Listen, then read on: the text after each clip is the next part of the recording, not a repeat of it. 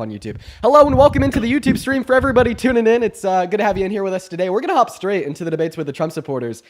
We, in fact, have the first guest of the day, Mr. Zach, up here. Zach thinks that I don't know quite how to debate properly and what I say doesn't align with logic. So, yeah, you know, go ahead and teach us a lesson. Take it away. Why do you support Trump? Let's have a debate. Well, first, I heard you talk to Charlie Kirk a while ago about, abortion, and you were even claiming something about, life or whatever, and it's how are you going to say that shouldn't happen when you can't murder someone? Murdering people are bad, so how would you take away someone else's life from them?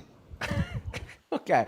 What? I'm sorry. Those were words, okay? And I think that there's a lot of like keywords that you definitely hit on, and they you said murder and abortion and whatnot, okay, those two words go together, but I don't think that sentence made much sense. Can you repeat that? Yeah, so you think that murdering people are bad? Right, murder's wrong. That's so true. You're right. Yeah.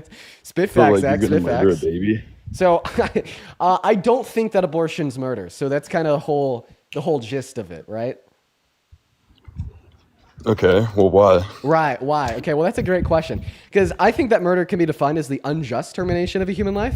And I don't think it's unjust to terminate the life of the fetus, or at least I'm unconvinced. The reason why is I can't, for the life of me, identify a single trait of that fetus that is morally valuable. Can you help me out? Could you tell me what about that fetus is something in which I should morally value? It came from its mother and its father. Obviously, it's going to have some human types of traits, and it's going to want to grow up and have its own life one day.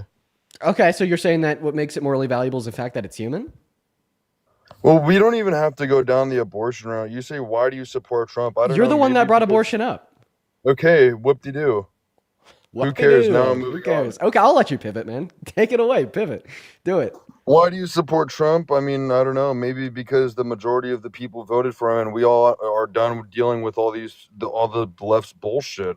Right. So, fun fact: Donald Trump actually didn't get a majority of the votes in the election.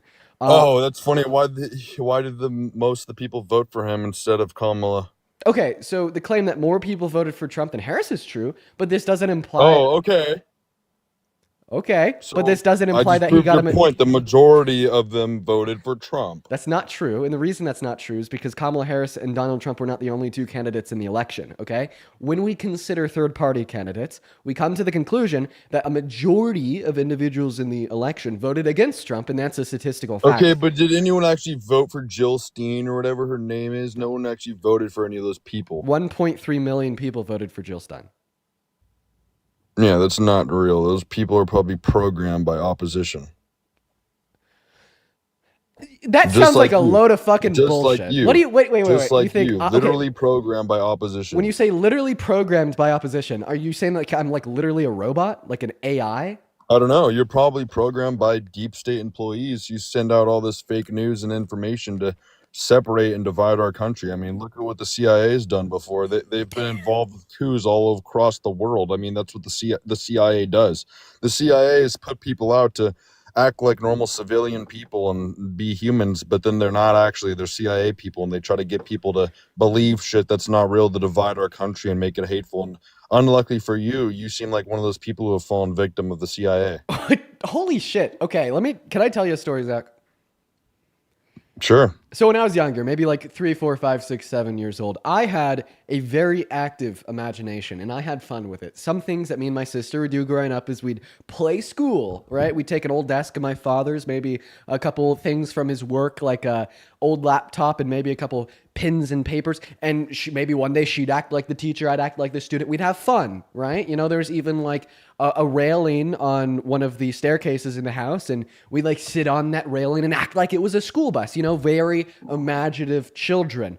But obviously, Are you trying to say the CIA hasn't done bad things like that before? Are you a bootlicker? Well, what I am telling you is that everything you just said about how I'm programmed by the deep state and yada yada, whatever the fuck. The CIA is the deep state. That's the same level of imagination that made me and my sister play school. Oh, imagination. I think it's so I'm making things up. Yes, precisely. Just kind of like you.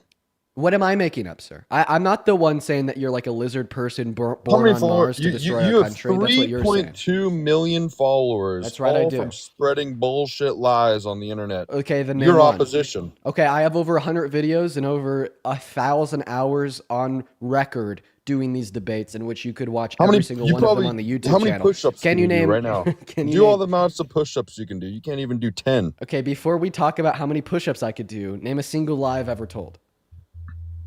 Just right there. Name a single lie. You've told a lie. Okay, name it. You claimed that Trump was trying to ruin America. Why would he be trying to ruin America if he's the first president not taking a salary? So, although he rejected the $400,000 per year salary, he only spends like what, $40 million per year at his own private golf course funded by the taxpayer? So are you like ignoring what I just said? Because I just proved your whole fallacy wrong. I proved you wrong. He You spends proved like me wrong. $40 fucking million at his Okay, own but private. he could use but he's not taking a salary. It's like, why Do you would know how many? Okay, fuck $400,000. You know that he made like 40 billion with a B billion dollars off of rug pulling his own supporters on his Trump coin. And then when individuals realized it was a Okay. rug pull, he was like, He "Well, I'm told going to invite people the to top buy it. He told people 220 to buy it. supporters to He told Mar-a-Lago people to buy it. have It a was their private fault. dinner They with didn't me." do it at the time. It was their fault. They didn't buy in. But Like Trump literally was trying to make the whole country rich. If everyone bought that coin, Oh, then also, did everyone you know would that be a according to millionaire. Donald Trump's own tax returns, he actually didn't donate all of his presidential salary? Huh? Did you know, according to Trump's own tax returns, he actually didn't donate the entirety of his presidential salary? That's another deep state Deep blue state lie. bullshit. That's right. How about this, sir? I want you to tell us like one thing about Trump that you like that makes you think that he's a good president, Mr. I think he's a Mr. good Zach. religious man who has conversations with God about how to improve our country. Yeah, wow. You know, he actually posted about this the other day on Truth Social. He said that God guides him, that God chose him to be the president. Do you know he posted that like 2 days ago? And you believe that bullshit? I've been saying that for so long. I mean, he's had conversations with Jesus, and they've been working together on how to create a better land for the freedom of the world and how to make a better country. And him and Jesus and God, they all know each other. They work with each other. Zach, what evidence, what reason could possibly lead you to believing this? Well, have you ever prayed? I grew up Catholic. I prayed a lot. Did Jesus ever reach out to you? Did Jesus ever reach out to me? I mean, I'm not sure what that even means. Maybe he didn't reach out to you because he already knew you were devil-ridden. B, thank you so much for the 2 galaxies. Appreciate that. Okay, so now we just I can moved see on. it coming out of your eyes. So did you know that like Donald Trump actually said that he's never had to ask God for forgiveness for a thing ever in his life? Because maybe because and if he was personally picked by God and if he was picked by God and Jesus, well then why is it the case that he doesn't implement the teachings of God and Jesus within his policy? Like for instance, Jesus, like what? Yeah, providing to those that are Name more one. For sure, providing to the poor. He's actively taking from the poor. That big, beautiful bill reduces the after-tax income for 80% of Americans and disproportionately so for the bottom 20% of income earners. It cuts their after-tax income by $2,200 Dude, you don't know what the hell I can tell that you don't know politics left from right, up from down. Okay. You don't know anything about what's happening in the world because you're controlled opposition. Well, prove me wrong. It should be easy if I'm so delusional. Okay, have you read the bill? Have I read the bill? No. Not all Boom, 1,000 pages. just proved you wrong. Go read the bill and then come back to me with that same attitude because you're going to be ecstatic when you see it. So your whole life just changed in front of your eyes. Donald Trump just came down here and fucking changed your life for the better, and you're sitting up here bitching and crying? Maybe you should get deported. You should get out of here. Okay, well, before we talk about that, deporting U.S. citizens, I don't plan to read all 1,000 pages of the big, beautiful bill until it passes. Well, I did. Twice. You are a liar. Oh, I'm a liar? Do you know how long it takes to read that? Not long if you pay attention. How long did it take you to read it twice, though, buddy? 2 days twice. Just once. It took me just a day to read the bill. I want to educate myself. You read 1,000 pages in one day?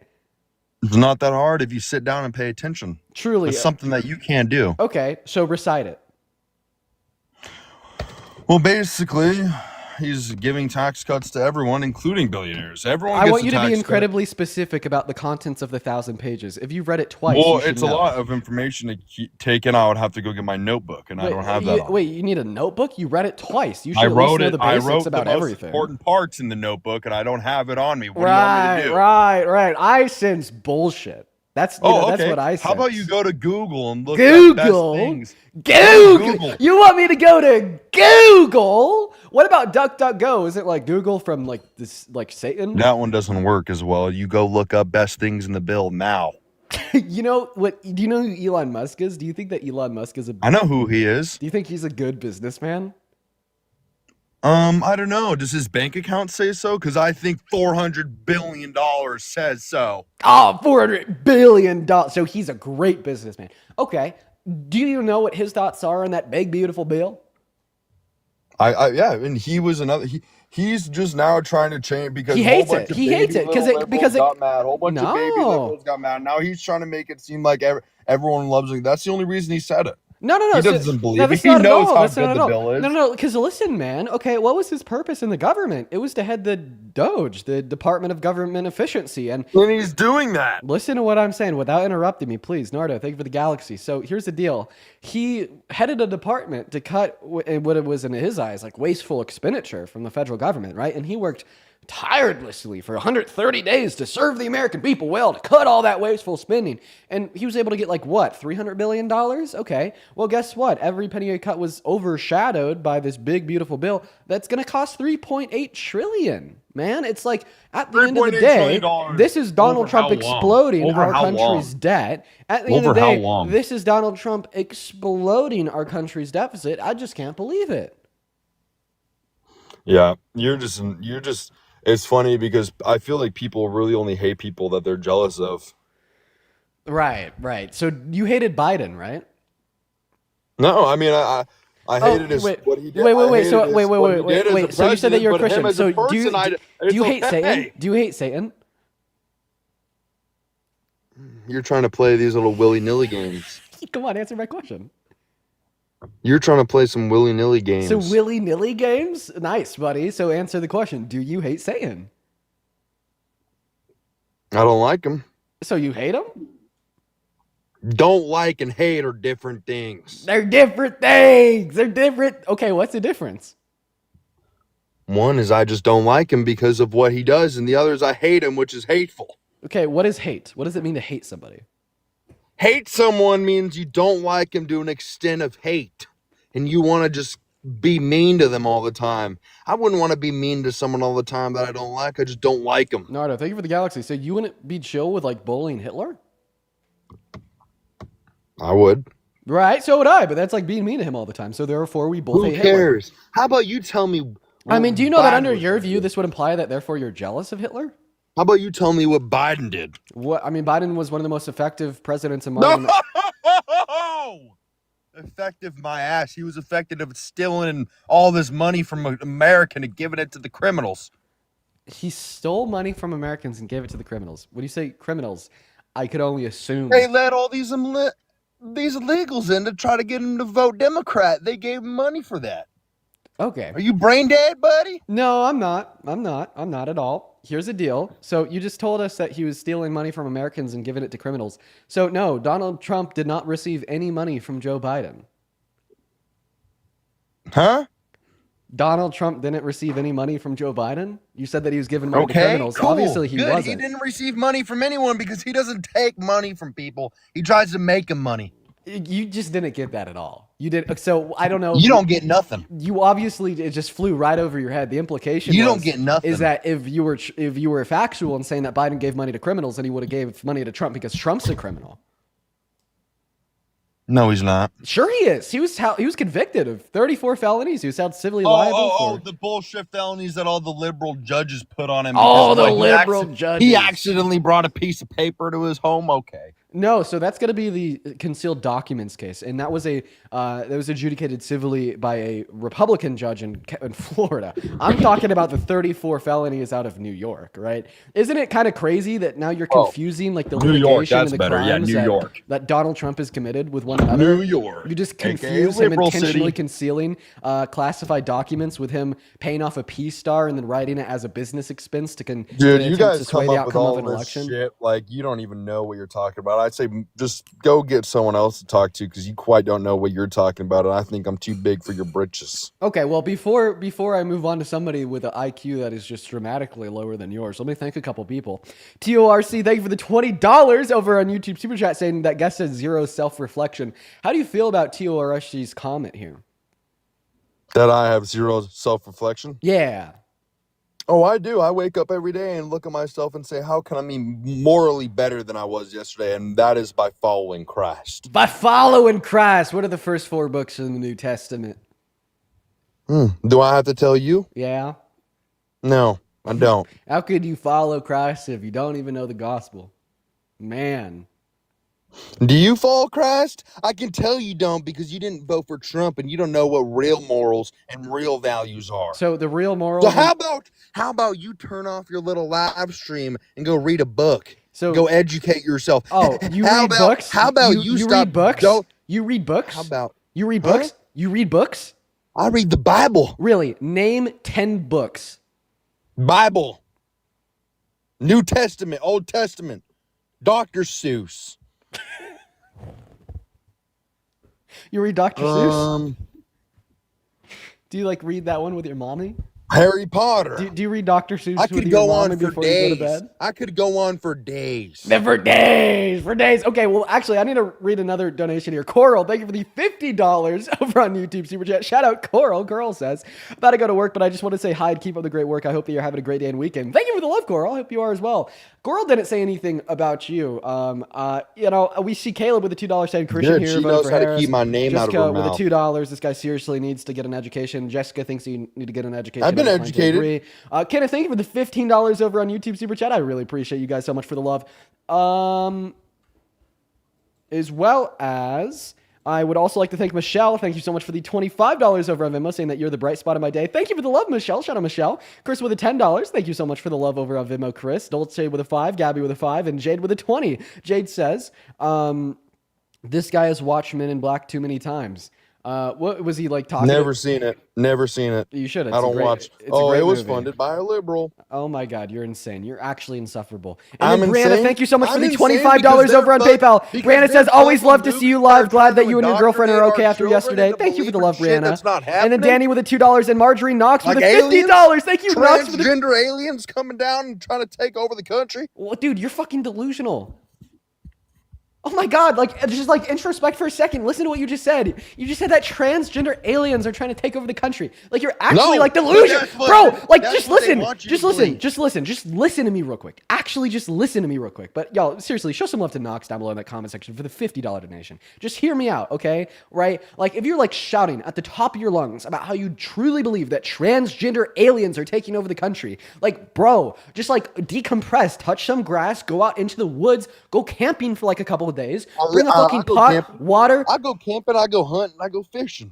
I'm outside all the time. Okay, all right. Well, I'm going to go and move on to the next guest. So just give us a minute to go and get that next guest, Jordan K. up in the live, guys. Just give us a minute, y'all. If you're part of the 12.7 thousand people that are tuning in, we just started off the live stream. That was the first guest of the day, and we are already just off on a terrible foot, let me tell you. Jordan, what's going on? Are you MAGA? Hey, you there? Yeah, what's up, man? Do you support Trump? Yes, I do. Oh, Jesus Christ, man. Why is that? I just think that my grandma is on a part of the I don't even really know the full thing she's on, but she's a part of the board for the Trump administration, and she gets to go to all of his so whatever. You voted for Trump so your Mima could have fun partying in D.C. No, my grandma doesn't party by any means. But real quick, how old are you? What? How old are you? 17. I should ask for your age, Jordan. You got to be at least 18 to be on TikTok Live. We're gonna move on to the next guys. Go to drop a maggot down below in that chat if you do want to come up here debate. Sent, thank you so much for the thank you so much for the fireworks. I do really appreciate you so much for the love. We got that next guest, Graves, loading up. And what's going on, Graves? Are you MAGA? Yo. Hey, what's up? Are you MAGA? Yeah. Nice. How old are you? 20. Perfect. So take it away. Tell us why you support this train wreck of a presidency. All right. So I'm not going to come on here and get all mad like, all the other ones, because I'm just going to straight up tell you I'm not like the smartest, so I ain't going to be using all these smart words and stuff. Okay. But so basically middle age, kind of. So I be working at a job, and I just think wait. You just said that you're middle-aged? Brother, you're 20. Calm down. Nah, like middle-aged class. What? All right, just skip that. Okay. All right. So basically, my main thing with Trump is basically, I think as a business owner, way better for them and people who work for the business, as if gas, that's all cheaper as right now. We could both agree. What state are you in? I'm in Colorado. Oh, so in I don't know how it is in Colorado, but in Texas, it's cheaper gas, diesel, everything. All right, let me ask you a question. How has Donald Trump already reduced the price of gas? I'll hear you out. Sorry? How has Trump reduced the price of gas? Let's hear it. Don't ask me. All I care is about the price. I don't care how he does it. Okay, well, think about it this way. When you take DRUGS, you could experience short-term euphoria and you might be happy, but obviously the long-term implications are going to be incredibly negative, meaning that it's not a good thing to do DRUGS. Now let's see how this is analogous to why the price of gas has dropped and how that might induce happiness. Well, all typical indicators of reductions in price of gasoline haven't been seen. For one, we see lower gas prices when we have higher levels of imports of gas into America. Well, it is the case that because of Trump's tariffs, we're actually at the lowest level of gasoline imports since the 1970s. Okay, so then what's causing the low gas prices? It's not like we've been producing much more oil domestically. We're producing around the same that Biden and Harris were when they left office. So what is it that's been reducing the prices of gasoline? Well, it's because the future markets on oil have plummeted because there's been such a lack of confidence from investors. Okay, so when investors are not investing in the future markets of oil and gas, guess what? You will also see this via lower gas prices now, but that's actually not necessarily a good thing, and definitely was caused by Trump. But we wouldn't say that's a good thing, right? We don't like it when markets crash because of a lack of investors' confidence. Also, thank you for the Liberty Bell. I really appreciate you for the love. So while Biden was president, him taking down oil fields and all that didn't have any effect on our diesel and gas prices. Oh, he actually ushered in the most domestic production of oil and gas that we've ever seen. So when you're accusing him of taking down the oil fields, it's just not true. So if we're producing more oil, why is it more expensive for us to pay for diesel and gas? Great question. It's because we saw a reduction in imports because Russia started ethnically cleansing Ukraine. So we sanctioned all of their oil and OPEC decreased their output by 10%. I got you. And then another thing, main reason, I'm not saying Trump's the best president in the whole world, but I'm just saying out of Kamala and then Biden or whatever, I'd prefer Trump. Right. So tell me why you prefer the 34-count felon over the attorney. Tell me why you prefer the guy that explicitly called for the termination of the Constitution. Well, number one, Trump can walk up the stairs without falling. Okay, so can Kamala Harris. All right, so give me this. Let's say Osama bin Laden has never been shot, right? Now, it's coming out of nowhere, I understand. Let's say 9/11 never happened and it happened today. Kamala's president, Kamala, whatever, is president, and Trump's president. Who do you think would react better? Definitely Harris. What? Yeah, 110%. Donald Trump doesn't know what the fuck he's doing with foreign relations. I don't think that Donald Trump could appropriately respond to such a large attack on American soil. And that's because I think that Donald Trump is a DUMBASS. My evidence is that you would never be able to provide me a single clip of him speaking intelligently and coherently about foreign or domestic policy in the last 35 years. Biden can't even speak a sentence. But the sentences he did speak were very intelligent and coherent and did relate to the great policy that he passed during his 4 years. Not to mention, I'm comparing him to Kamala Harris. Yeah, that's true. Right. I've been thinking Right. about Biden. Right. I know. Can't get enough of Big Daddy Joe. Right. Never can. Easy, buddy. Snaked up. So tell me. I mean, seriously, could you like show me or play me a single clip of him speaking intelligently about policy? Ever? I guarantee you, if I scroll 20 seconds on TikTok, I could. Right. Okay. Well, that's some high level I of will confidence. say this. Can we also talk about what Trump did when 9/11 happened? Did you know that after 9/11, he boasted the fact that because the Twin Towers were demolished, he had the tallest skyscrapers in New York City? I didn't know that. Oh my God, I just sneezed on my mic. Ew! Okay, anyways, yeah, we could obviously agree that that's not a good response, right? Yeah, I got you. Right. So what's the next argument? The main thing is like I'm not huge into politics. Really, I just like to do what's like best for like I don't want to say my life like I'm selfish, but like like people around me, my town and all that, but off of like my views, like I'm not big into politics. I just go off of like how I live and stuff. No, dude. I mean, listen. I'm not gonna lie. You're not that much of a confrontational guest. I appreciate that. Let me tell you. I mean, obviously, I disagree with your views, but you're not like you're not being an I'm not a-hole. gonna come out here and cuss you out. Like Right. Zach, I ain't gonna lie. Zach, the last guy. I mean, yeah. Anyway, I don't want to be like that. But basically, like I'm just gonna say I'm living better now than I was like let's say a year ago. No, you're not. How are you gonna tell me about my life? Yeah, for sure. Because in the first quarter of this year, we had a negative growth in the GDP. We had a market crash. We had a stagnation investment into American industries. We're now being like boycotted by almost like every other country on the face of planet Earth. I don't really see any like relevant indicators that would tell us that your life is better now than it was when Biden was in office. Yeah, that's true. Right, that's kind of my point. Real quick, Vermin, thank you so much for the $10 over on YouTube Super Chat. Vermin says, where do you get the lavender caramel anxiety pin from? I want to get one to work to replace my VAPE pin with. Oh God, I literally terrible just news for you. requested, never thinking I was gonna get accepted. Like I just tapped it for fun, and then all of a sudden you accepted. I was like, oh shit, I don't even know what I'm about to say. Well, is there anything else that you want to go over? Nah. All right. Well, have a good rest of your day, bro. Hopefully you can tune into the streams and I can change your mind.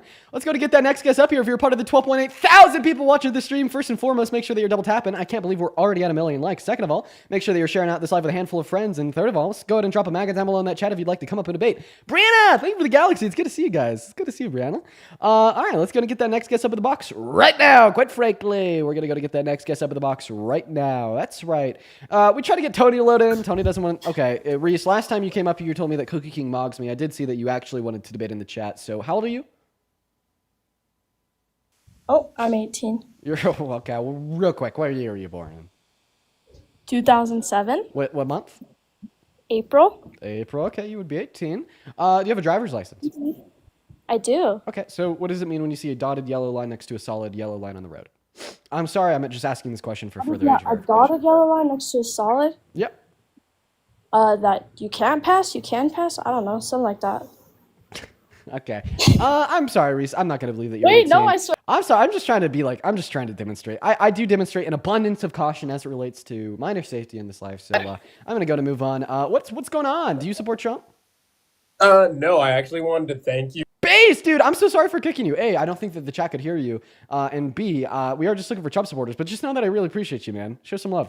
Guys, if you are in here, listen, we have like nearly 13,000 people. What is so crazy to me is we can't find one person to come up here and debate us on why they support Trump. I don't know. I don't know why. I don't know how, but that's just how the cookie crumbles, quite frankly. Hello, Zach. Are you MAGA? Put your vape away, mate. I don't know what Zach said, but they definitely sound like a 13-year-old. So I'm just going to go to kick them and move on with my day. We got Lucas loading up in. Okay, honestly, guys, we're just going to start like spam accepting people. We're going to accept Lucas. We're going to accept Asher. We're going to accept Cross. Oh, man, look at this. We're going to get all the Trump supporters up in here. Let's try to get a full panel and do a 1v6. How about that, ladies and gentlemen? How about that? Okay, all right. What is going on in Rivian? Do you support Trump? Okay, they're not here. What about you, Asher? Do you support Trump? 100%. Okay, how old are you? 18. Okay, Cross, do you support Trump? Yes. How old are you? 16. Okay, got to be at least 18 to be the TikTok live. Kate Costello, do you support Trump? No, support Trump. You sound British. Goodbye. Moving on to the next guest, guys. Let's try to get like at least 3 people up in here to debate. Taylor, are you MAGA? No. Oh, wow, sorry, gotta kick you. Harmony. Oh, Harmony's still loading in. All right, guys, gonna drop a MAGA down below in that comment section if you're at least 18 from America and want to come up here and debate me on why you support Trump. I say let's go to get a full panel. Let's do like a 1v5 or some shit. Jack. Hello? Jack, are you MAGA? No, I'm not, but I just love your work. I appreciate that, Jack. I appreciate that. Guys, please follow the rules just so, we can try to get the debates going. Please follow those rules, y'all. Please follow those rules. Let me know if you're MAGA down below in that comment section, guys. What's going on, new guest? Are you MAGA? Guess not, everybody. Look at that. Everybody is running. Jack, are you MAGA?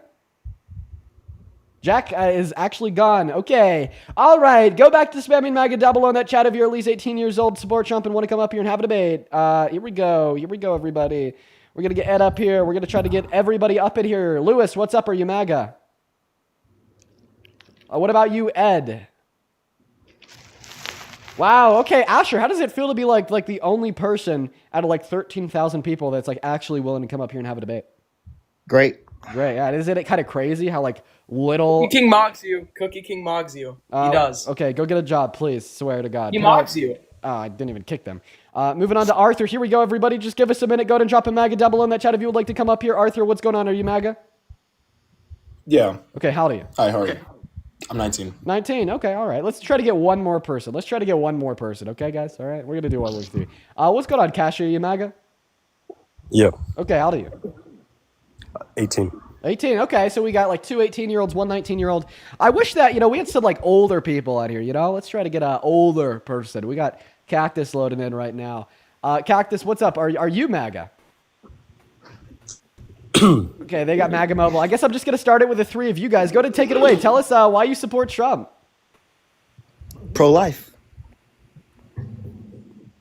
Abortion, immigration, and trans people. Okay, so anybody else? I really wanted to ask your opinion on something to do with, like, I guess Trump in a sense, because I'm joining the army and I wanted to see your opinion on, like, if people should join the military and whatnot, like, or, just your opinion on that. Sure, I mean, I think that joining the military is fine. I mean, I don't care. Okay, all right. Asher and Arthur. Hello, Arthur, are you here? Yeah, I just wanted to ask you one thing real quick. I've been following you for a while. I think you're doing great, to be honest. Are you you're actually killing. Are you actually MAGA? No, I'm so sorry. I just really wanted to tell you. I'm sorry, man. I do appreciate you for the love. Okay, it looks like it's just you, Asher. So you said that you support Trump because you're pro-life. God, why are you pro-life, dude? Because you shouldn't be killing the little babies inside the woman's stomach. Why not? Oh, woman's stomach? Or whatever you call it. You know what I mean. What do you call it? The womb. The womb. Like, what is the medical term? Well, I'm not like all into it, but it's unethical. Okay. Not morally right. Okay. All right. Why is it wrong, Asher? I mean, I'm not going to call them murder, but I mean, these things could become full-grown adults. They could contribute to society, and I think it's wrong to kill them. Okay, so if we definitely know that they won't contribute to society, you think it's okay to kill them? Say that again? If we know that they definitely won't contribute to society, you're okay with offering it? Well, I mean, who are you to say that? They won't. I mean, you're supposed to be the one. Assuming that they won't contribute. Yeah. Then you're okay with killing them. I guess, yeah. Oh my God, what the fuck? Okay, so you're justifying Well, eugenics. you're saying that they won't contribute. So you just care about like But their it's future. more safe to assume that they so you will. just care about like their future contributions to society? I mean, yeah, everything has value. So I just want to get this one straight. Like if there's like a man and a woman living on a distant farm out in the woods, okay, and like the woman gets pregnant and they know that that child will never contribute to society because they don't live in society, and they know that that child won't help them personally because they won't allow it to. It is the case that you'd be okay with that woman getting an abortion. You wouldn't find anything morally wrong with that? I mean, not really. Okay, so then you don't find anything like intrinsically wrong with killing babies. But that's just like a hypothetical. Like we know that. Okay, there's so a bigger why chance does that future it will grow societal to be- contribution make you morally valuable? Because it could like cure cancer. It could help everybody. Okay, it could also be the next Hitler, right? Well, yeah, but that's not going to happen though. We all know. So then how do you know that it will like be the one to cure cancer?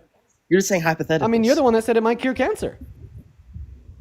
Well, I guess, yeah, but it could become an adult. It could become a person, and you wouldn't kill that person, would you? Right. So, yeah. I mean, it's pro-life for a reason. Life. So how about this? So see, the reason why I'm pro-choice is because I don't value a fetus until it has the ability to deploy any level of consciousness, which is like around 20 through 24 weeks. Before that point, I don't value it at all.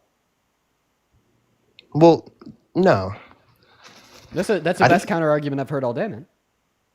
Well, no, everything has a value, and I think that the whatever you call it, fetuses have value, and you shouldn't kill them. Like you wouldn't kill a dog. It's not murder to kill a dog, but you wouldn't kill a dog. Everything has value. Wait. Those things have value. If a dog is like ingressing upon like your rights, do you think? Oh wait, you want to kill? Wait, are you vegan?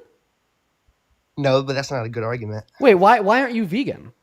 Like it's like you just told us that you want to kill a dog. Okay, so why would you kill a cow? Well, I think a fetus has more value than a dog or something like that. Is anybody like clear on what real quick? What year were you born in? 2007. In what month? May 4th. I just turned 18 actually. Okay. How many holes do like women typically have below the waist? 2. Okay. How about this? How about you hold off on voting for any? How about you hold off on voting for like legislation that would like control and impact like a woman's body until like you're at least like, I don't know. Well, like, we could do a not different topic. Sure. How about we do that? Trans people. They should not be allowed in bathrooms. Okay, so let me get this straight. So you didn't vote to make the country better. You didn't vote to make the quality of life for the average American any better than it already is. You voted just to further persecute, belittle, and oppress 0.1% of the American population, and which has personally never done anything to harm, hurt, or affect you whatsoever. I mean, honestly, I just think that is like a trend of bigotry that we've seen throughout history. You know, like if you were like 50 years ago when the Overton window was a little bit different insofar as what it's socially acceptable to talk about, maybe you'd be up here talking about how you voted for the Grand Ole Party to justify segregating black women from the women's restroom. You know what I mean? And maybe 50 years from now, when the Overton window shifts again and it's no longer socially permissible to justify voting for fascism just so you could persecute 0.1% of the population, your grandkids are going to look at you and be like, what the fuck were you talking about? I don't think it's fair to say 0.1% when it's a growing thing. I mean, it's growing. There's going to be a lot more of them. And it's still wrong for them to be in bathrooms. That doesn't change the fact. Well, how do you know that there's going to be more than 0.1% of the population that will be trans? It's a growing community. You can't say that's wrong. So do you think it's like a choice? So eventually will be more than 0.1%. So do you think it's like a choice? Not really, but it's still growing. Okay, how do you know it's growing? Are you saying it's not? Yeah, I'm saying that like the amount of trans individuals alive is not growing. Well, I think that's more common sense. So you don't have an argument. You're just saying it's common sense? Yeah. Okay, well, I'm here to hear arguments from people. Well, okay, I didn't really think you would contest that. Okay, but let's say, okay, fine, it's not growing. But it's still wrong, though.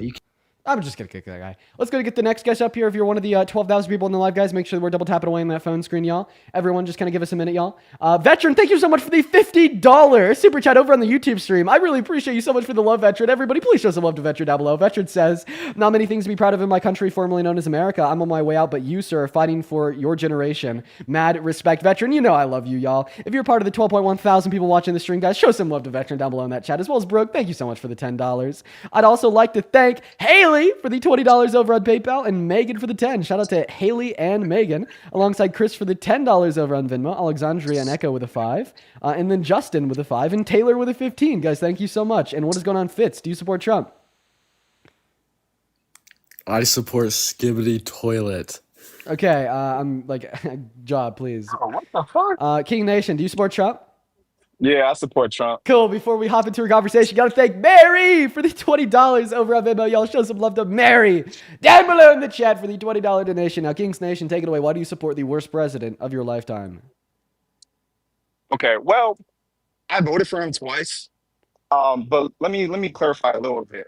I really support whoever's going to expand the United States empire, right? And I felt between the two, Trump would be the best way to do it. Oh yeah.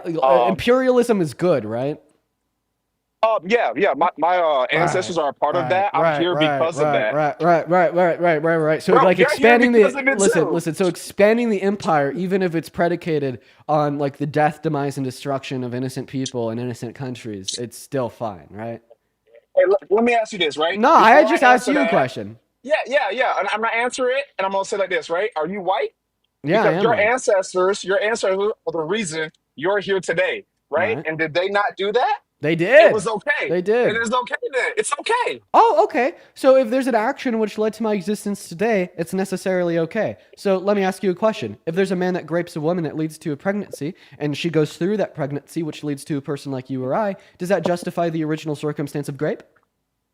No, it doesn't sit with me morally to grape somebody, Oh, but but the action of it is of okay. grape led to them being here today. It is okay to unalive somebody if you're conquering another area to further our line. Okay, why? That's okay. Why?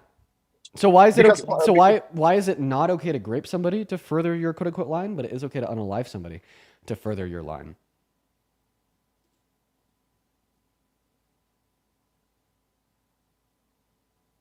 hold on.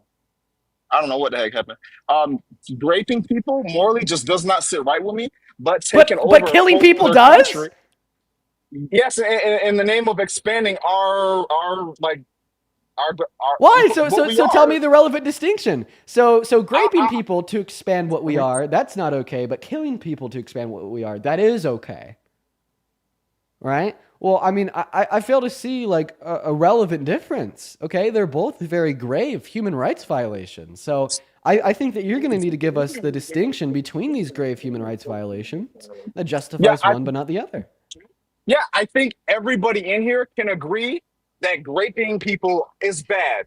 Right? I think we can just all agree to like that, right? everybody in here Morally. could agree that murdering innocent people is bad. No, because I would disagree. Okay. Well, I'm going to remove you from the space because you're a goddamn threat to society. Oh, so Trump. Moving on to the next guest. You're a goddamn threat to society. I can't even believe he just said that. Like, that's some Hitler shit. No. Like, don't listen to me closely. That is some Hitler shit. That is some Nazi shit. Okay. I disagree. I don't think it's wrong to murder innocent. Hey, what's going on? Do you support Trump? I do. How old are you? I'm 19. 19. What year were you born in? 2005. Cool. Before we hop into your debate, got a couple people to thank. Give me one moment. First and foremost, Ego. Thank you for the $10 over on YouTube Super Chat. Appreciate that so much. I'd also like to thank Madison for the $15 over on PayPal. Madison says, hi, love what you do. I'd love to see a live open up to like-minded people for some good conversation about current events. I agree. We're going to be doing that soon. As well as Briley. Thank you so much for the $25 over on Venmo. They say, you're a huge inspiration. I'm a young liberal in a MAGA family, and I watch your debate lives every day, and they give me hope. Dude, so am I. Young liberal in a MAGA family. I get it, Briley. I'm so sorry. And thank you for the kind words and $25. And then Maya, M-A-I-A, with the $20, saying don't announce live. Okay, I will not read that out loud, but I will read it personally. Thank you for the $20, Maya. And take it away, man. Why do you support Trump? To be honest, I support him because I think he's the lesser of two evils. And I'll go on about that later. But truthfully, I'm a Christian. And that's what I choose whenever I go to vote somebody is lesser of two evils. I'm pro-life. So I'll go ahead and say that. I really like what he's doing, to be honest. Hey, I have a question. Do you agree with Romans where it says that all sins fall short of the glory of God? All sins. Well, the thing is if you read the Bible more, like let's be honest here, who died for our sins? You're going to answer my question. The answer to your question is Jesus, okay? But not relevant to the question I asked you. Once again, do you agree with the Bible in Romans where it's like all sins fall short of the glory of God, all sins are identical in the eyes of God? Well, theoretically, yes, absolutely. So if all sins are identical in the eyes of God outside of blasphemy, and you want to run our like criminal justice system in our state predicated on the moral foundations and standards of the Bible, well, I mean, how could you say that we should legislate on something like abortion and ban it, but we shouldn't legislate on something like lying, like telling your children that Santa Claus exists, if those are both sins that violate the Ten Commandments that are viewed identically in the eyes of God? All the Santa Claus stuff and stuff like that. I mean, that is lying. I mean, it's the truth. But the whole thing of Christmas is to celebrate the birth of Jesus, at least it is for my family. And I know that necessarily Christmas isn't the day that Jesus was born. So do you think that it should be illegal to tell your children that Santa Claus exists? No, I don't think it should be illegal by any standard. Then why should it be illegal for a woman to get an abortion? If you're going to run the state... Okay, so no. Listen to what I'm saying. Don't interrupt me.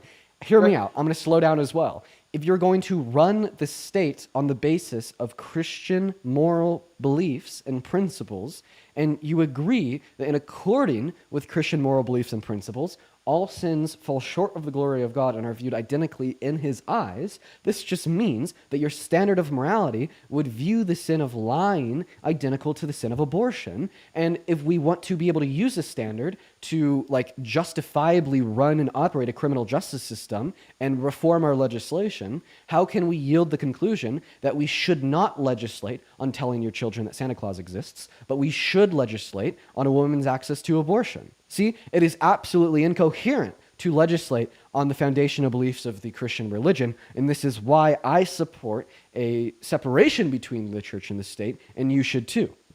Gotcha. So, I mean, I agree to that. I agree to your point to an extent. I'm going to go ahead and say this. So I said I was pro-life, and I am. I'm pro-life. I don't think you should be able to just abort a baby that's innocent or anything like that. Now, this is where I want to go ahead and abbreviate. And I know you disagree with me, and that's completely fine. We have a right to You're our views. pissing me off. Okay, but listen.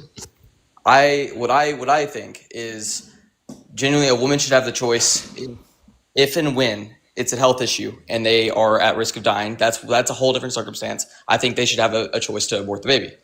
If, let's say, the baby's going to born and be dead, like, I think that's a whole different situation. Obviously, of course, if there's going to be any sort of like, say the baby's going to be born and going to have like a heart disease or like a really bad case and would die in like a few days or something like that, that's a whole different scenario. Or if it's rape, I don't think that should be. You're upsetting me. Would you like to know why? Yeah, go right ahead. I've given you an argument twice to demonstrate that your argument is completely incoherent, and you haven't addressed it, acknowledged it, or responded to it. If we're going to engage in a conversation, please address and acknowledge and respond to what I said.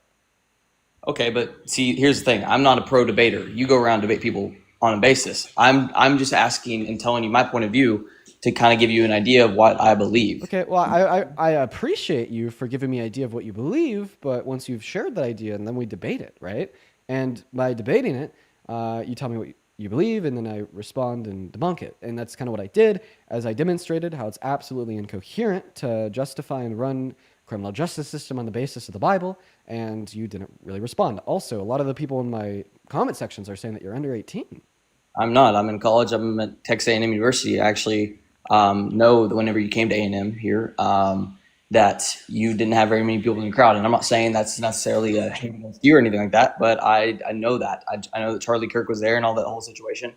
I wasn't. I didn't go to that. Sure.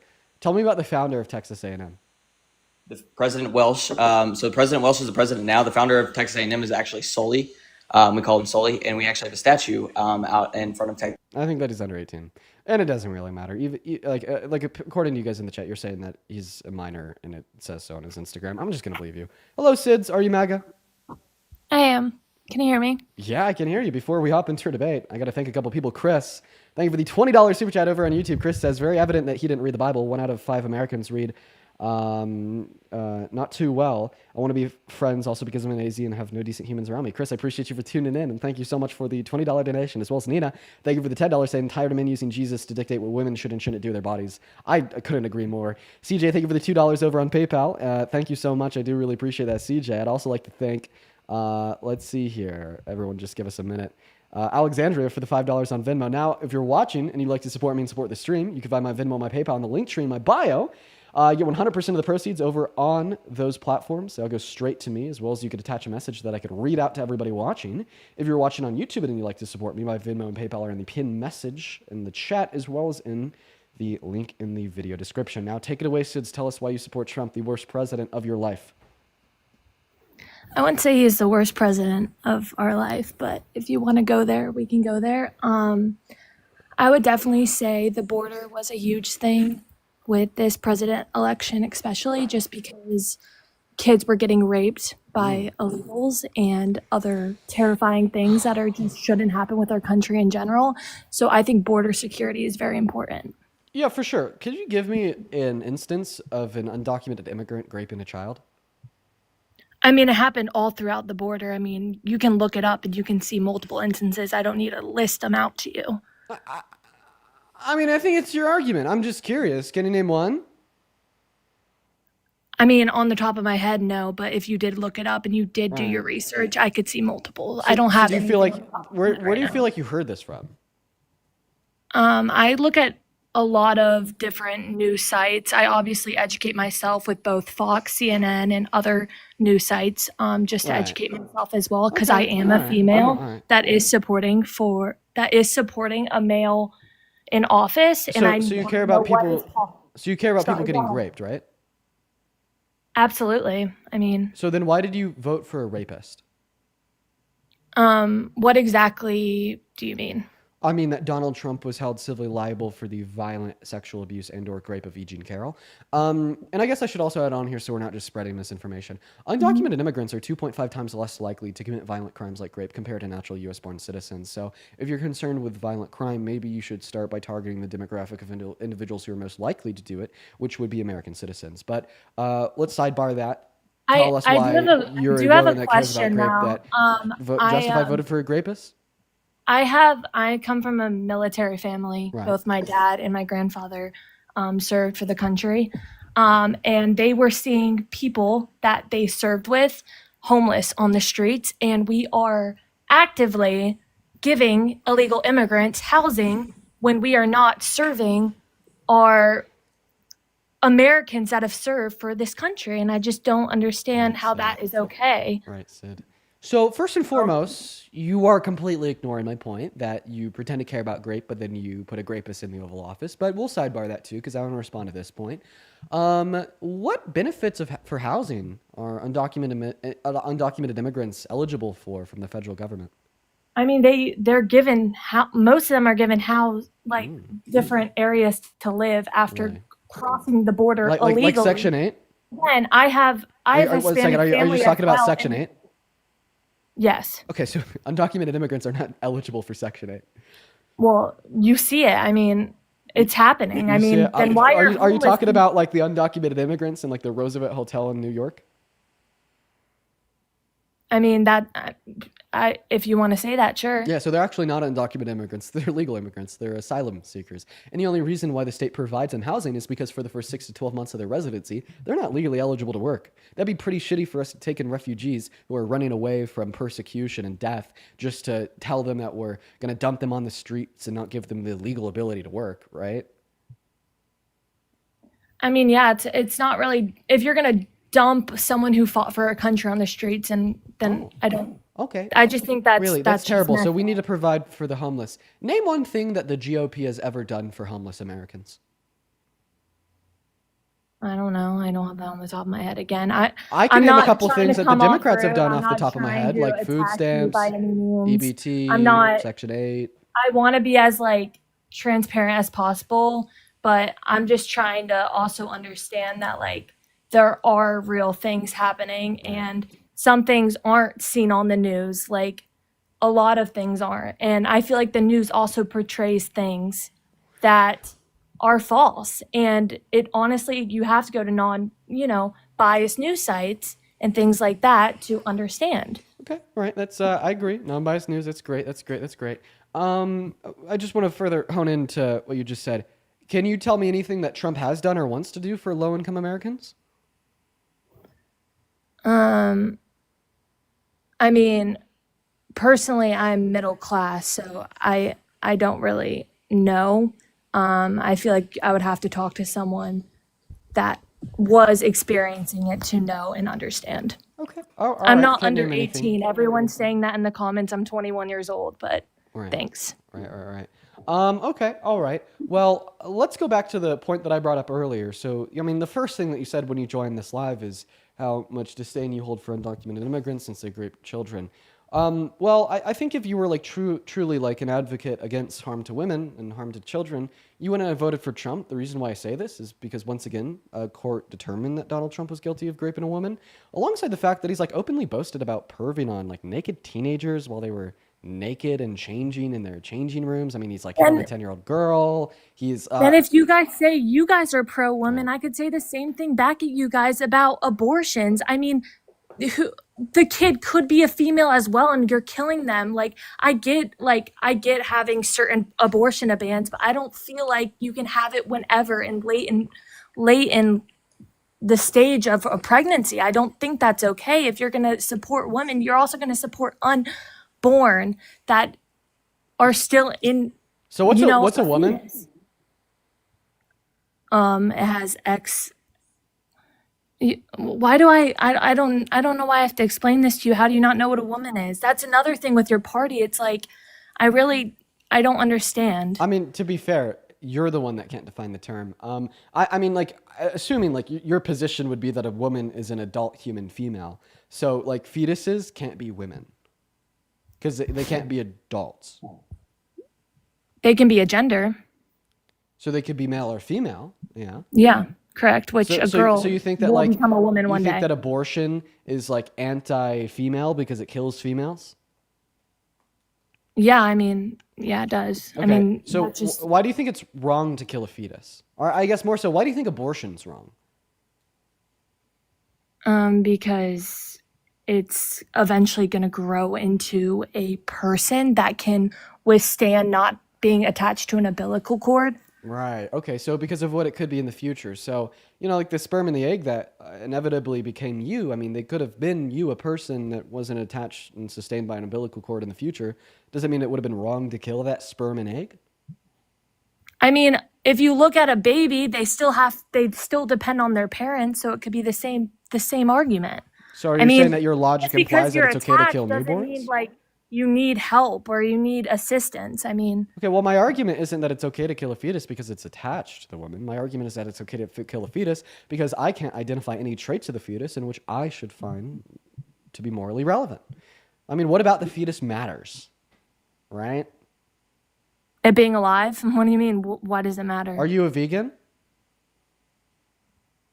Why does that matter? Because you just told us that biological life gives you the right to life.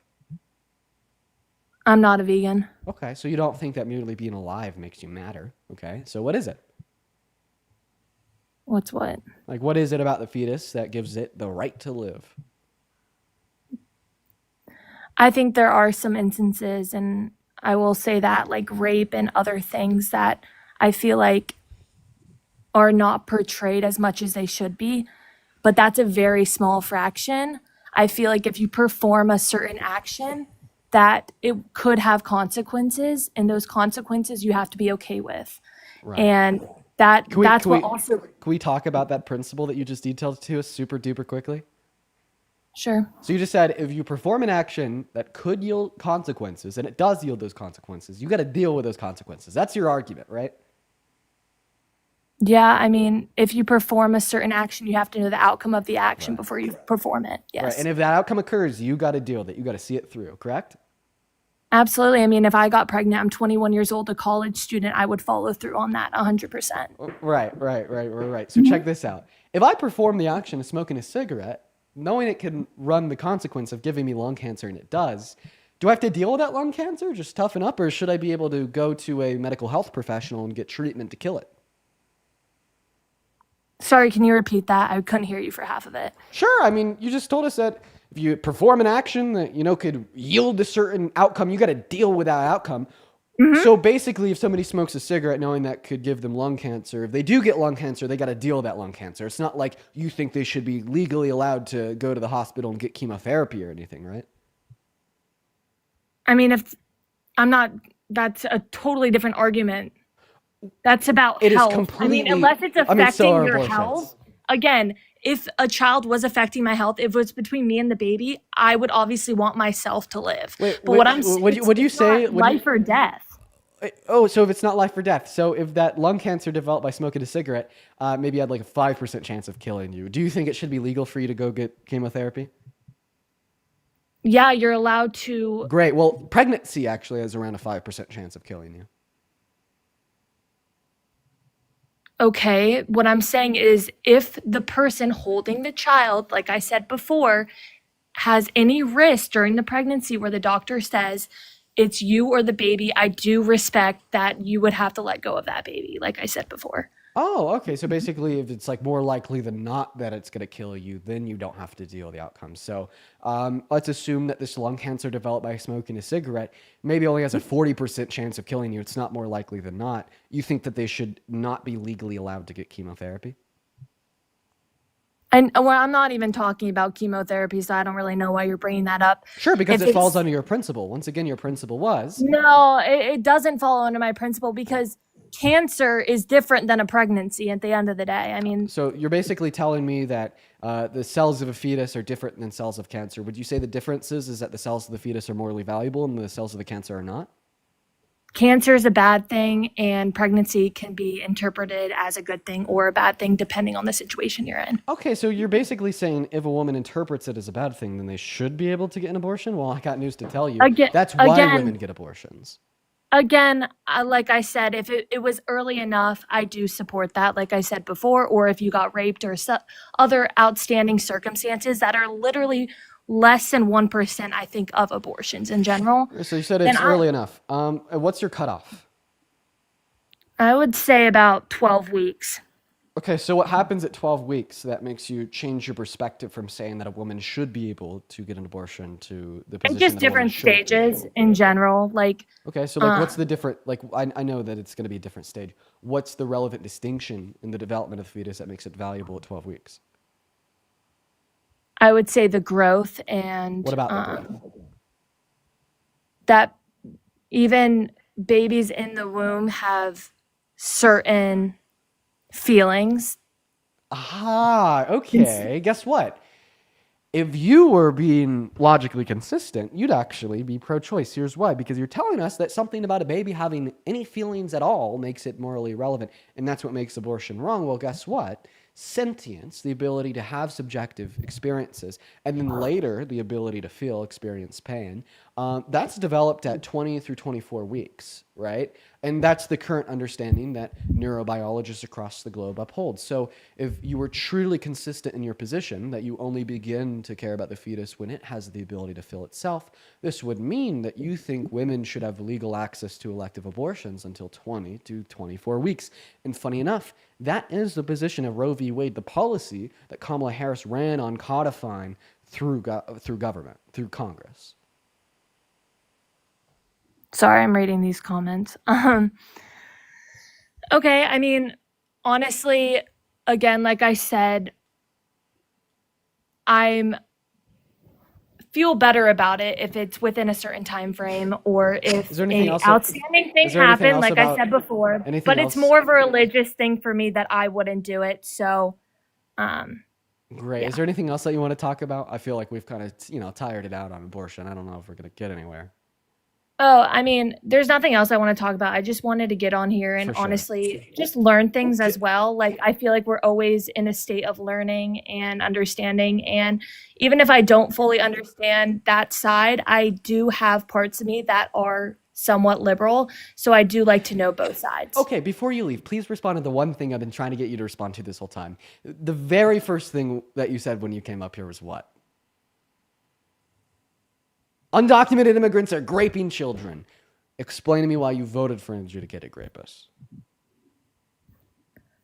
I thought both candidates were not the best, just in general. And like I said before, I support Trump more than I do Kamala. What has Kamala Harris done that's morally comparable to raping a woman? I mean, I think this has been brought up many times before in this. I've joined your live before, but sleeping to the top, I mean, that's just honestly great. Yeah. I don't think that's like totally acceptable, especially because a woman having like I sex said, I do is worse than a woman getting raped. I never said it's worse. You're putting words in my mouth, like I said before. Sure. So it's morally comparable. I have a question. Who did she sleep with? I'm talking about policies, not personalities. It's the policies that people You just talked about her personality. You think that she slept to the top. That's obviously not one of her 100%. policies. Oh, that's just one of the things that I don't like about her. So tell me, who did she sleep with to get to the top? I mean, how do you not know? Well, I think I know the name that other Republicans have said, but I don't know the name that you might say. So who did she sleep with?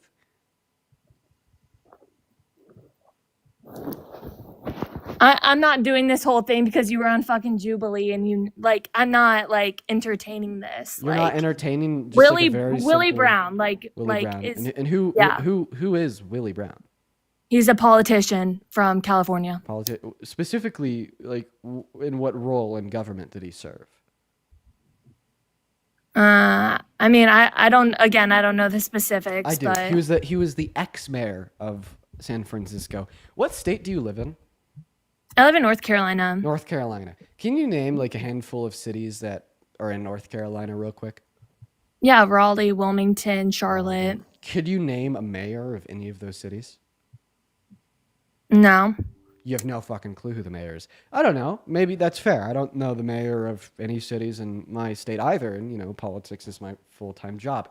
So please tell me how 40 million people from California voted for Kamala Harris to be the AG of the state, all because of she's somebody that was in a relationship with an ex-mayor of one city, okay? You can't name a mayor of a single city in your state, but you're telling me that 40 million people from California not just knew who this ex-mayor was, but respected them enough to vote for a candidate that was in a relationship with him 10 years ago? Really? Come on, that's ludicrous. I mean, I feel like the only reason she was in office because Biden made her vice president. I mean, before she was vice president, she was AG of the state of California. She was DA of San Francisco as well. She served as an attorney, and she was the senator of the state of California for a term from 2017 to 2020.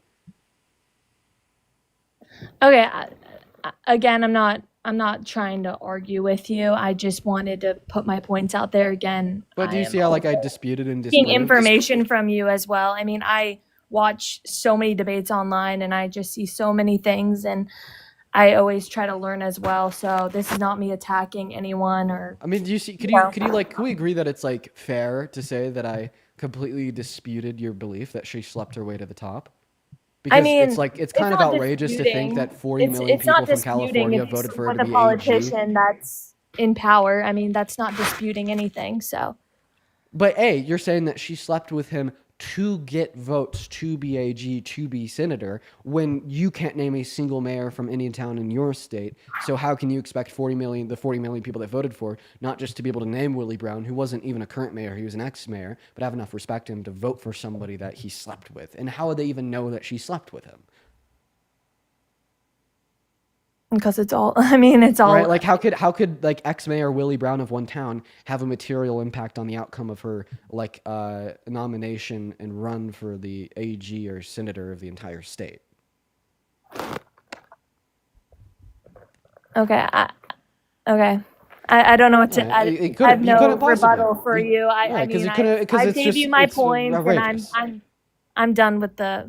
Did you know that like propagating the like narrative, like the only reason why this woman was in a position of power is because she slept with a man, like actively harms you too? Like I mean, like when you accept that as a fact, you're only further like shifting the Overton window into what is like permissible to discuss, and now you're saying it's permissible to discuss how women can't be qualified and they have to rely on men to be in positions of power. Well, I mean, guess what not that at all. means? Because I would. Do you want to excel in your career? Do you want to excel in your career? Okay, well, if you do excel in whatever your future career is, you're basically saying that it's going to be totally acceptable, permissible to say that the only reason you're there, given that you're a woman, is because you slept with a man. And guess what? That claim would be just as valid as your claim. The only reason Kamala Harris got into positions of power is because she slept with a man. Right? It personally impacts you. Like, why do you spew BS that it can personally hurt you too? I would have voted for a female. It's not about female or males. Like I said before, it has nothing to do with that argument totally was. Your argument straight up was like just internal like sexism, yeah. I mean, a guy could have slept to the top as well. It has nothing to do with being female or male. Okay, name a man that slept his way to the top. I don't have I'm just saying if she was a man and she did the same thing, I would have said the same thing. It's not about being a woman. What did she do specifically that makes you think she slept her way to the top? Like, what did she do that leads you to the conclusion that the only reason 40 million people voted for her to be the senator of the state? I didn't say that was the only reason yet, but okay. I mean, just like a reason at all, honestly. How could you even say that's a reason at all? Because you slept with she slept with a politician? What do you mean? How is that not a reason? And how did sleeping with Willie Brown make her the senator of the state? I didn't say that made her. I just said that was probably one of the reasons she got to that position. That's all. Okay, so explain that to me. I don't need to explain it. I told you I'm done with this debate. I gave you my reasoning, and You can't even call it a debate if you're not willing to explain your view.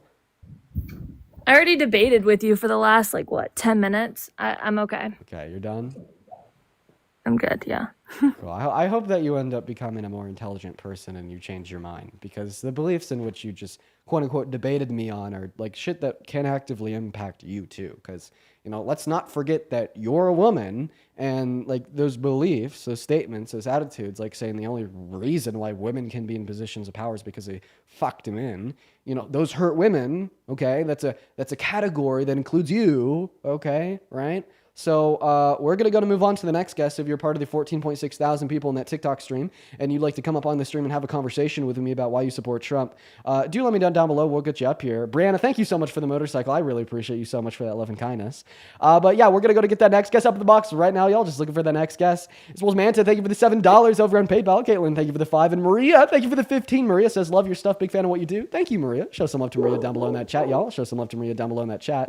As well as Sophia with the $3 on PayPal. And Mackenzie with a 1. What's going on, man? How old are you? I'm 18. Nice. What year are you born in? 2007. Are you MAGA? Yes, sir. Before we hop into your debate, I got to thank Shaylin for the $25 on Venmo. They say, I hope you run for office someday. Maybe one day, Shaylin. Thank you for the love. Huge shout out to Shaylin for the 25. And also Shannon with the $10 saying from my daughter Peyton in California. Shout out Shannon and her daughter Peyton. Thank you guys so much. And take it away, man. Tell us why you support the worst president of your 18 years of life. Not the worst president. There's a bunch of other worst presidents. But all I wanted to say to you, Dean, was you a pussy and you a femboy. Get the fuck on somewhere. If you don't like it here, then fucking do something. You're going to run away. You're going to leave as soon as you're done talking. And it's going to make you a beta male. I'm predicting the future. I don't got to leave. I don't got to leave. You're going to do it. You're going to leave. I just know you. Why would I leave? Because that's what people do every time. They come up here, they talk shit. You know that I'm going to embarrass the fuck out of you if you stick around to hear what I have to say. So then you just leave. Say something. Yeah, for sure. You're calling me a pussy femboy. Okay, sir. Yeah. What the fuck is a... Where's this even coming from? Your balls ain't even dropped. Hey, look, real quick, what race are you? I'm black. What the fuck? What you got to say about it? Yeah, no, the only reason I asked you is because you said the N-word. Wanted to make sure that you weren't like a little white boy running around saying the N-word. So anyways, what's a femboy? Also, I wouldn't recommend saying the N-word on TikTok. It'll get you banned. All right. You're a very feminine man. That's what it means. A very feminine man. Yes, sir. What about me is feminine? Your voice ain't even dropped. It sounds like my voice. Yeah. I mean, I'm sure. I'm not gonna lie, man. I think if we did like a side-by-side decibel comparison of our voices, I think my voice would be deeper than yours. So I'm not sure what would lead you to that conclusion. Definitely not. I'm just seriously just talking about like decibels and registry of pitch. I think like my voice is a slightly lower pitch than yours. Slightly lower? Nah, you definitely tripping. Okay, I have a high voice. Okay. So, Dean, where you from? Where you from? I'm from Colorado, but I want to stay on the femboy point. So you think I'm a femboy because I have a high voice? Anything else? Yeah, you ain't got no jawline. That's another sign of low testosterone. There's a lot of shit that points it to you. You really don't believe in any masculine values. You don't know what the fuck you talking about. You say fucked up points that don't even mean nothing. It's like there's a lot of shit I can keep on naming. Okay. So high voice, no jawline. Have you seen me? Yeah, I'm looking at you right now, stupid. Okay, I haven't heard the jawline one before. I mean, just like examining my bone structure. I do have like a pretty sharp jawline. Men with no jawline, that's a sign of low testosterone. Yeah, I think I have a jawline. You're definitely not. Can I see your jawline? Don't try and poke it out right now. Can I see your jawline? You can go on my Instagram, shout me out. It's the same thing as my. Could you just turn on your camera? I mean, I'd love it. How you do that? So I mean, I could send you an invitation. Thank you for the meteor shower. I can't send you an invitation because somebody sent me a gift. Okay. Thank you so much for the invitation. That's very kind of you. Oh, guess what? You don't have enough followers to even turn your camera on. How unfortunate. Cause I don't be on TikTok debating niggas like your ass, bro. What the fuck? Okay. You're a professional TikTok debater. Okay. All right. Anyways, so I think when people call me a femboy, in all reality, I'm not even gonna get into that. I can't even say it. Never mind. I'm just gonna choose to ignore those comments. I mean, Are you muting my mic, fuck nigga? Yes, I am muting your mic. Yes. Pussy. Straight up. How many continents are there? There's what? Are you stupid? You don't know how many continents there are? I don't. Inform me. There's 7 continents in the fucking world. Well, I'm surprised I'm surprised that he can answer that. We're gonna go to move on to the next guest, everybody. We got Brody coming up, and I don't know. I was gonna keep him up, maybe like debate him. Nah, not worth my time. What's up, Brody? How old are you?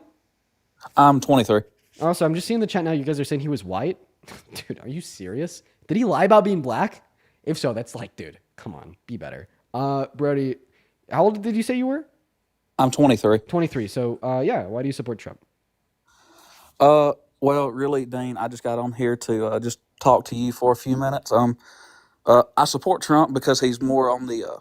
I'm a big conservationist as far as wildlife and stuff goes, and I feel like he was more along the lines of doing that for me as a hunter, and more than Kamala Harris. Wait, I'm sorry. Could you repeat that? Democrats. I'm sorry, man. I was spaced. Do what? Could you repeat that? I'm sorry. I was spaced out. I'm sorry. Go ahead. I'm sorry. No. Why do you say that you support Trump? I was spaced out. Because he just is more of a. I felt that again. Okay, let's get that first. That he was more of on the conservationalist side. I'm a big conservationalist myself. Bruh! No! Did you see the EO? No. Dude, your fucking stomach must have dropped. You like your fucking heart must have fell out of your body when he passed that executive order to allow like a billion trees on like federal land to get chopped down. Yeah, I'm sorry, dude. It did absolutely. Right. I was like, do you still support him? Not as much so on that. No. Bro. So, do you consider yourself MAGA? Partially. Okay, why are you MAGA? Part of me. Man, if you really want me to be honest with you, I didn't even think I was going to get in here, but probably just I wasn't as educated as I thought I was, and that's my fault. Brody, honestly, man, I think the perfect space for you to be is watching live. I appreciate you for coming up here. I just think that you're going to take significantly more utility out of this live stream if you hang out in the comment section and see what I have to say compared to being on it, man. What's going on, Lucas? Sorry, no, Lucas, Dylan. What's up? Are you MAGA? I am in. Sorry, I didn't know I was in. Do you support Trump? I'm Dylan. I just turned 18, graduated high school not that long ago.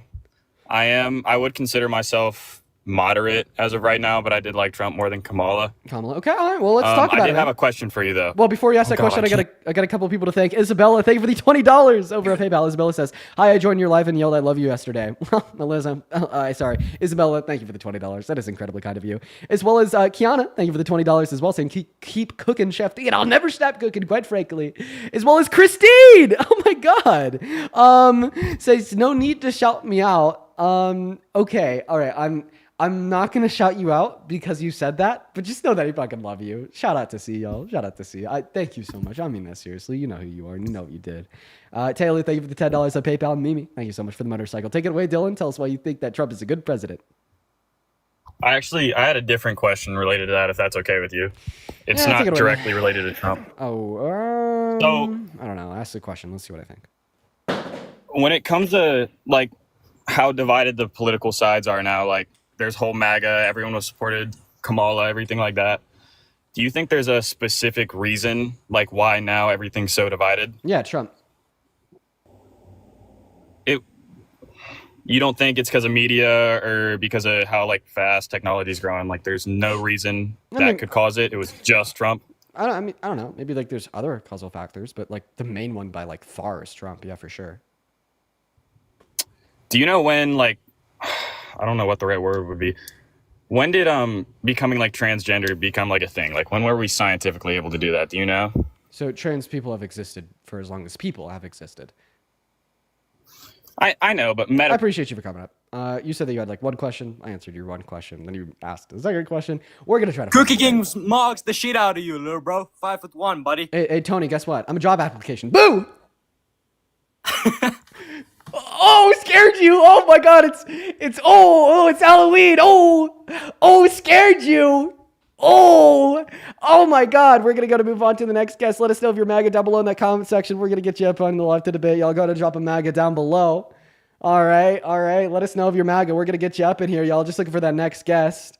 Somebody in the chat said cringe AF. Yeah, dude, that was so fun. That guy was so cringy. I couldn't agree with you more. What's up, Frosty? Do you support Trump? Yes. Age? I'm 12, but can you hear me out? Oh my God, you're 12, dude. Don't let them rot your brain, dude. Okay, listen to me. I'm gonna say one thing to you, 12-year-old. Then please scroll. Go watch some Roblox videos. I'm not even kidding. I'm not even joking. Go live your life, bro. Don't even worry about politics, and don't believe any of the shit your stuff. Okay, can't cuss. 12-year-olds in the building. Don't believe anything your parents say either. Okay, just sit back, play Roblox. Don't think about government. Don't think about politics. Live your life and play games and hang out with friends. Okay, all right. What's up, Lena? How old are you? Hey, Dean. I'm 32. Do you support Trump? Hell no, I don't. W Lena, show some love to Lena down below in that comment section. I do apologize for removing you, but we are just looking for a debate. Honestly, we have not had a debate for a little bit now. Show some love to Lena down below in that comment section, as well as Deanna. Thank you for the $10 over on YouTube Super Chat. Thank you for your hard work. I appreciate you so much for your kind message. What's going on, Lang? Do you support Trump? Langston, you're in the live. All right. Obviously, there's 14,000 people in the TikTok live stream right now, and there's not one person that's willing to come up here and debate me. What a sad day. What a sad day, guys. If you want to see some debates, if you want to try to draw more MAGA and Trump supporters in here to debate, just go ahead and like that live. Share it out with a couple friends. Let's try to boost it in the For You page. Y'all already know. What's up, Mr. Cross? Do you support Trump? Okay. I have a question though. I've been wondering this, and I want to know if you know the answer to How old are you? 19. Oh, fuck. I kicked them. Yo, if you're MAGA, re-requests. I'm not gonna lie. I thought that you said something under the age. Honestly, you were probably still lying. I don't know. I kicked them. I thought that they said, I was just so totally ready to hear 12, so I just preemptively kicked them. Let's go to get the next guest, guys. Why are we only getting fetuses? Listen, if you're an adult and you support... Dude, I think the oldest person that we've had on this live in the last hour and a half has been 19. Okay, do we have any anybody over the age of 20 that's willing to come up here and debate and tell us why you support Trump? Come on, guys. What's going on, DT? Do you support Trump? I'm 35. I do not support Trump. Base, WU. I'm sorry for kicking you, man. We just want to find a Trump supporter. Thank you, though. You're awesome. Okay? You're awesome. Guys, okay. Go ahead and drop a MAGA down below in that chat alongside your age if you're from America and you support Trump. I actually kind of want to get some older people up in the live. I'm not going to lie. What's up, Hey, David? I'm 21. Do you support Trump? I do. Okay. Why? I think it can be largely represented in a situation that happened quite recently. So I'm going to pose it to you within the framework of a question to kind of put it all into perspective, if that's okay. You're going to ask me a question to explain why you support Trump. Well, let's see how this comes together. Yeah. Take it away. Yeah, so what did Z say that was so uniquely irredeemable that she had to be publicly ostracized in front of thousands of people? Yeah, well, it was microaggressing against black women. Then, of course, it was then not And taking what was any it kind of... I'm not specifically? done talking, buddy. Yeah, it was using microaggressions against black women, and it was not taking any accountability. Then it was using the same motivations in which led to the microaggressions used against black women to completely lash out on me and everybody else on the crew that detested her, making her an inability to lead and work with other people in points of conflict.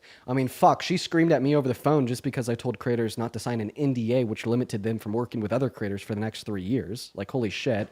Okay, lack of ability to deal with external conflict as it relates to scenarios and engaging in running a pack. And then, of course, ultimately, you're going to say, well, what did she do to justify a live being held Correct. to talk about things? Well, it's has to do with what she did, some of the things in which I just explained, but it also has to do with what she didn't do. She refused to take accountability. She refused to engage in any conversation that would critique her character in any minute sense relating to what she said on that live against black women or not, even relating to me. It's at some point, I think that you got to realize that even if, right, she was the head of a company surrounded by other racist white men, that she still would have been fucking fired from the company just because of her ability to work with others and points of conflict. Now, obviously this has nothing to do with why you might support Donald Trump. No, it does. It does. So you support There's Donald a lot Trump. that I actually have to respond to. Okay, well, I'm not going to talk about the Unfuck America tour. So, because I'm Well, here to that's talk about ideologically Trump. convenient for you, but this is a large issue regarding your content. I mean, large from your you could ideology blame it at on large. mere convenience to pivot and dodge, but I think anybody with half a brain would recognize that the Unfuck America tour doesn't have any relation to the fascists sitting in the Oval Office and why you might support them. So it's not necessarily the Unfuck America tour, but more so the ostracization of that singular individual. Okay, so you're basically bad at me for holding boundaries. I'm sorry that I want to work with It's people not that I can trust boundaries, to be bro. reliable. I'm It's sorry that I not want to work with boundaries. people that I could trust to be a billion things that she wasn't.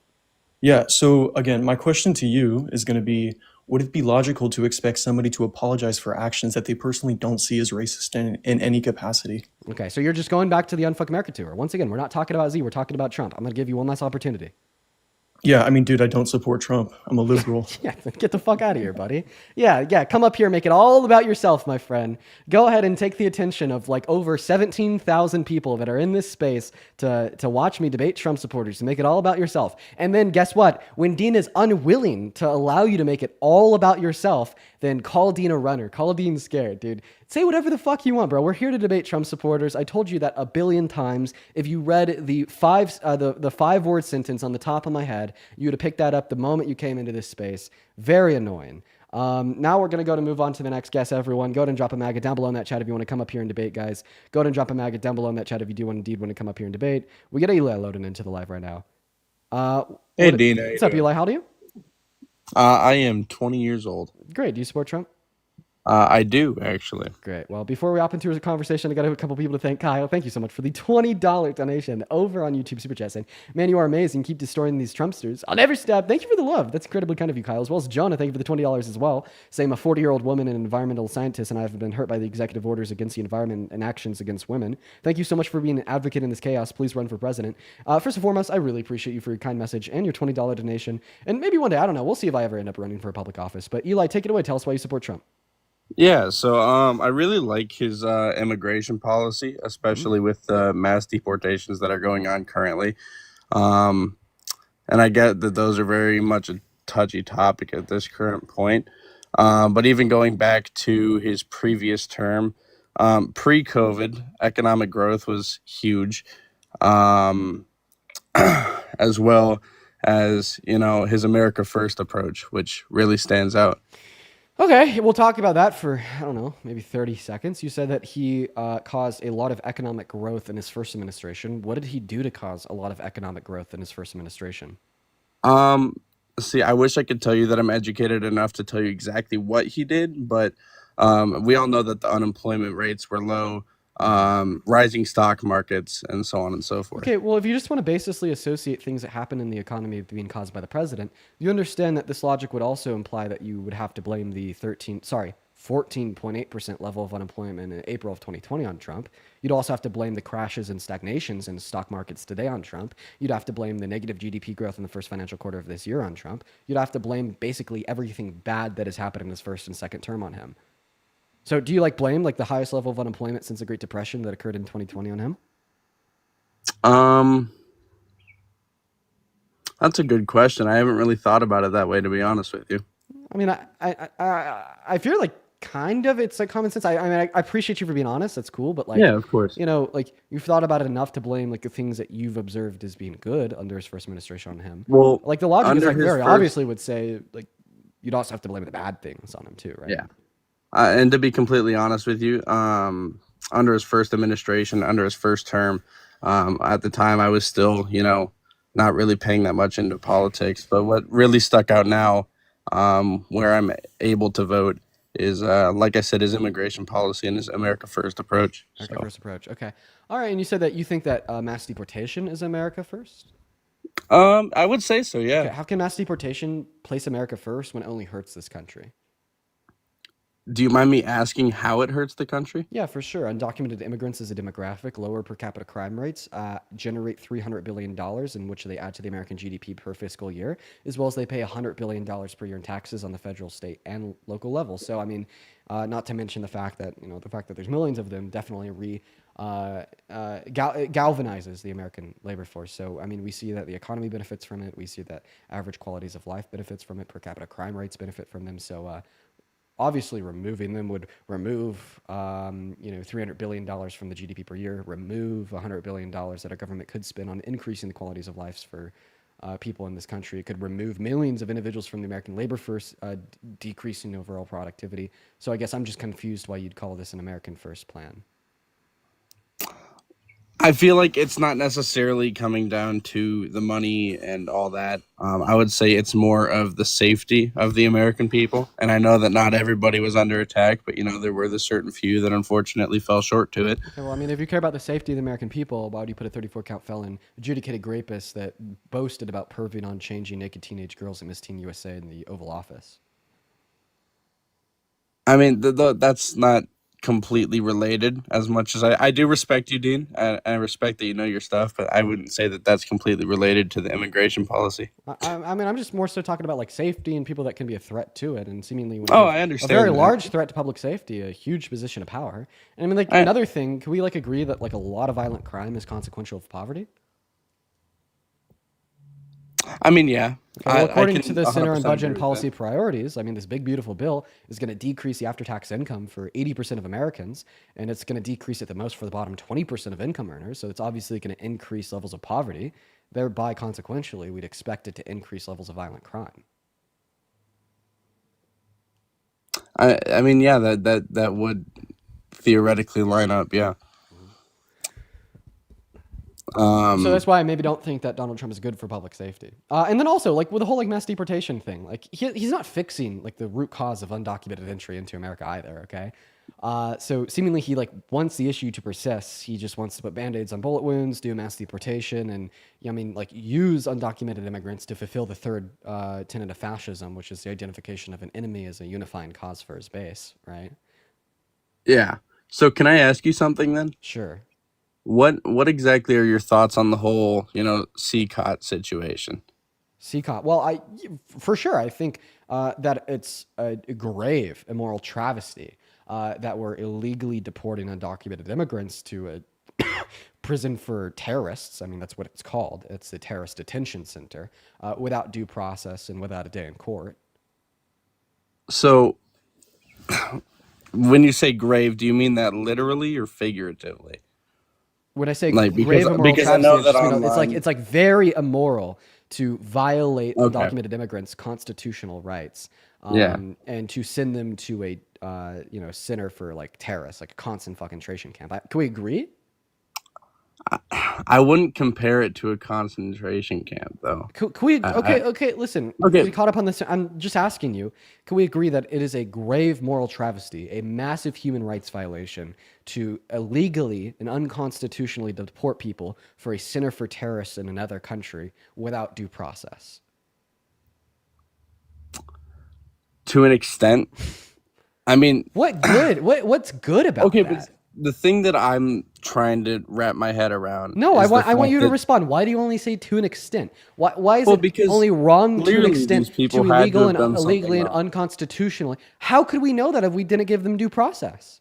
Well, because there's people who have Interpol red notices and people who are obviously affiliated with certain groups of people who pose large threats. So do you think that Abrigo Garcia was a MS-13 gang member? That's a very touchy topic. And then also, words like obviously are doing a lot of heavy lifting there. Our government has only alleged that he's a member of MS-13, and I guess that makes it obvious that he is. So when like Donald Trump is alleged to have raped 26 different women, does that mean that he's obviously a 26-count rapist? I mean, allegedly, no, because allegedly is allegedly, True, really. I want you to go ahead and read off the last sentence of this order from the Supreme Court. This was about Abrigo Garcia, sorry, finding the right image, on April 10th. Read off the last sentence out loud. The last sentence, I'm only seeing about half of it. Like, Don't worry, half I'll of read it. it. The United Okay. States alleges that Abrigo Garcia has been found to be a member of MS-13. Okay, so even SCOTUS recognizes that it's merely an allegation that he's a member of MS-13. So Correct. we could agree that he's not a member of MS-13, or at the bare minimum, we just don't have enough evidence for that. Yeah, I mean, it comes down to the whole innocent until proven guilty. Okay, so they concept. sent an innocent man to a center for terrorists and did so unapologetically. Well, when you look at his record, I mean, I wouldn't say that it was deserved. I would say that there was, enough to kind of at least form a file on him. You know what I'm saying? So do know you what I'm think trying that to the say? Trump administration was wrong in unconstitutionally and illegally deporting him?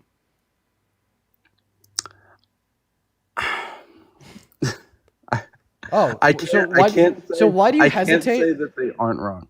Okay. I can't say that they aren't wrong. So how do you hesitate? Why do you hesitate on answering a question if it's wrong when the president breaks the law? But the biggest reason you voted for him is because of your utter conviction and confidence in the fact that it's wrong when individuals break the law to come into America for a better quality of life. Well, didn't the 34 felonies get dropped? Correct me if I'm wrong. Correct I'm you not if I'm sure on wrong. the They whole. didn't get dropped. They did not? No. Okay. Well, I heard that they did, and that's beyond me. I mean, the thing that I'm trying to wrap my head around is. Can you respond to what I just people said, are. please? I just don't feel like you're Oh, responding to what sorry. I'm saying. Sorry, I skipped over it. Bruh, dude, come on, bro. You got a video of What's you and your that? buddy drunk driving on your page? Correct, I do. Yeah. So you should be sent to CCOT. I wasn't driving. You I should be, was you should not you should be sent to CCOT. You should be sent to CCOT. Well, that's not okay. Oh my but god! See, that's not, Oh my but see, god! that's Wait, not wait, a wait, wait, wait! terroristic. Oh my fucking That's god! not You're a over here saying terrorist. that innocent people should be sent to a fucking center for terrorist confinement when they just I never said that he when they should have been violate a sent there. civil law to come into this country for a higher quality of life. Okay, you fucking break a federal criminal law and you drunk drive. Buddy, do you think that you are a greater threat to public safety than undocumented immigrants? Because I sure do. Am I allowed to unmute? So I Yeah, don't. could we agree that you're a greater threat to public safety in America than undocumented immigrants? Or do you Not think that, really, no. So you think that undocumented entry into America is worse than drunk driving? I mean, I would say it can be. Dude, get out of here. Hi, Eli. Okay, Eli's not even here. They were just spamming in the comment section saying that I was scamming my fans. Let's go and get that next guest up on the live. If you're part of the 11.5 thousand people that are watching on TikTok and you'd like to come up and debate, let me know in that chat. Hi, how old are you? Okay, they're not here. Let's go to move on to the next guest, everybody. We got Arch Maze loading up in. Let's go to get that next guest up here. Ava, thank you for the $5 over on Venmo. Thank you so much for the love, Ava. As well as Gabrielle, thank you for the $10 for NyQuil to help you sleep after listening to the horrors of MAGA. Let's go. Thank you, Gabrielle. Show some love to Gabrielle down below in that chat. And also Joseph, thank you for the $5. And Gerardo, thank you so much for the $50 over on Venmo. That is Gerardo. Gerardo says, I don't reason with MAGA anymore. I insult them. Pros and cons. Bro, base. Keep on doing your things, Gerardo. We all love you here. I'd usually give somebody that donates $50, 500 Ws. Let's go on and give them 1,000 Ws just for being the most base person to ever live. Then also Taylor, thank you for the $10 over on PayPal. Shout out to Taylor. Thank you guys so much. Let's go. Arch Maze, what's going on? Are you MAGA? Yeah. Okay, how old are you? I am 29. Okay, all right, man. So why are you MAGA? Why am I MAGA? Well, like the white race in America is dwindling. Fuck it, dude. Holy shit. Okay. Continue. Yes, the white race in America is dwindling, so we have to stop the influx of immigrants, especially those from South America. Our numbers are dwindling, and then we will lose our position as. Sorry, just give me a second here.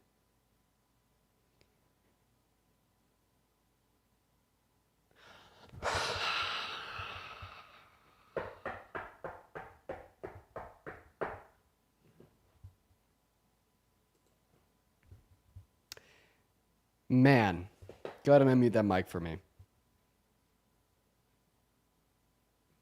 That was just a strong opener, pal. Yeah.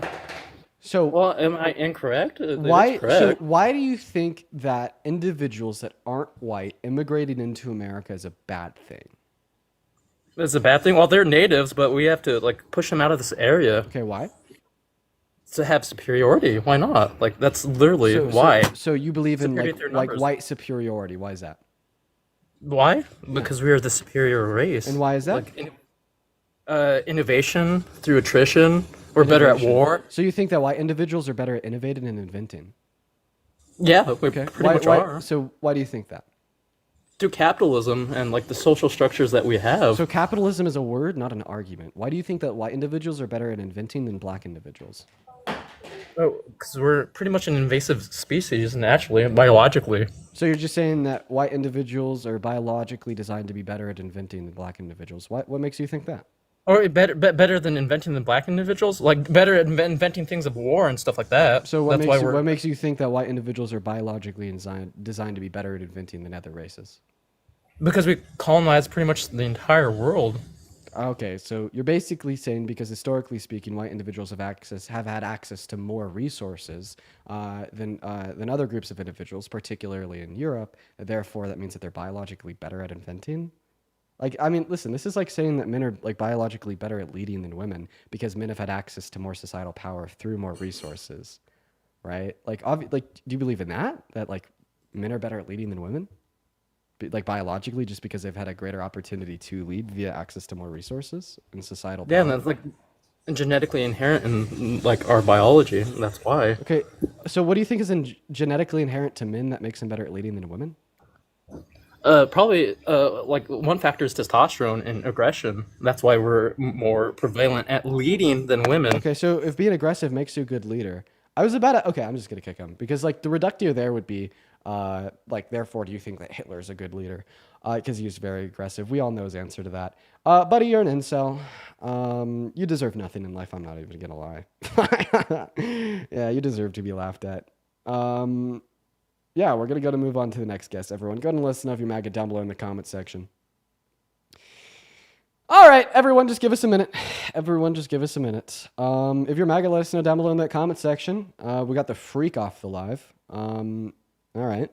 Who's next? Who's next? We're going to go to get Braden up in the box, everybody. Holy fuck. What's going on? Yo, Dean, I love you so much. Thank you. You're the best debater ever. Yo, W Fetus, LFG. All right, we're going to try to get that next guest up in here. Let us know if you're MAGA down below in that comment section. We'll get you loaded in for a debate. Let us know down below, y'all. We're just looking for that next Trump supporter. It's proven incredibly hard to find Trump supporters. I guess we just have like freaks like that last guy. Guess if freaks want to chat, I don't know. What's up, Fitness? Do you support Trump? What's going on? Yes. Okay, how old are you? I'm 19. Cool. What year are you born in? 2005. Okay, do you have any like Bluetooth devices connected? I do. Cool. Could you disconnect them so I could hear your voice a little bit more clear? And while you're doing that, I gotta thank Shayla for the $15 over on PayPal. Thank you for the love, Shayla. Shout out to Shayla down below in the chat. Shayla with another 5 as well. As well as Brianna, thank you for the $50 over on PayPal. Brianna says, get you and your girlfriend some flowers and send her my best. Hope you both are okay after yesterday. Brianna, that's so kind of you. You know what? I will use that to buy her some flowers. Shout out to Brianna down below in the chat. Thank you so much for the love. As well as JT, thank you so much for the $20 over on Venmo. Riley with a 5 and Mike with a 5. Fitness, take it away. Tell us why you support Trump. Oh yeah. So can I just use my headphones for the being, or is it like really disruptive? I'd prefer you not to. It's just because it has a pretty low mic quality, but we could hear you like good enough. All right, then yeah, I'll just take it off of that then, just because if I take it off, I'm not gonna hear you. Okay, so why do you support Trump? So I would just go back to like the transgender and the pro-life, just because. Holy fuck. I'm not saying. Oh my God. You know that Donald Trump has been accused of raping more women than there is trans women in the NCAA? You know that he's been found guilty of twice of many felonies than there is trans women in the NCAA? I understand. I'm not going back to his history. I'm talking about us going forward as a country. I mean, I guess like my big thing would be is why are you so hyper fixated on like oppressing 0.1% of the population compared to making life better for everyone?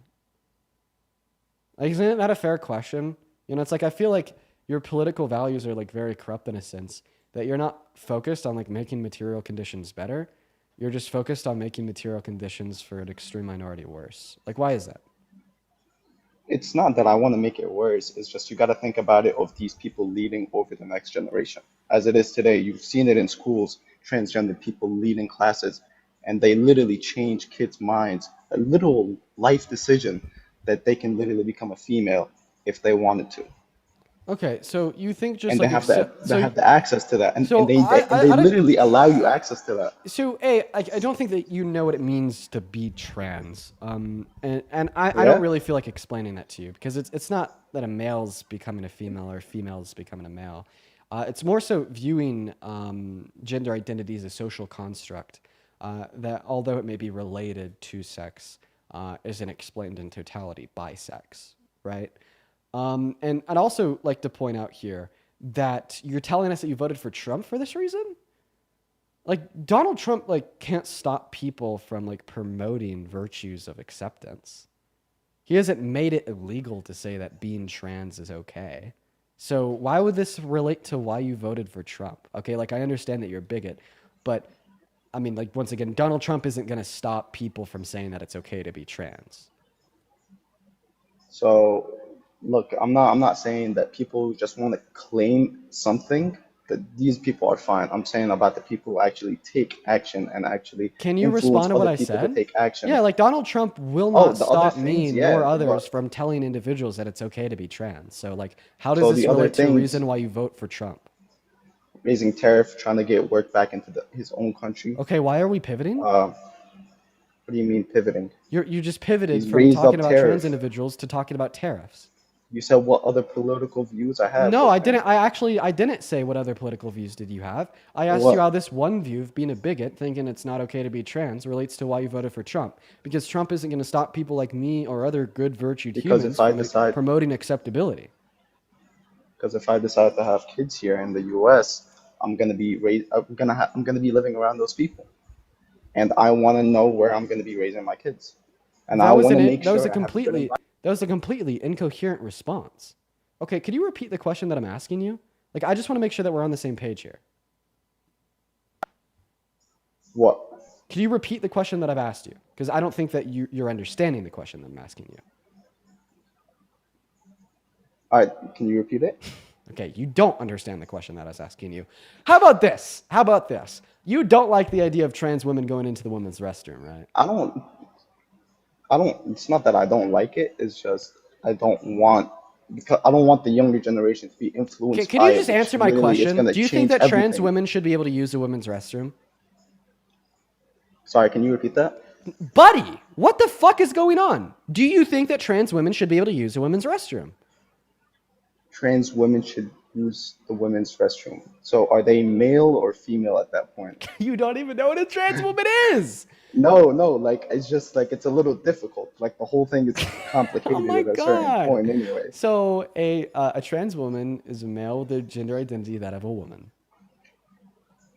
So a male transgending into a woman going into a woman's bathroom. Do you I is think that that I bad? don't think that should. I don't think that should be allowed. I think that All there right, should so you be do think that's pretty individual bad. souls. So Like now, what if it's not even like a trans woman? What if it's like a cis man, like you or me, that walks into a woman's restroom, or better yet, pervs on naked teenagers in a woman's changing room? How would you feel about it if a man did that? I mean, it's definitely not allowed. Oh, It's do you just think that would something be bad? yes, it is something How bad. how bad would that be? What do you think should Again, happen to that man? I understand where you're going, but that I'm literally just talking Can of you the answer my future of the question? country. What should happen to a man that does that? Be prosecuted, I mean, what should the punishment be? whatever the law says. What do you think the law should say? Jail time, How much? whatever the law says. What do you think the law I'm not should a say? lawyer. I'm not a lawyer, but I could say if you kill somebody in cold blood, you should go to jail for the rest of your life. Right? I think it should So be. I think I think we could like speculatively talk about what we think just punishments would be for bad actions. So what do you think a just punishment would be for a bad action of a cis man perving on naked teenagers changing in a woman's changing room? I think it would be jail time. How much? At least 10 years. It depends how bad the crime is. At least 10 years. I think it should be a little bit more, but we could definitely agree that's a really bad thing. So I mean, don't if you a think man people did change? this, like perved on naked teenage girls while they were changing and boasted about it, and then they ran for public office, would you ever support them? People change. Ah! But I'm not even saying that. I'm not Oh even my saying that God! either. And I'm- Yes, this guy wants to protect his children from trans people. But guess what? When there's a cis man that pervs on changing... Oh. Sorry, guys, we got a lag spike there. I think my internet went out for a second. We're back now, everybody. We're back now, everybody. We're back now. Can you guys hear me all right? Can you guys hear me all right?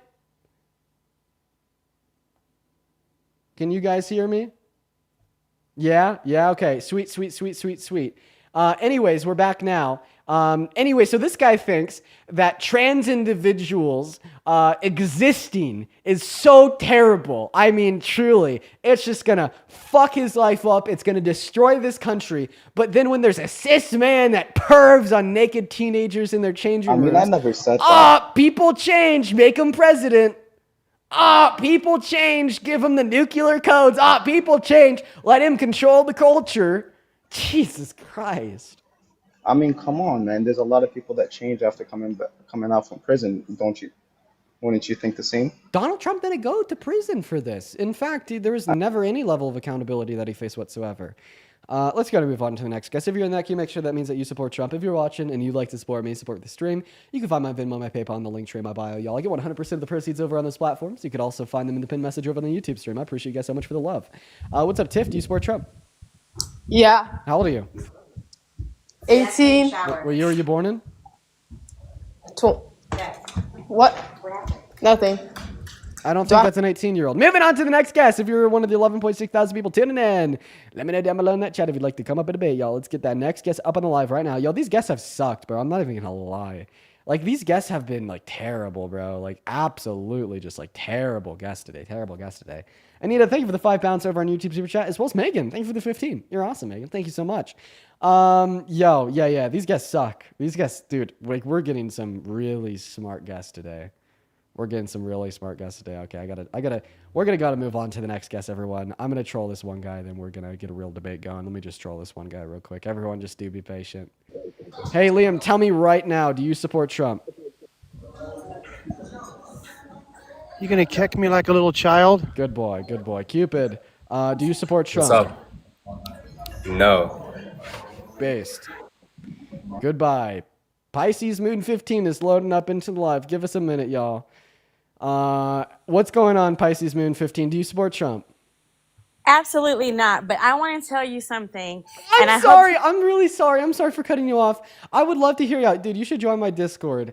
Let me know what you got to say in the Discord. But we are just looking for debate right now. If it were under any other circumstances, except for the fact that I've been live for 2 hours and like everyone today has just been like terrible, and I just want like a single debate with someone with an IQ over 40, I would have happily left you up in here. But I'm sorry. I feel so bad. We're just looking for a debate with a Trump supporter right now, y'all. I do really apologize. Go back to spam and MAGA down below in that chat if you want to come up here and debate, y'all. Really just looking for a Trump supporter with an IQ over 35.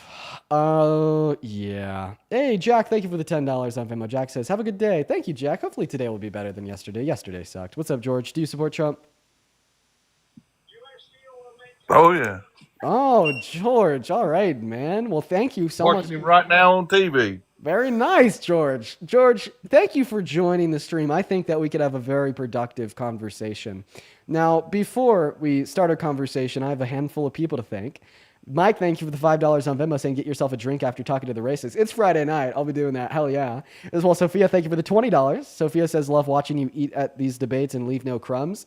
I'm about to eat this guy up. We know that. As well as Sid, thank you for the $75 donation over on Venmo. Jesus, Sid. Sid says, hi, Dean. Happy Friday. Happy Friday, Sid. Let's get 1,000 Sid W's. 1,000 Sid W's. As well as Haley with the 5. And Brianna with another. Oh, wait. Actually, I already thanked you for that. Thank you for the $50, Brianna. But, George, let's have a conversation. Why do you support Trump, bro? Why not? Why not? Okay, it's because his economic policy takes money from the poor and gives it to the rich. Why not? It's because he is a terribly incompetent man. You can't play a clip of him speaking intelligently in the last 8 years. Why not? It's because his character sucks. He's a felon rapist that's hit on small children and boasted about perving on naked teenagers. That's just your opinion. No. No, it's not. When I say he's perved on teenagers, it's because he's boasted about it vocally. I ain't never seen no proof of that.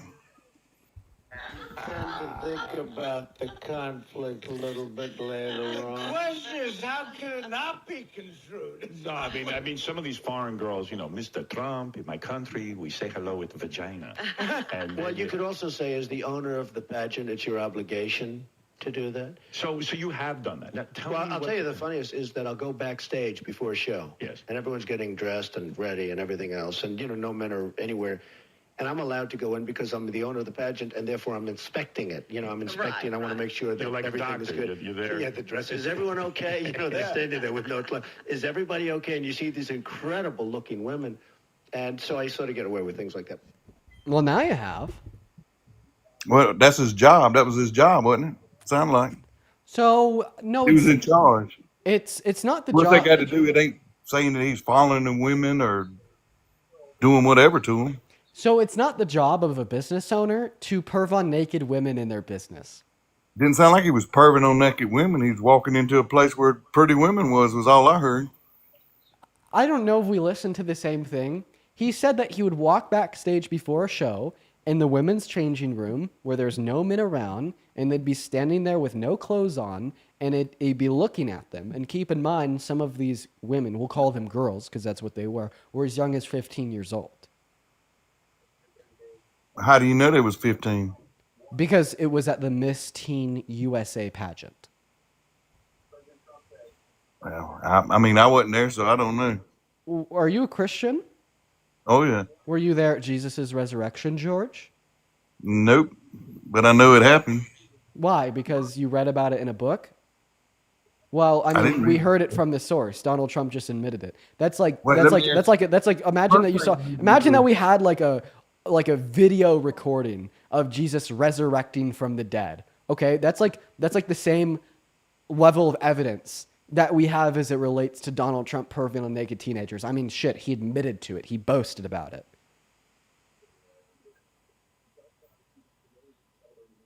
First of all, are you a Christian? Yes, sir. I'm a Christian. I'm the best goddamn diddly darn Christian you've ever met, sir. I've dedicated my life to the gospel of my Lord and Savior, Jesus Christ. I know the entirety of the gospel, Matthew, Mark, Luke, and James. I read it front to back every single morning, and when I put my 10 kids to sleep at night, I read it to them, too. In fact, I so vehemently uphold the teachings of the... What's that? You're just being a smart ass. Okay, you're right. I am. You got to be an atheist or something. Well, okay. I'm an agnostic atheist, but I actually love studying the Christian religion, but that's not relevant here nor there. Well, I have nothing to say to anybody that's an atheist. I know. I'm not an atheist. Like I said, whoa. I'm a Christian, George. Quiz me on the Bible. I know my shit. George, no! Oh, you're back. Quiz me on my Bible. I'll prove it. Ask me anything about Christianity. I'll prove it. I'm a Christian. No, George! You're persecuting me because I'm a Christian. He must be leaving because I'm a Christian, everybody. Christians are so persecuted in America. Christians are the most persecuted people in this. Oh, George, you're back! Oh, he's got to go. Okay, I'll help him out. Okay. I'm sorry. I'm having too much fun. I need to stop having so much fun. Okay.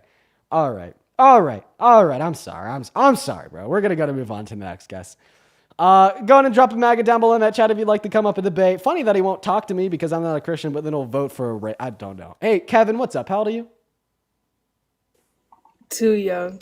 Okay, thanks for being honest. I guess. Thanks for being honest. Moving on, everybody, let us know if you're MAGA down below in that chat and you'd like to come up, have a debate. Somebody in the chat said I kicked him? Yeah, I was helping him out. He wanted to leave, so I'll let him leave. Okay. Let's get in that next guest up here right now, everybody. Somebody in the chat says, George, what's wrong? I know, right? What was wrong? I certainly don't know. Where's the next Trump supporter at, man? Hello, Bradley. Do you support Trump? I do. Oh, Bradley, no. Why do you support such a train wreck of a presidency, dude? You got to be trolling. All right. Well, we'll start with. I'll say the first issue we'll start with is the border. Okay. I like his policy. Okay, Rocco, how old are you? I'm 25. Okay, take it away. You like his policy on the border. Can you name a single long-term solution that Donald Trump has proposed and/or implemented to reduce undocumented entry into this country in the long term? Well, I can say this. Do you support border policy in terms of stopping illegals from coming into the country? Oh, of course. That's why I support having as many legal means of entry into America as possible so we could flat out remove all incentive for undocumented entry. Yeah. But do you support the deportation? policy No. that President Trump has. I don't support mass deportation. My stance on immigration is incredibly radical. I think that mass deportation sucks. I think that it's okay to deport individuals with prior violent offenses, but for everybody else, give them a pathway to residency or citizenship. It's better for them, it's better for you, it's better for me, and it's better for America. Amen. Okay, so are you familiar with Barack Obama, his policy in deportation? Yeah, He actually a lot of deported, deportations. There you go. Well, that's why I said I'm radical. I'm further left than the Democrat Party on this. So what about President Trump's policies do you not support? Well, yeah, the fact when that it comes to mass deportation. Oh, for sure. Well, it's because he's deporting undocumented immigrants, violating their constitutional rights. That's a humanitarian issue. It's a disdain for human rights. It's the second tenet of fascism fulfilled. And B, it absolutely hurts America and the undocumented immigrants. I mean, think about it. We're forcefully removing millions of people that contribute $100 billion per year in taxes. Make that make sense. We're forcefully removing a demographic of individuals that contribute $300 billion per year to the GDP. Make that make sense. We're forcefully removing millions of people from the American labor force that strengthen and increase the productivity of American manufacturers. Make that make sense when you're the same people preaching that pro-America agenda of strengthening American manufacturers. Come on, man. It should be common sense, but it's not. So what I'll say to that is this. I do believe that there should be a right to come into this country for others. I'm not against that. But I believe, as the president says openly, there has to be done through a legal means. So I'm not against people coming into the country. Why is he so chill with like letting people do illegal shit when they're citizens, but not when they're non-citizens? Like, remember when he pardoned DJ Rodriguez, who tried to kill a cop by putting a stun gun into their neck on January 6th? Then he's like, he's a patriot. I'm going to pardon him and let him out of jail. Or even just like yesterday when he pardoned two people that committed felony tax fraud and pled guilty into it just because their mom donated him $1 million. Or him himself, who's a 34-count convict. Listen, felon, the thing is, you can't just look at one issue like that, because you can look at every single president. You know, I'm not just saying Democrats, not saying just every Republican, every Democrat president. If you were to go through their pardon, who they've pardoned, they pardoned so many people. You can't the argument of he's pardoning. Yeah, name a violent offender that Biden pardoned. Off the top of my head, I couldn't, but I could tell you that. Just said you could. I know. I said if you look into it, I'm sure if you look into most in the last 20 years, you look at every president, Democrat, Republican, I'm sure you can find people who they've pardoned. So this is what I call an argument from ignorance. You're basically saying, I don't know it exists, but I'm going to assume that it does, so your argument is weaker. You lagged out. This is an argument from ignorance. You're saying, I don't know that this exists. I don't have any evidence for it either, but I'm just going to assume that this exists, so your argument is weaker. Okay, so you're saying that, let's just use Hunter Biden as an example. He pardoned him from a crime, okay, that was convicted. Yeah, okay? but it wasn't a violent offense. Was it a convicted crime though? Yeah, but it wasn't a violent offense. And my particular issues that I pointed out with Donald Trump's pardons were him A, taking fucking bribes for pardons, and B, pardoning violent offenders.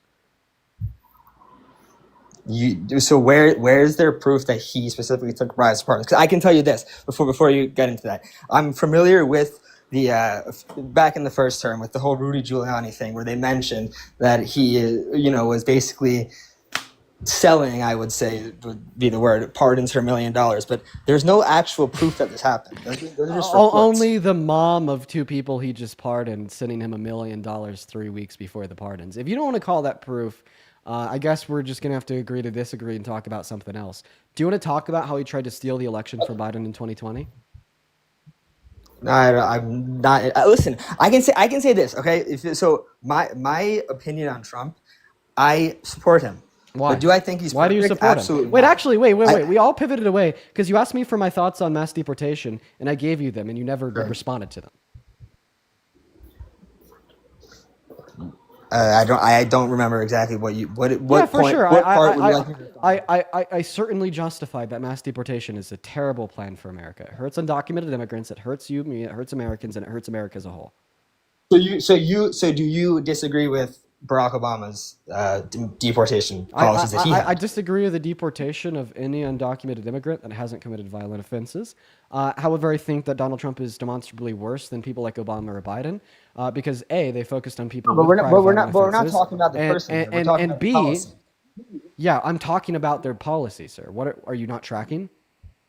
No, I'm. That's what I'm trying to tell you. What was the So you reason? No. disagree. So you disagree. What was the So do reason you of no. disagree with Barack Obama's No. policy? What was the reason of that interruption? Because you're trying to compare the person right there, and I'm saying no. I'm talking about the say, deportations of the person as the president. Can you say that you disagree with Barack Obama's deportation? Well, policies? I've only answered that question 2 times, and in the middle of my 3rd time answering you interrupted me again. You beat around it. Oh, I'm sorry. You Would you give a straight prefer me answer. to write off my answer in a fucking like on a polka dot piece of printer paper with crayon No, because you I can't want- understand I- anything the that's thing is- longer than no, it's a that- it's sentence that and a you- half? No, it's that you won't. Can You won't say. Hey, name one time you haven't interrupted me while I've speak since you've joined. You've interrupted me just many times, but go ahead. Whatever you like to say. Go ahead. Oh, great. So we got a vigilante. How about this? You don't interrupt me. I don't interrupt you. Go ahead. Great. So, yeah, I disagree with the deportation of any undocumented immigrant that hasn't committed prior violent offenses. This would include deportations under Biden and Obama. However, I think that Donald Trump is significantly worse than both Biden and Obama because A, Biden and Obama put a preface on individuals with prior violent offenses. Donald Trump just wants to deport everybody and anybody that he doesn't like, including some citizens, like a 2-year-old girl with brain cancer. And B, at least the deportations done by Biden and Obama weren't illegal, right? Trump has been illegally deporting undocumented immigrants, violating their constitutional rights.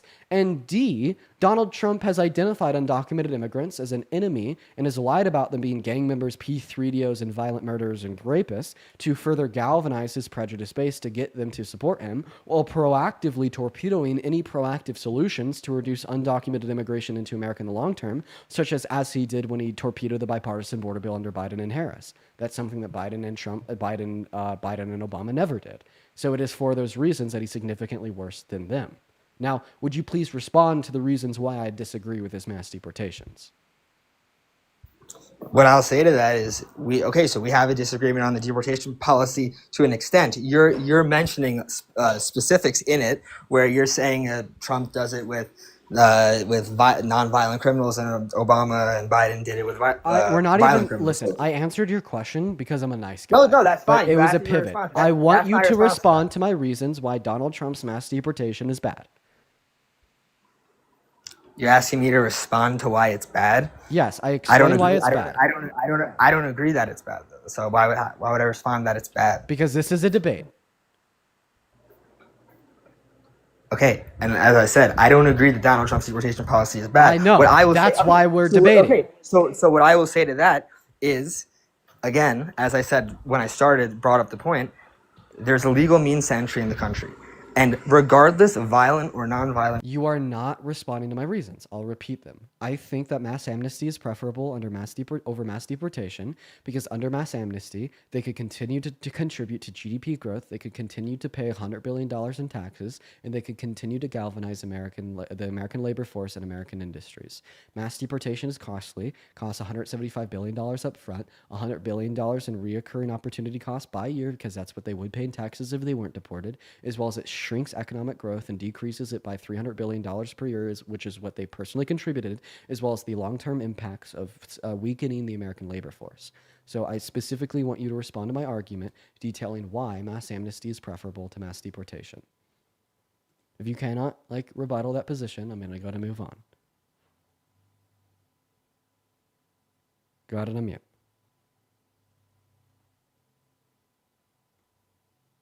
Can you hear me? Yes. Okay, there you go.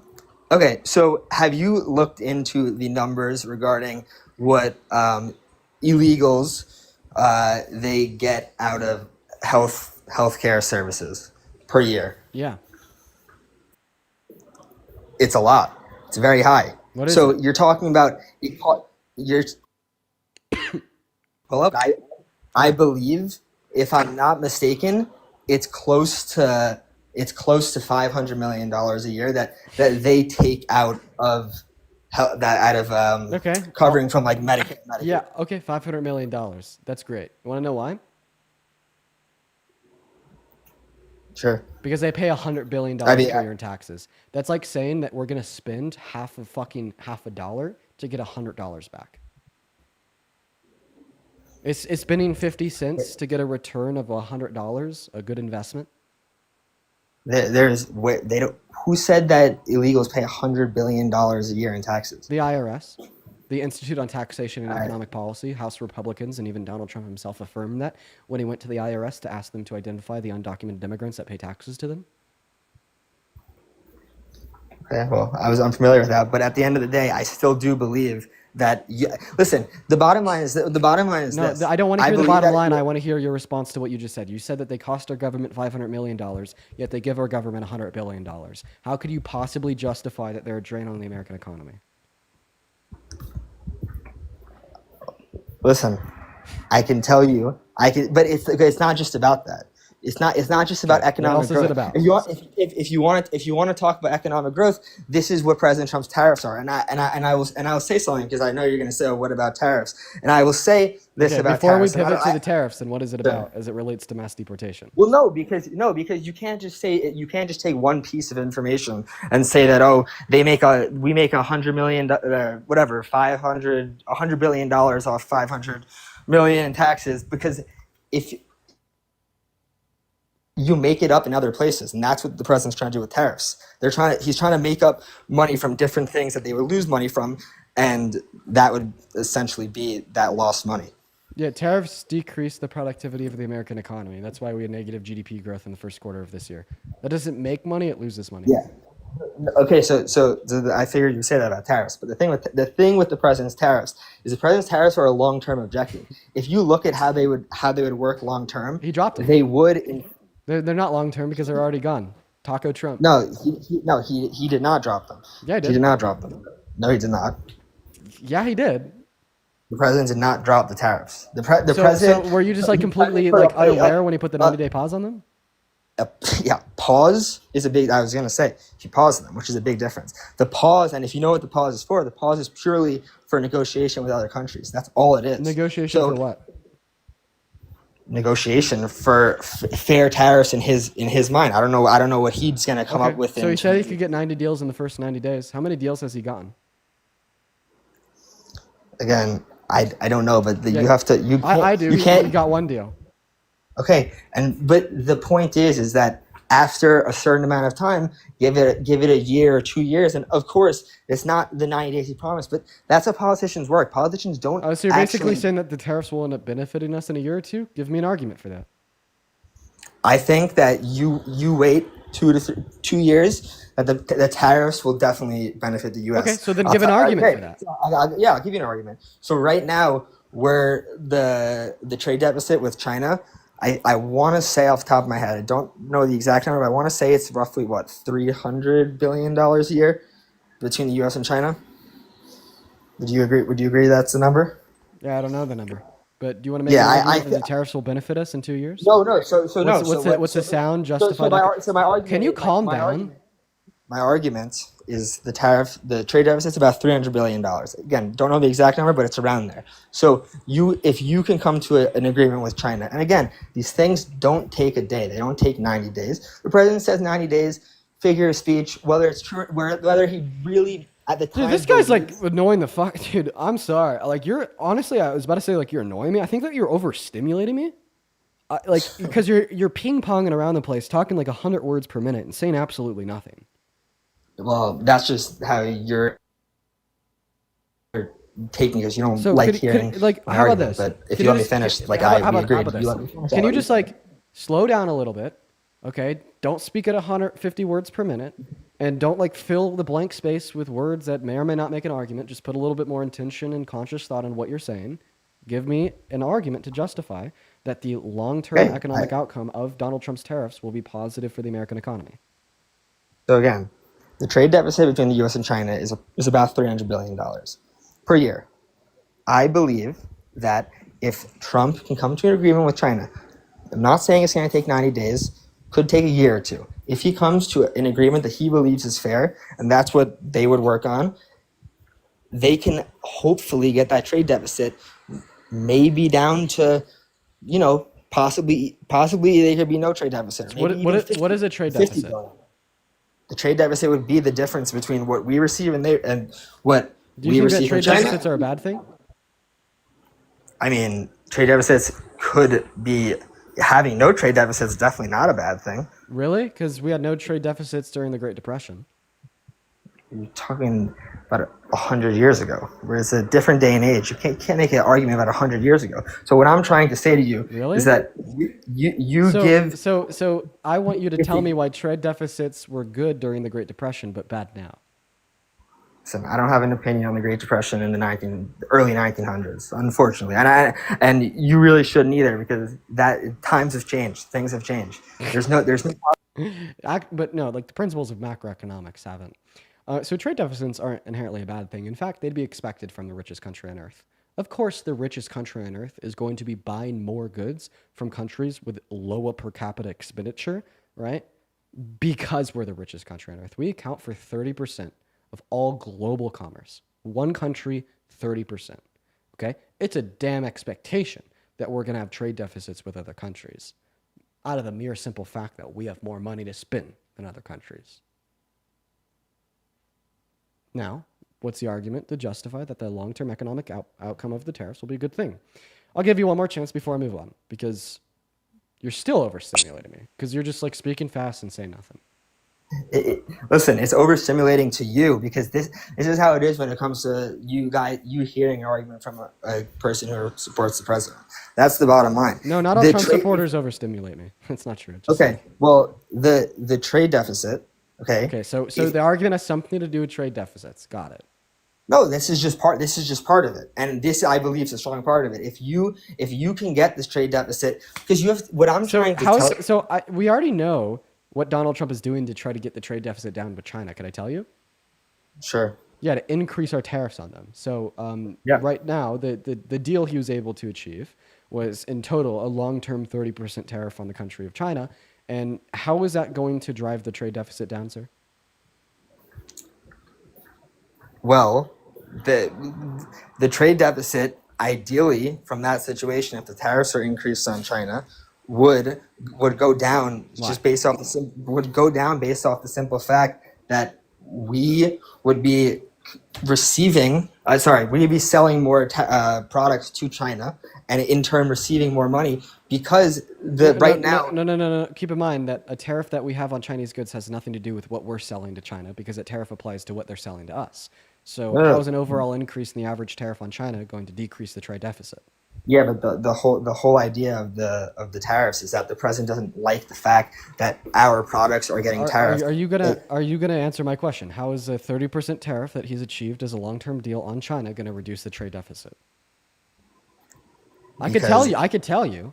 Go ahead. Let me hear what you have to say. The answer is because that's going to make Americans pay more for Chinese goods, which is going to mean less Americans are going to buy them, right? But tell me why making the bare necessities to live for Americans more expensive, meaning less Americans can afford them, is a good thing for Americans.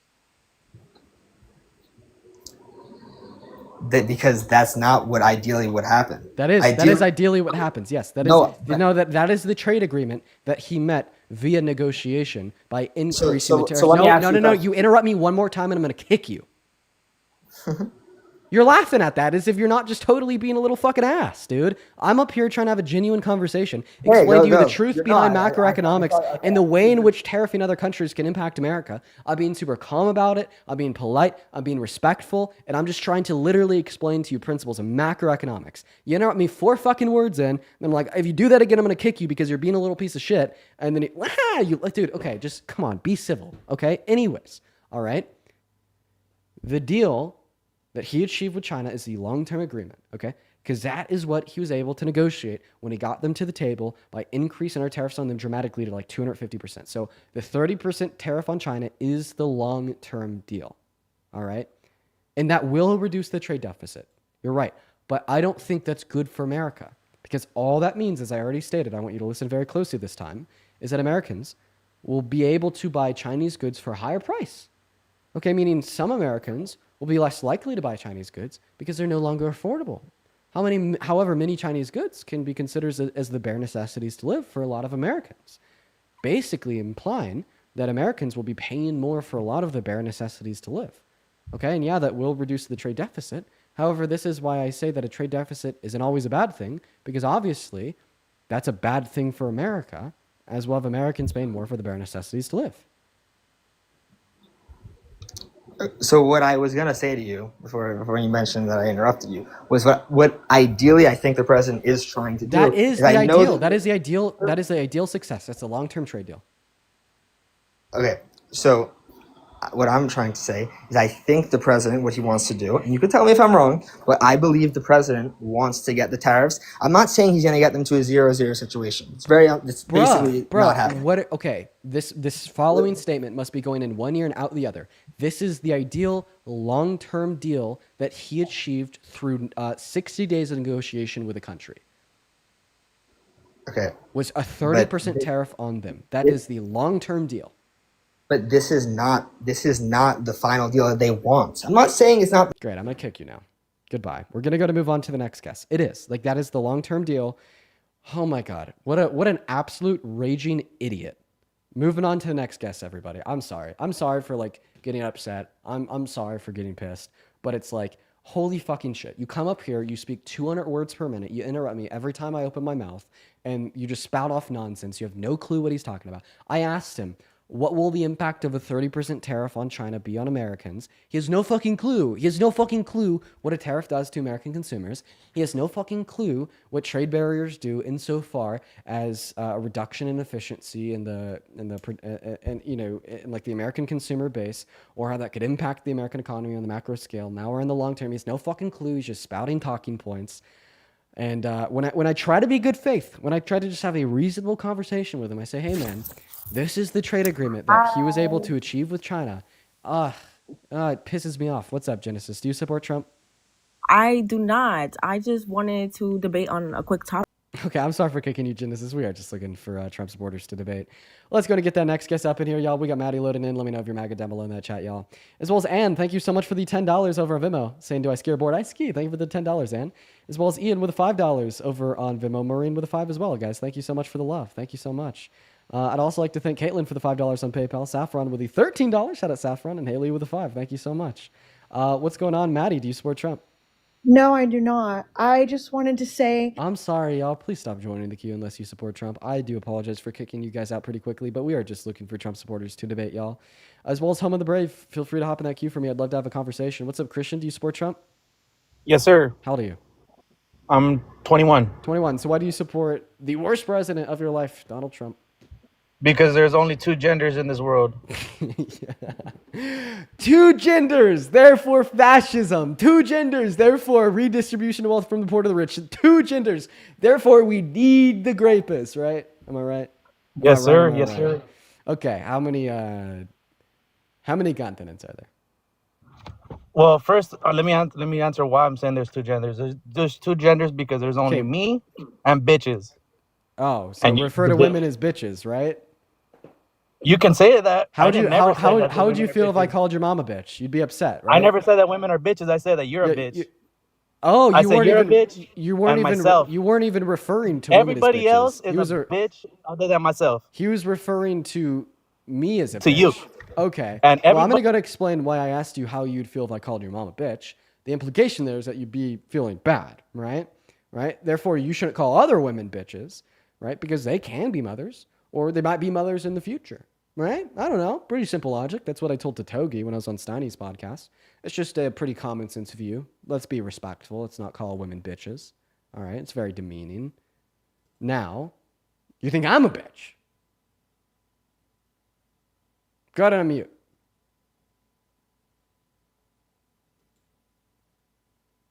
Click on your C. Click on that profile picture. Click the icon of your mic. So you said everyone else in this world but you's a bitch. You have $2. Are your daughters bitches? No, those are my daughters. Do you think that other women can also be somebody else's daughters? They can be daughters as well, yeah. Yeah, so you shouldn't call them bitches either, because how might their dad feel? Well, this was all intentionally a joke. No, just joking. Okay, but so why do you support Trump? By the way, that was a hilarious joke. I think we all laughed. That's exactly what I went for. I just wanted to see a laugh. I appreciate you, Dean. You're amazing. Yeah, bye. What the fuck? Okay. I was joking, by the way. When I said that, I laughed. if you can tell. Moving on to the next guest. We got James Smith loading up in. What the fuck is going on? Hi, do you support Trump? Dean, I love you. Dean, I love you. Yeah, W Fetus. That's right. W Fetus. Holy shit, you know.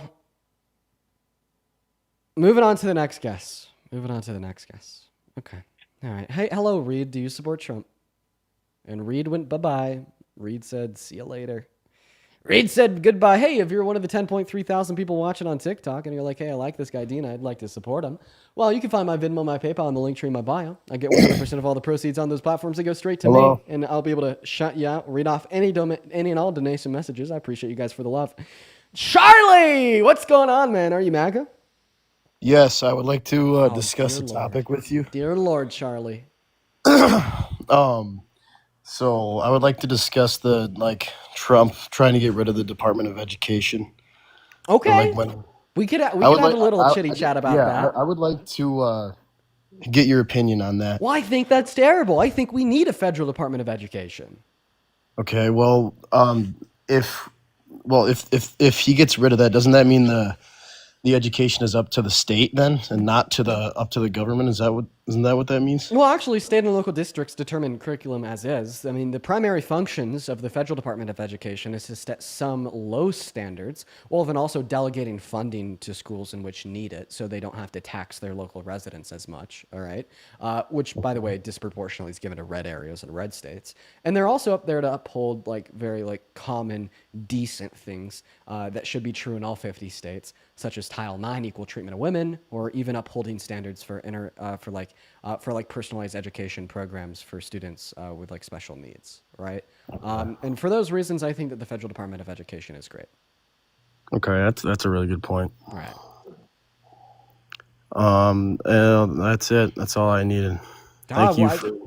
I'm glad I could change your mind on that. Is there? Yeah. Do you want to debate about other things, or is that it?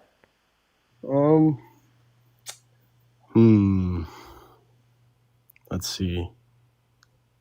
Sounds like that's all you wanted to come up and talk about. You know what, Charlie? Good question. I appreciate you for coming up here and asking a good question. All right, I do. Thank you. Thank you for coming up here and asking a good question. Very awesome. Let's go to move on to the next guest, everyone.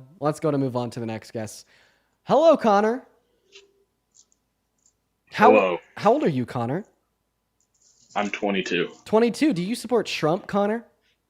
Yes, I do. Connor, why? Because he's the greatest president and he loves America. He puts America first every day, all day. Great, Connor. Would you consider yourself a patriot? Yes. Oh, Connor. Do true patriots support core American values? Yeah. Is overall. the Constitution a core American value? In some circumstances. Oh, but definitely not the circumstance of preventing a president from running for a third term, right? Because your bio says MAGA 2028, you fucking traitor. Yeah, well, he could just add an amendment. He could add an amendment. He could make it so that he could run for a third term. Well, he can't. It would be Congress. And I think I've talked to you before. I think that you're a troll. Moving on. Cadence, thank you for the $5 over on Venmo. Cadence says, love what you do and everything. Thank you for everything. I appreciate you for the love, Cadence, as well as Maddie saying, sorry for joining that live even though I hate Trump. No worries. Thank you for the love. I appreciate that. What's going on, M360? Are you MAGA? Oh, what's up? How old are you? 20. What year are you born in? 2005. Goodbye. I think that you actually can be 20, born in 05. I just Cookie King Moggs, you little bro. You're 5'1", buddy. What's your evidence that I'm 5'1"? You're 5'1". Okay. That guy standing next to you was like 2 feet taller than you, buddy. Oh, in that one video? It's because he was 7'6". So you're 5'6"? No, I'm actually around 5'9". Well, you just said he was 2 feet taller, and he's 7'6", so you're 5'6". No, you said that he was around 2 feet taller. My bad. That was it, bro. Jobs, bro. Jobs. Moving on to the next guest, everyone. Give me a minute to get that next guest up in here. Get a job. Moving on. Go ahead and put a MAGA down below in that comment section. If you want to come up here and debate, guys, not finding many Trump supporters on the live at the moment. I got to say, quite disappointing. Quite disappointing. There's no Trump supporters. They're not here. They're not anywhere. They're not here. They're not anywhere. That's right. Where are they at? Bellows, thank you for the future encounter. Shout out you. Yeah, guys, height doesn't matter. It doesn't matter. But I'm not 5'1". Worth a correction, just to be aligned with reality. We're going to go to get that next guest up in the guest box right now. Phenomenal. Emily, thank you for the $5 over on Venmo, as well as I just read your message there. That is incredibly kind comment. Thank you so much for the love. Let's go to get that next guest up in the box, guys. Where are they at? Where are they at? Where are they at, guys? All the Trump supporters are hiding away. Hello, do you support Trump? Yes, sir. How old are you? 46. 46 years old. Do you have a little bit more of a quiet background, quiet place that you could go? You know what? You'll probably end up having to cut me. I was in a quiet place, but No, I don't have my AirPods in. It's okay. It's all right. Tell us, man, why do you support this guy, this fucker, Donald Trump? Well, the three main reasons. I voted him the first time and the second time was, his judicial appointees. I was for that. Homeschool choices. I've homeschooled all of my kids. And the one this time that kind of pushed it over was I really felt like our borders needed to be more secure. Okay. Do you think that Donald Trump has ever, at the bare minimum, even advocated for policy that would reduce undocumented entry into America in the long term? Well, yeah, but let's start with the first thing and we can work our way down. Okay, so let's start with a question I just asked you. You answered yes. Okay. What is a policy that he's advocated for that will reduce undocumented entry in the long term? No, are we talking about judicial stuff, or are you starting with the last question first, or the last thing first? So yeah, I'm talking about immigration. Okay, so I felt like the borders needed to be more secure because they were just letting anyone come in. That's great. Can you answer my question though? I can't, but that's the reason why. I'm telling you the reason why. Your question isn't one of my reasons. Okay, all right. The reason why was because I felt the borders needed to be more secure because they were letting everyone in. So they were not secure. Period. So do you think that Biden and Harris opened the borders? Oh yeah, absolutely. Okay. How do they do that? Because they let everybody come in without any consequences. But I guess what I'm asking you here, no, they actually had more deportations. Yes, they actually did. No consequences, bro. Catch and release. They had more deportations month by month than what we saw under the first 3 months of Trump's.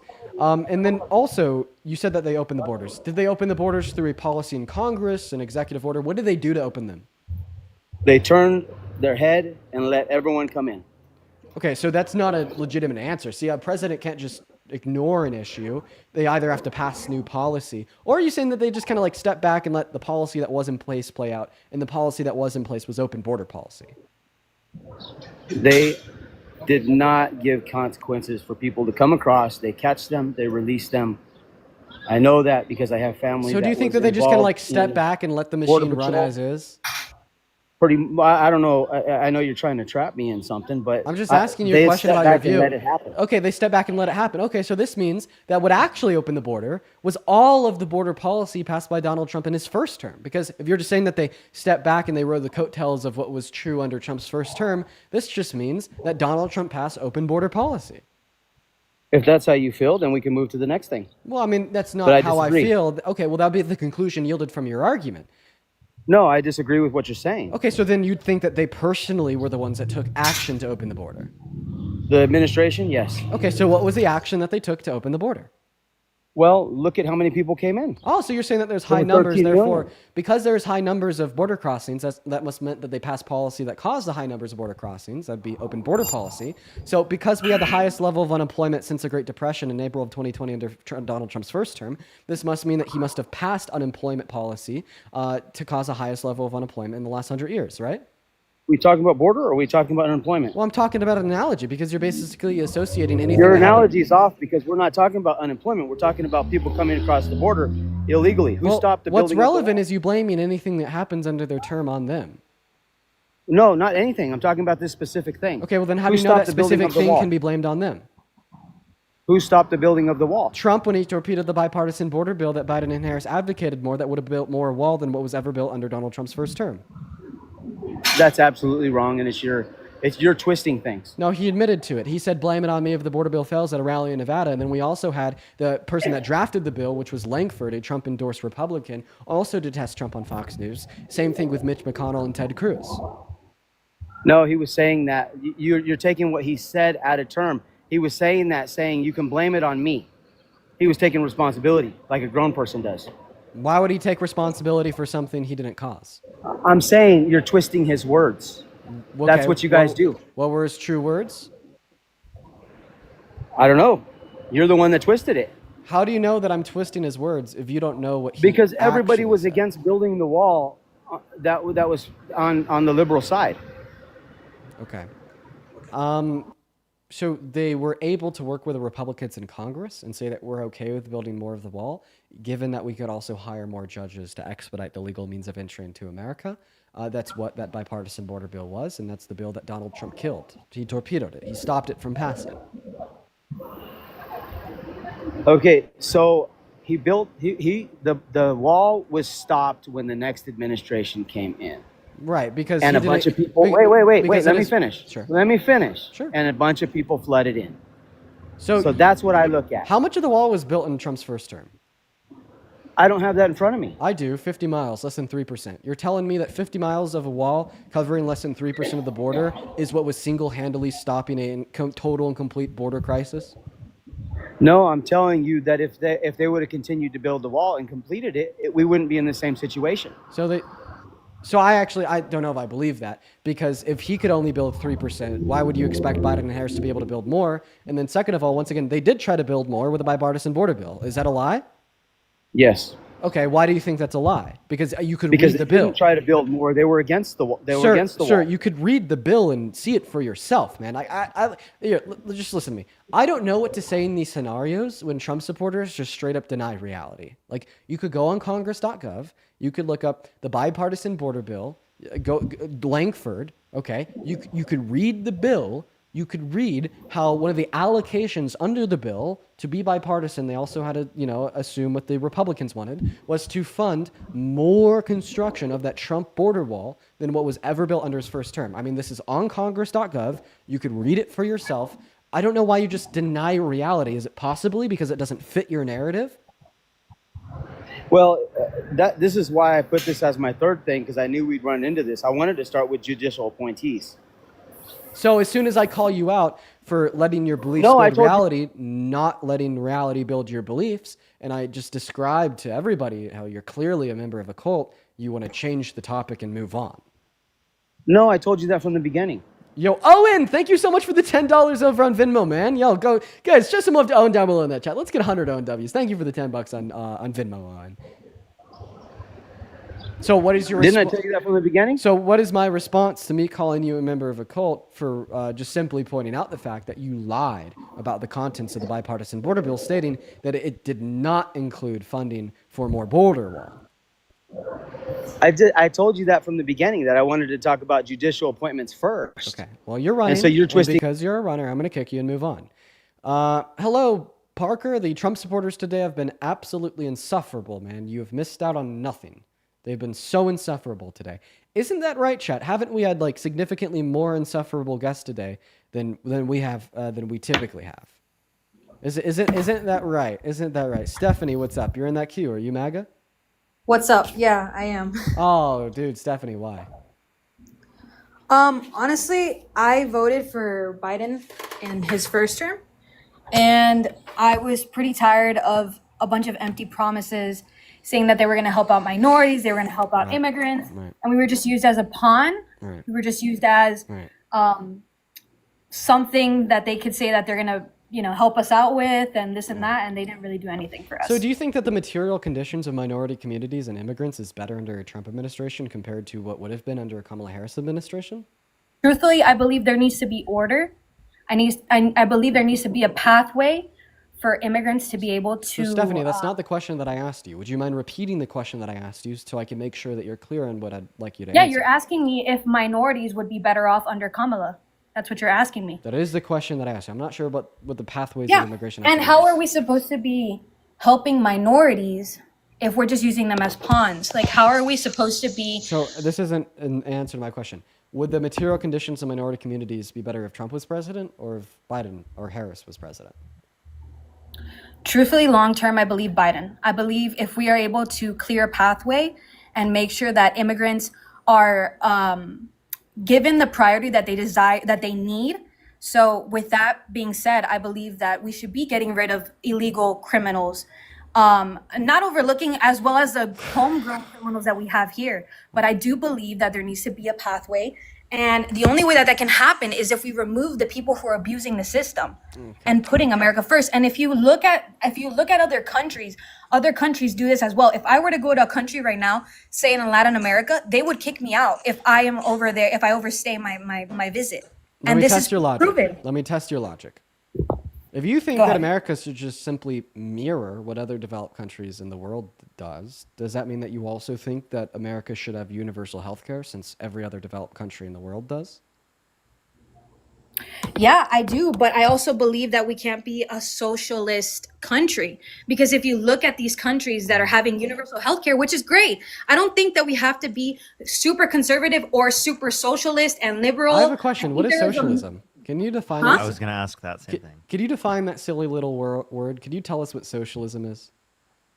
Yeah, socialist is someone who advocates or practice for a theory of social organization, someone that believes in that. A theory of social organization. So that's mumbo jumbo nonsense. A political and economic theory of social organization, meaning that. So what is this specific theory? Well, the is that a transitional social state between it should overthrow capitalism. So you're basically telling me that socialism is different than capitalism. Sure. So what is socialism? Are owned and controlled by a society as a whole. What are you reading off of? I'm not reading off anything. What are you talking about? Stephanie. Did you just look it up? Go ahead and look it up to see if you're going to find that definition. Okay, so socialism is about the production process. This whole live stream, people are answering, and you just cut them off if you think that they're actually giving an answer that is correct. We won't cut you off. All right. Well, I'm telling you what I think. Okay. So I don't believe that we socialism is one moment. Socialism is like essentially democracy in the workplace, where the workers own the means of production. And what does this have to what does socialism have to do with universal health care? Well, that's the question that the politicians have to answer, because for some reason, politicians believe that they have to confuse all these people into, and this is going to get into heavy conversation, because clearly we can talk about Trump and all his transgender and LGBTQ stands, and we can talk about how he believes how certain demographic and minorities have to be this way and that way. What the fuck, Stephanie? I'm answering your question. Why have you and almost every other person that has requested to join this live stream today just been like so crazy? And what I mean by that, I'm not being crazy. Dean, I really don't think I'm being crazy. I think allow me a moment to speak. No, because if you're gonna insult me and say that I'm being crazy, because I understand. With you. I get it. That was an insult, but listen to me, right? The reason why I said that is because you come up here and you're like, oh, I voted for Trump because Biden and Harris weren't good for marginalized communities. I then ask a very simple question. I'm like, it would be better, Trump or Harris? And then you start going on about undocumented immigrants and how we need to get them all out of America. Not related to my answer whatsoever. And then I press back against the logic that used to justify the position. I'm like, oh, okay, so universal health care, right? And then you're like, gay people and trans people, No. I think because we're jumping between topics. That's why we're jumping between topics. My point that I am trying to get across is I don't think that minorities should be used as a pawn to get votes for a party that is in reality not doing much. If you look at the Democratic Party, it's in shambles. Now, with that being said, I do believe that there is a line in the middle, that there is somewhere we could be met in the middle between both parties. I do believe strongly that there has to be these harsh immigration deportations right now. Sorry? Do you think that Trump is racist? I believe it can come off for some that way. I don't believe he is racist, because if someone is racist, I believe they show certain signs. Would a sign of racism be calling all black people lazy, telling people not to vote for Obama because he's black? That must mean that he's not born in America, even though he's a birth certificate from Hawaii. Calling for the death penalty for the exonerated Central Park 5 10 years after their exoneration, and saying that you could racially profile immigrants and you could tell if they're good or bad based upon the way they look? Or would those be signs? But I mean, okay, so if I'm going to stand in favor of just because if it doesn't make this is what I'm trying to say. We're talking about question. Are those signs well, of we're racism? talking about race. I don't believe he's a racist. You're not Does that answering mean Stephanie. he could be. Stephanie, He could be, but honestly, stop. that is You not are the point giving that me a I'm to. migraine. The question I asked is, are the 4 things I just named signs of a person being racist? Okay, but what does that change as far as making this country greater? What does that change? Stephanie, oh my God. Are they signs or are they not signs? I'm saying yes, but what does that change? So then we can agree that Will Trump that is make racist. will that make Kamala any better just because now Trump that was we a have racist? agreed that Trump is racist, why would you vote for the racist because you care for marginalized communities? Well, why would I vote for the politician that is constantly trying to say the other politician is racist and does nothing? Wait. You just agreed that he was. You just agreed with Kamala Okay, Harris. but listen, but I'm going back to my original point. The reason I voted even as it relates to the treatment of marginalized communities in America, like we can understand that Kamala Harris and the Democratic Party. But I'm going back. Listen to what to I'm my saying. original Listen to what I'm point. saying. Even as it relates to Kamala Harris and the Democratic Party, we can agree they're not perfect. In fact, in many ways, we could agree that they're bad, harmful, and regressive. But as I compare to Trump, holy fucking shit, they're Jesus 2.0, and let me explain. Okay, a lot of marginalized communities in our country have lower socioeconomic standings compared to white Americans because of systemic forms of oppression. Okay, so obviously, when you vote for Kamala Harris and support economic policy, which gives more purchasing power to low and middle class Americans, you're going to be disproportionately benefiting those same marginalized communities, compared to Trump, who advocates for economic reform, and which takes money away from 80% of Americans, disproportionately negatively impacting the bottom 20% of income earners by taking away $2,200 in after-tax income from them. That disproportionately disenfranchises marginalized communities. Or even as it relates to women, look at Trump, a guy that has boasted about perving on naked teenage girls, hitting on 10-year-old girls, raping E. Jean Carroll, cheating on 3 of his wives. He took all American women and girls' federal protections away from them as it relates to their access to abortion, and now 66 million American women lack that decision, lack that access because of their men that legislate in their states at that state level. What if you voted for Kamala Harris? All of a sudden, she was going to advocate for reform in our federal government to ensure that every single American woman and girl had those protections for access to abortion, and that would have covered 66 million of them, including the 60 rape victims that get pregnant as a result of their rape that try to access abortion every single 24 hours like clockwork and are denied in 10 of our states, right? Obviously, like, these are many ways in which A, Kamala Harris would have been better for marginalized communities compared to Trump, and B, Kamala Harris would have been great for marginalized communities regardless of Trump by fixing systemic issues that have existed in America before her term. Okay, do you have anything else you want to debate? Yeah, for sure. Everything I just said is something that I want to debate with you. My point is, if there is these mass deportations, there hasn't been immigration reform since 1990. You can look this up. And I'm not looking this up. I'm not making this up because I know this for a fact. There hasn't been an immigration reform. And if we really want to see change, we shouldn't be just hating on, oh, the president this, the president that.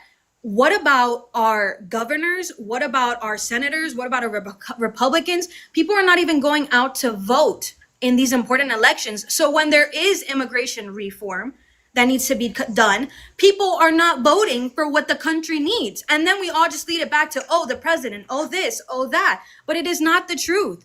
So you can't just say that these presidents are going to be the solution for everything and done. No, there's so much more. So what I'm trying to get at is that we need somebody that is going to stand at least on what they're saying and going to actually do it. And so far from what he's doing, he's actually doing it. Now, if he does these deportations long term, will that allow for an amnesty to happen? Possibly, yes, because we cannot give an amnesty to so many people, including criminals. We have to find a way to clean out the system, make it better, and then that way we can have a proposal for an amnesty and actually make it withstand. Because if it can't withstand, then what is even the point of advocating for all of these minorities if nothing is going to get done? And yes, immigrants, they do pay taxes. Yes, they do abide to the laws. But unfortunately, there are a lot that don't. And I believe there should be consequences for the ones that do not. Because in any country that there you should go be to, consequences for the immigrants that break the law, but don't worry, when you're a white rich man from New York, that your is not true. consequence should That be is the not true Oval either. Office. No, that is not true either. That is not true either. Wait, so then you think that He has you been regret tried by these courts, and honestly, you should just let the courts play out and do what they have to do. the He's been courts tried by did, and you didn't accept them? Do you accept the civil court Okay, unanimously but he is determining still in among? office, and you act like there isn't checks and balances. If he really had to be kicked out of office, he would have been kicked out of Right, office. I'm just With asking checks and you. balances. I'm asking you, right? If someone was held civilly He was liable, impeached but not removed. There's a difference. So if Stephanie, he really needed to be removed, he could have been removed, but he was not. Stephanie, if he was held civilly liable of forcefully penetrating a woman's vagina against her will, unanimously amongst a jury of 9 people, would you support him still? Okay, well, why is he not in prison then? I would love for an answer to the question. No, and is that you because of guys, statute of on this live limitations. stream, you literally just set everybody up to answer the question so that you can hear what you want to hear. I don't believe in. It's the first question I've asked you on the racism. live, so I don't know what you're talking I don't about. believe it is okay to rape. I don't believe in it. It's okay to be a racist. But like, I did don't you believe that. hear my question? Guess what? But guess what? I also don't believe that you have to lie to people and use them as a pawn. Because Okay. I've waited for 4 years to see change in this country, and I did not see Stephanie, change in this country. Stephanie, Yes, Stephanie, I Parker, asked you a I'm not- specific question, right? I would love an answer to that specific question. Do you remember No, what my I do question not believe was? it's okay to rape a woman. Why would I That's believe not it what I is- asked you. That's not what I asked you. What is it that you asked me? If Trump was held civilly liable of forcefully penetrating a woman's vagina against her will, unanimously amongst a jury of 9 people, would you support him still? Well, no. No? Okay, well, that's true. Donald Trump was held civilly liable unanimously amongst a jury of 9 people for forcefully penetrating E. Jean Carroll's vagina against her will. So, given that that's the case, you agree that you don't support Donald Trump, right? No, but I can support a Republican Party. That means that I don't have to vote for a Democratic Party if I don't believe that it's going to suit me better. So, you don't support Donald Trump, but you do support the Republican Party? Yes. Okay. So, okay, well, then you wouldn't vote for Donald Trump then. Well, I did vote for Donald Trump because I am Do you Republican. do you regret that? No, I do not regret voting for the Okay, Republican well, Party. then here, let me re-ask the I question. do Would you- regret voting for the Democratic Party because they didn't do anything for us. They just used us as pawns. You say that they haven't done anything for anyone. I have a question specifically. What is Donald Trump doing for marginalized communities that Kamala Harris wouldn't have done specifically? Well, beginning with the economy, they would have literally put our economy in a horrible position. Okay. Based on what policy? Just all of the give me, hand me free I think cards. I think I'm gonna lose my mind, Stephanie. Do you want to know why? No, go ahead. You can tell me why. Yeah, Because I'm for trying to have sure. a serious debate. Because- and I'm not saying he's perfect at all. Because the I'm last not. time I spoke, you weren't listening. I made maybe 3 points to you. When I was done speaking, you didn't listen or respond to any of them. You just started talking about something completely different. But the reason I jump in here now and I say I'm losing my mind is because you're doing a full circle. Okay, now you're back to saying that Donald Trump's economic policy would have been better for marginalized communities in America. I've already refuted that one like 5 minutes ago. See, his economic policy negatively impacts 80% of Americans. It decreases their after-tax income according to the Center on Budget and Policy Priorities. Now, not only does it decrease the after-tax income for 80% of Americans, but it does so regressively and more so the less money you make. Like, for instance, the bottom 20% of income earners are going to lose $2,200 in after-tax income. Meanwhile, the middle 20% are only going to lose $1,100, right? And this negatively impacts marginalized communities in a disproportionate nature, since people in marginalized communities have lower incomes on average because of that marginalization, right? So when you tell me that, oh, he's better economically speaking for marginalized communities, I look at you and I say, what the hell? That couldn't be further from the truth. In fact, the opposite is true. Well, I mean, unfortunately, if you look at other developed countries, okay, you are just allowing for people to stay in the position that they are economically by giving free handout. But I'm speaking. Hold on. Let me. I am understanding what you're saying. You're saying that it's not correct for me to believe that Donald Trump should be the solution for marginalized communities economically. You believe it should be the other party, but I'm explaining to you why long term I do believe it should be. Let's hear it. Because if we just continue to give out free food stamps, all of these things that support these certain groups of people. So social safety nets. Really checking, but wait, listen. What we're not really checking if these people really do need it, okay? And we're abusing the system, which we have been abusing. It has been abused. I personally know people who are on food stamps, who are on disability, who are on certain governmental programs. I'm not even lying. I just had to mute you to tell the chat something real quick. I joke about like headaches and migraines a lot. I actually have a headache right now because of like Stephanie and the last couple guests. Like my head is in physical pain. But May I finish now? Yeah. Yeah. Okay. So going back to what I'm saying is, if these people are abusing the system, do you think that benefits long-term these marginalized groups or no? Do you believe that there has to be order and structure? So you're basically saying that you think social safety nets like food stamps, EBT, etc., all things considered, have a negative impact on marginalized communities. Well, that's very false. In fact, empirics dispute what you're saying. The more social safety nets like EBT, food stamps, etc., that a country has, the more economic mobility there is for its constituents. And what I mean by economic mobility is basically how easy or hard it is for somebody to scale in the economy, earn more per year, etc., go from low class to middle class to high class, etc. So, other words, when we have more of these systems, it just makes it easier for people to live a higher quality of a life, right? Yeah, Stephanie, also, if we didn't have qualifications to determine whether or not people needed it, well, then why can't Dean or I get access to food stamps right now? Right. Well, do you guys need food stamps? No. Right, that's kind of our point. But we wouldn't be able to because legally there are qualifications set up to specifically isolate people who do need it. Yeah, and then it's also, I think it's very like immoral and unfair for you to say that we should just totally remove these systems. Like, for instance, if we totally removed these systems 15 years ago, you know, I would have grown up without a meal on many nights when staying at my mother's because a lot of the food I ate was paid for with things like food stamps. I'm just saying the systems shouldn't be abused, and I feel like we do need order. And guys, by the way, like all of this means I have nothing against you, and I think that is the issue that we have with this generation and with these parties is that we all take this and we turn this into a whole thing of, oh, you're my enemy if you voted for this person, you're my enemy if you voted for this person, and I don't believe it should be that way. So no way am I trying to it's based on the things that you support, right? If you support horrible things, well, then I'm going to acknowledge that you support horrible things, and I'm going to say that you shouldn't support those horrible things. But there are plenty of people who voted for Donald Trump that simply did so based upon misinformation. That's why we do these lives, to show people new information so they are more likely to change their mind because we think that they do have the ability to change their mind given the new information that's provided to them. No, and I completely understand that. I just, like I said, I do believe that as a whole, this country's politicians have used us and have used these marginalized minorities. Okay, you're repeating the first thing you said. I've already, listen, I'm sorry, Stephanie. Listen, I hope you have a great rest of your day. At this point, I'm going to move on to the next guest. Table for you, NYC and Roan. What's up? Are you guys MAGA? Yeah, I just want to say one thing. Dean, your eyes are beautiful. And do you ever see a chance of you topping Parker? Get the fuck out of here.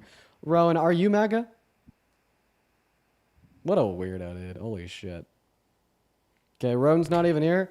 Let us know if you're MAGA down below in that comment section. Greg, what's up? Do you support Trump? No, I don't.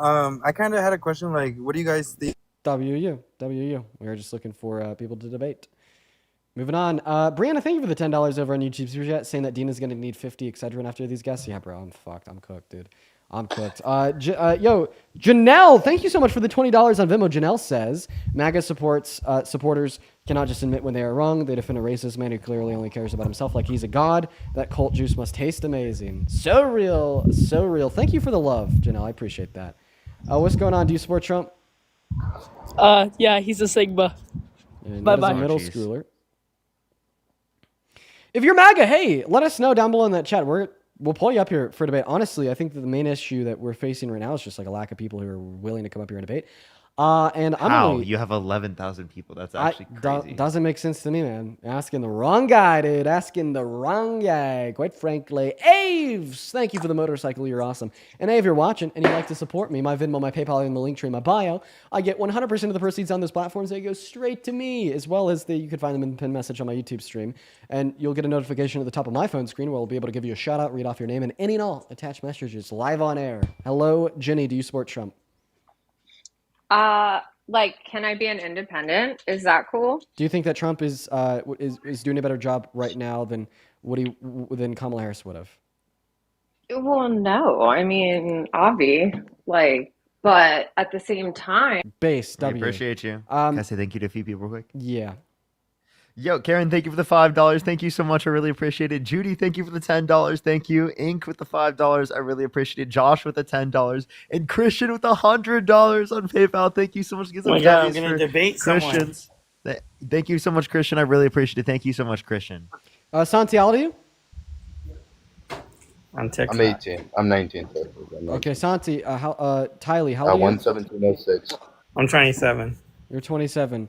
Okay, so take it away, you guys. Tell us why you support Trump, the worst president of both of y'all's lives. Oh, my bad. I'm not going to lie to you, Dean. I came up here to ask you, would you love me if I was a worm? I love Kamala. She's wonderful. Love her so much. That was it. Great.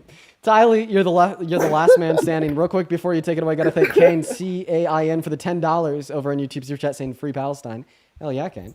As well as, let's see here, Amber for the $5 over on Venmo. Thank you for the love, Amber. And Ansgar with the $10 over on PayPal. Thank you, guys.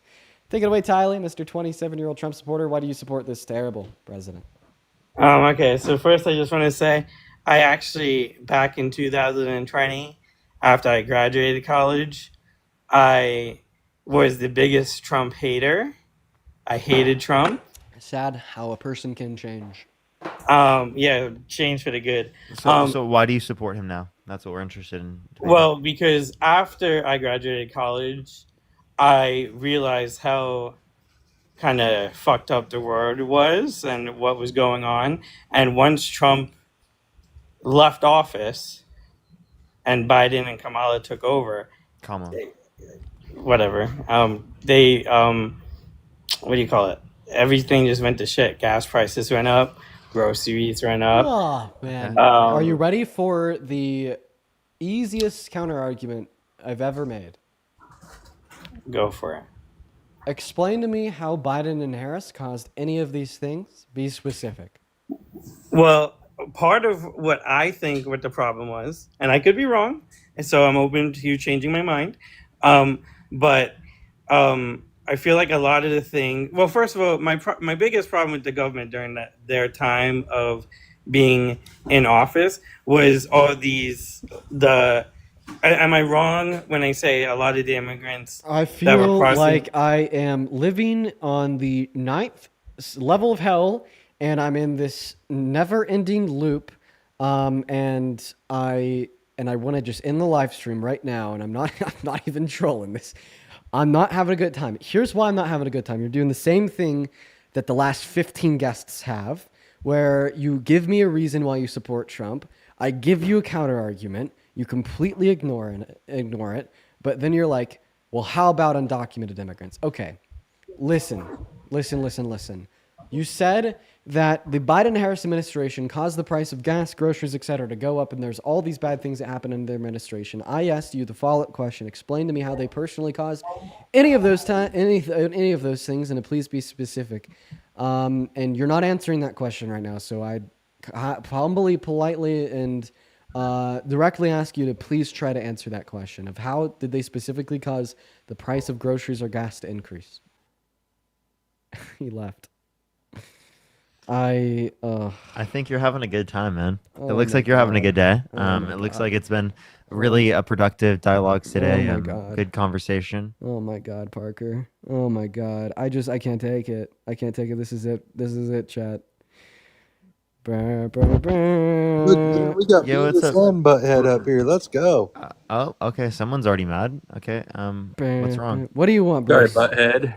What do you want, Bruce? What's up, Bruce? Why'd you vote for I Donald just Trump? find it funny, like, both of you guys run from me every time I bring up good points, and I finally have both of you here, and I just think it's a fucking great time. Okay, can I ask you why you voted for Donald Trump? Yeah, he makes my life better. How do you make your life better? All the turmoil that was going down from 2020 to 2024 isn't going down anymore, such as Wait, who was president in 2020? Yeah, president in 2020. That's exactly what I was going to say. I mean, well, that's both rough, presidents. No. President I'm so Biden. scared of his good points. I'm so scared. Yeah, this guy's gonna have the best points President ever. Hey, real quick, Biden. Bruce, I gotta thank Veteran for the $50 super chat over on YouTube. Thank you so much, Veteran. Veteran says, how can debate cultists that are literally holding the green ball and swearing it's yellow? They are not existing in our reality, but you are, sir. God bless. Veteran, I love you. 500 Veteran W's. Thank you for the $50 donation over on that YouTube super chat. Huge shout out to Veteran. Bruce, can I get a W Veteran from you real quick, sir? Will you thank W Veterans. Space. And Tiago, thank you for the $10. Thank you so much, Tiago, as well as Janelle. Thank you so much. I appreciate the $20 on Venmo. Thank you so much, Janelle. And Sugarshine with a $50 super chat saying, you two give me hope for the future. Thank you, Sugarshine. Not only for the kind message, but also for the $50 donation. Shout out Sugarshine and Veteran. So, as well as Sugarshine, thank you for the $50 YouTube super chat as well. Thank you so much. I really appreciate it, Sugarshine. Thank you. So, Dean, you hey, realize Bruce, can we get some a W for Sugarshine? Yeah, W Sugarshine. Okay, Bruce, give us the argument that you think. I mean, you realize I said 2020 to 2024 as I'm inferring about president-elect. If you want me to just say 2021 to 2025, you know. So you agree that Donald Trump lost the 2020 election?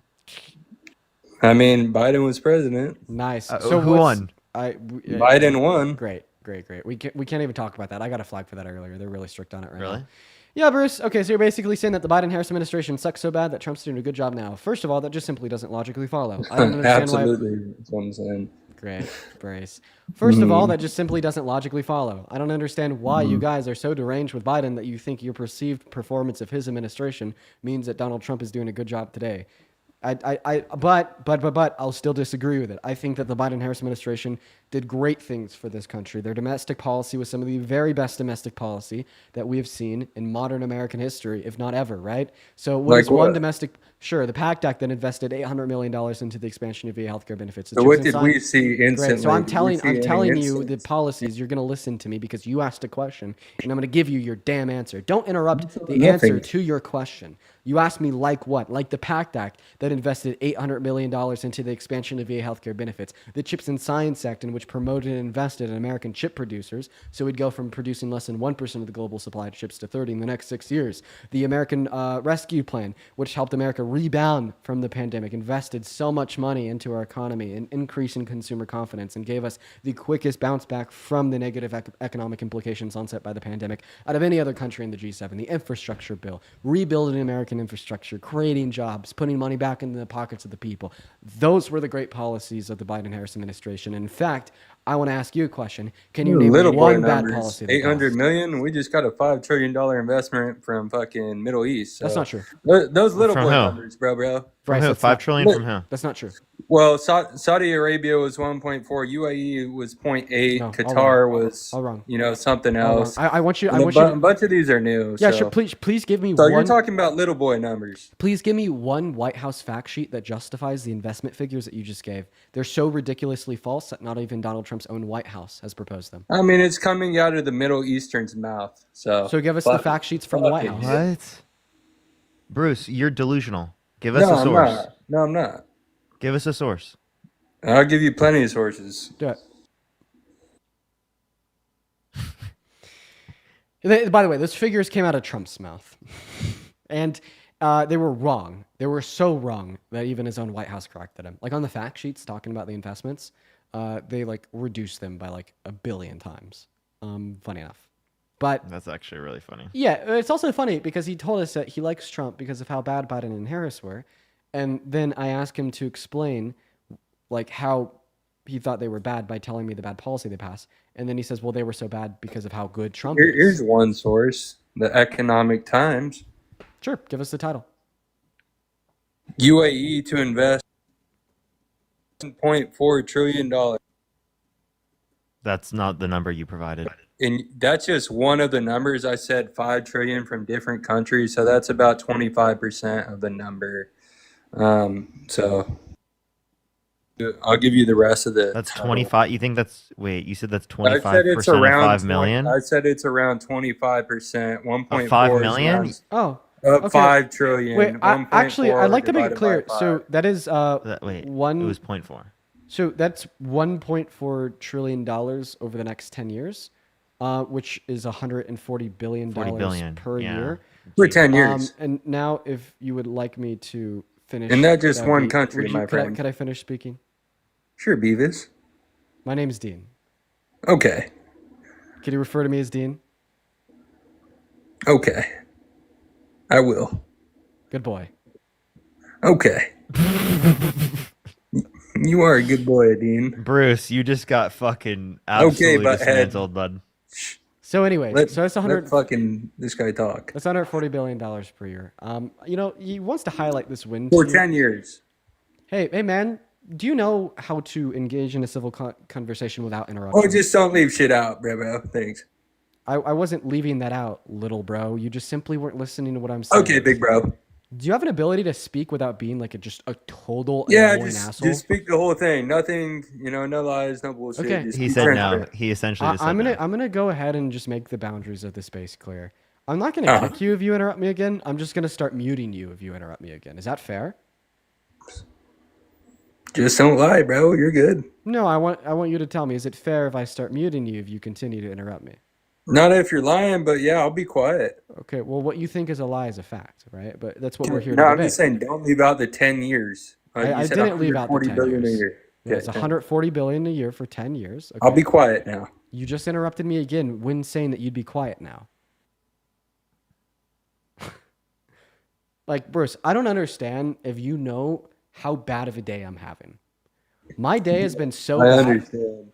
My day's been so bad that I'm willing to kick you if you continue to not do what I say just like that. Everyone, share some love to Dean. Share some love to Dean. Let's help him have a better day. Like, my day's been so bad that I'm willing to just kick you for that and move on and choose peace. So we're going to go ahead and move on to the next guest, everybody. Just give us a minute. Just give us a minute. Dude, listen, man. The last 24 hours I've had, let me tell you, it's been crazy. Oh my God. Let's gonna get that next guest loaded into the stream, guys. If you are in that queue, make sure that doesn't mean that you are MAGA. We're gonna get that next guest up here literally right now. Glory, thank you for the heart puff. If you are MAGA, let me know down below in that comment section. We'll pull you up here. All right, what's going on, Daisy? Do you support Trump? 1 second. Oh, I don't think that Daisy is here. Oh, look at Bruce begging to come back onto the stream. Is he actually? Yeah, he is. Hey, what's up? Oh, what's up, Noah? 1 second. I meant to bring Bruce back up, but I clicked on you instead. So Bruce, Why are you begging? Do you see where you went wrong? Yeah, man, I'll be quiet. Go ahead. Okay, all right. But at least now No, you know Bruce, I feel like you're doing this on purpose to like try to make me crash out. I can't believe it. Anyways, so yeah, when Donald Trump is talking about like the highlighted wins of securing $140 billion per year invested from the UAE into American manufacturing, he's only doing that because of how much he's crippled other forms of investment into American manufacturing. Like, for instance, investment in American industries was stagnant under the entirety of Donald Trump's first administration. Then when Biden and Harris got in office, they promoted a very prosperous and engaging economy. And we saw the largest boom that we've ever seen in investment in American industries, right? And since Donald Trump won the election in the first quarter of 2025, we've seen a total and complete stagnation, right? So when he's highlighting those small wins, we'd expect that given all the L's that he's been taking as it relates to that same level of investment, just being stagnant compared to what was booming under the Biden-Harris administration. So you want to say there's small wins, but claim Biden's $800 million investment is this huge fucking win when Donald Trump got 100 times that amount, if not fucking maybe. When did we claim this? Do you want to see what? Like maybe three I'll, 3 to I'll, 5 I'll, minutes I'll, ago. I'll show you what to win. Not you. I'll show you what to win. I'll show you what to Not win. you, but So Ed. this is from Fred, the Federal Reserve Bank of St. Louis, and this is tracking investment into American manufacturing. Under the first Donald Trump's first term, we actually saw like an overall reduction from his first day to his last day, even if we ignore COVID. You want to see the win? This is the win. Okay, from the day Biden took office to Yeah, the because day inflation Trump went left. up ass. No, this is real. This is real. This is real investment. This is real private fixed investment, meaning it's accounting for inflation, little boy. Wow, that was actually really rough. So You just from got cooked, you bro. just got absolutely. You know what? Go ahead and Well, no, concede I that you got didn't cooked. know it was real or not. I would just, inflation. If a fucking thing of milk costs $3 with Trump, and all of a sudden it costs $9 with Biden. So those were real figures. What is it? Normal people were tired of that shit. Wait. Now you're pivoting. What does it mean for those figures to be real? Real. That means they account for inflation. Oh, okay. So the massive fucking boom that I just showed you in investment in American manufacturing under the Biden-Harris administration accounted for inflation. So your response saying that it was because of inflation was totally fucking false. It was a fraud. That was before no I knew it evidence to was real, justify it. yeah. Oh, so you're just Yeah, talking out of your of ass with no course. reason at all.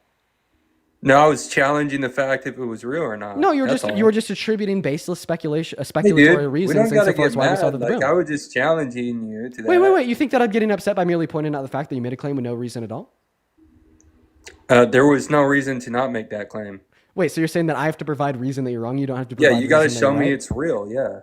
Okay, so Donald Trump raped a 10-year-old girl last night. That's why you shouldn't support him. In order for this claim to be false, You know what must real prove it inflation wrong. is versus fucking not real inflation? Real inflation isn't a thing. Okay, well, that real thing you just said, how I explained it to you where it counts Now, for can you please inflation. answer my question? You shouldn't support Donald Trump because he raped a 10-year-old girl last night. I don't- And in order for this claim to be wrong, you have to prove it wrong, according to your I logic. refuse to do hypotheticals with you. Okay, so 'Cause you refuse to engage in the level of critical thought that I'd expect out of a third grader. No. You understand that we started using hypotheticals to learn more in third grade. You So know, allow me to No. We started using hypotheticals to learn more and to be more critical of reality in third grade. Remember the whole, if you produce 5 apples a year for 5 years and you sell 3 per year, how many apples would you have left over? That's hypothetical to better understand the world around us. That's what for third math. graders do. So if third graders can do it, why can't you do it? That's for math. Yeah, Not hypotheticals. validity. Hypotheticals can be relevant to understand reality in other contexts than just math, buddy. All right, may I respond? I mean, you could either engage in the hypothetical. All right, yeah. So I'm a defend this, and if you don't think it's No, right, I'll ask you to then let me engage in know. hypothetical. Once again, This is the why I hypothetical don't that I feel- want you to engage in is the fact that you said that in order for you to be wrong, Hey. I have to prove you wrong. Okay, so in order for me to be wrong, you have to prove me Trying to wrong. speak. You shouldn't support Donald Trump because last night he raped a 10-year-old girl. That's going to be true unless you could prove it wrong. Hey, I'm trying to speak now. Yeah, for sure. Please engage in the hypothetical. Yeah, keep puffing on your fake anxiety pen, buddy. Okay, It's I will. it's a real anxiety pen. So go ahead and respond. 'Cause to it hypothetical. accounts for inflation. All right, so this is my thing, and this is my defense on why I'm not doing hypotheticals with you, because you set up this questioning that's so aligned, and you give me a yes or no response when I don't even agree with the basis of the fucking question. What's So, the no, basis I'm of not the gonna- question? The whole conversation we had was about real versus non-real, and when it comes to inflation and money and all that, which there's either two options, and now you want to bring that into a whole different topic about, dude. We all know what real versus non-real. At least you and I know what it means. What are you yapping about at Yeah, this point? you seem to be Everyone already struggling to understood that. qualify why you won't engage in my No, hypothetical. okay. How about this? How about I'll answer your question, and let's see where you go after this. Let's see how you twist and turn it and try and manipulate it. Go Go ahead, ask your question. Yeah, well, I mean, you said in order for you to be wrong, I have to prove you wrong. You don't have to prove yourself right. So if the burden of the proof would rely on the individual making the negation of a claim, well, please provide me evidence that Donald Trump didn't rape a 10-year-old girl last night. Keep in mind, if you can't I'm not the provide me one saying evidence he did. that he didn't rape a 10-year-old girl last night, this must imply that he did Ooh, rape a 10-year-old I girl last night. understand your question now. Okay, I'm not the one saying that. So yeah, if you provide the evidence, I should be able to ask if it's real or not. And you showed me, so there it is. Right, exactly. Here's your So answer. just like you're the one that made the claim that Keep that graph puffing. accounted for inflation, you did so with no reason. Because You I had didn't know if it you had was no real or reason not to real. make the claim that that graph did not account for inflation. Look what we're arguing about, dude. I already agreed with you on. Yeah, Bruce. when Then you let's just told me it establish was that. real. Let's just establish the reality that under Donald Trump's presidency, that manufacturing actually Here, I'll let you talk. decreased. Actually decreased, and under Biden's administration, manufacturing increased. Okay, that's great, but how did the American people feel? Okay, That's so what then you guys okay, don't okay, okay. understand. So point to what metric of the economy was bad because of the Biden-Harris administration. Okay, so rent prices were up the ass. Okay, gas was up the ass. Okay, How was that caused by the Legal Biden-Harris? immigration was up the ass. How were those caused by the Biden-Harris Shutdowns. administration? Oh, right here, by fucking shutdowns, by telling people to social That distance happened under and not go to Trump? work. That happened under Trump? It happened with both, but one happened in the Okay. beginning of C-19, and one happened for no fucking There reason. was not a second year after there C-19. was not a second round of business shutdowns under the Biden-Harris administration. No, This it was becomes- just extended up the ass. No, this becomes evidently clear when you look at a graph of unemployment under the two administrations. And let's look at the beautiful graph. Yeah, We've for done sure. this before. Just go to Yeah, look at the Bureau of Labor Statistics. As a matter They're of great. fact, this is where you kicked me last time because I was fucking poning you on this bullshit that you tried to pull. Okay, so you admit that we already talked, but secondly, like you are not addressing what we just said. It's on the Bureau of Labor Statistics. Bro, You I could admitted look at we the- already talked the first time I Wait, got wait, up wait, here, wait, wait, wait, 'cause wait. I Let me said ask you you a guys question. fucking ran. Wait, both of let me you. ask you a question. So if business shutdowns cause, so your claim would be that business shutdowns cause higher level of like gas prices in America, for instance, because there's less individuals to like get gas, right? Meaning Well, no, that that's domestic not my production is opinion. low. I'd say- So then how did they cause high levels of gas? Do you want me to clear up my claim? Because you're not understanding what No, my claim you is. claim that the Biden-Harris administration caused the price of gas to go up. So how did the Biden-Harris administration cause the price of gas to go up? Okay. That wasn't part of my claim. It was. I said rent was up the ass. Yeah, you said rent I was did up. You say said gas was up. Yeah, Yeah. that was. I did say gas So was up the we'll ass. start there. So how did the Biden-Harris administration increase the inflation price was of up gas? the ass. Inflation was up the ass. Sir, would you please tell us how the Biden-Harris administration caused an increase in the price of gas? Yeah. So let me speak now. Go Okay. for it. All right. Thank you. So when you tell small businesses to shut down and everyone just stay at home and collect a check, That that's happened under understandable. Trump's administration. Parker, I already got the response Parker. preloaded. Just watch this. Thank you, Parker. Because Thank you, Dean. what you're saying is true, Parker. He just won't get it. So I just have another one. for Okay. him. Okay. So in other words, let me know, bro. Let me know when I continue. can talk. Yeah, continue speaking. All right, yeah, yes, it happened in both presidencies. The only difference is the start of C-19 was with Trump. We already saw a major bounce back in the stock market with Trump. We already got fully bounced back. Okay, you're deviating. The original question is how did the Biden-Harris administration cause an increase in the price of gas? Out the window with that shit. Out the window. So I won't talk about the summer. All right, so when you're a year, 2 years into C-19 and you're still telling people you need a social distance, even though Dr. Fauci said just last year that it doesn't matter if you wore a mask or if you social distance, none of that shit mattered. That's not what he said. But when you tell, Parker, let him that's know. what he said in his 4-hour fucking. Okay, dude. Okay, you're giving me a fucking like preamble to the Constitution when I'm just asking you how they increase the price of gas. 15 more seconds of Go fucking for flying it. this Go for beautiful it. Go for it. private jet. So when you tell people to sit down, collect a check, and collect unemployment because of a fake C-19 scare, that's going to create major inflation. Okay. So what about the fake C-19 scare, according to you, made the price of gas in America more expensive? Be specific how that impacted the equilibrium price of gas in America. Don't look at inflation. Okay, so you're just saying that it happened under their term, therefore they caused it? Look at the skyrocketing inflation. Okay, so are you saying that like domestic supply of oil went down because the Biden-Harris administration shut down oil drillers or required people working on the rigs to socially distance? Here's what I'll say. I'll say Trump's average gas Well, we're prices, not- both of his terms are lower than Biden's. Oh, okay. So period. yes, Point blank. you're just saying that the prices were higher under Biden, therefore he caused that. That's your argument, right? Yeah, Trump also had lower gas prices than okay. Obama. Right. So like what the question that Parker asked you was how did they cause it? Okay, just saying that they're merely president will happen is not telling us what they did I while they were told you president that. to make it happen.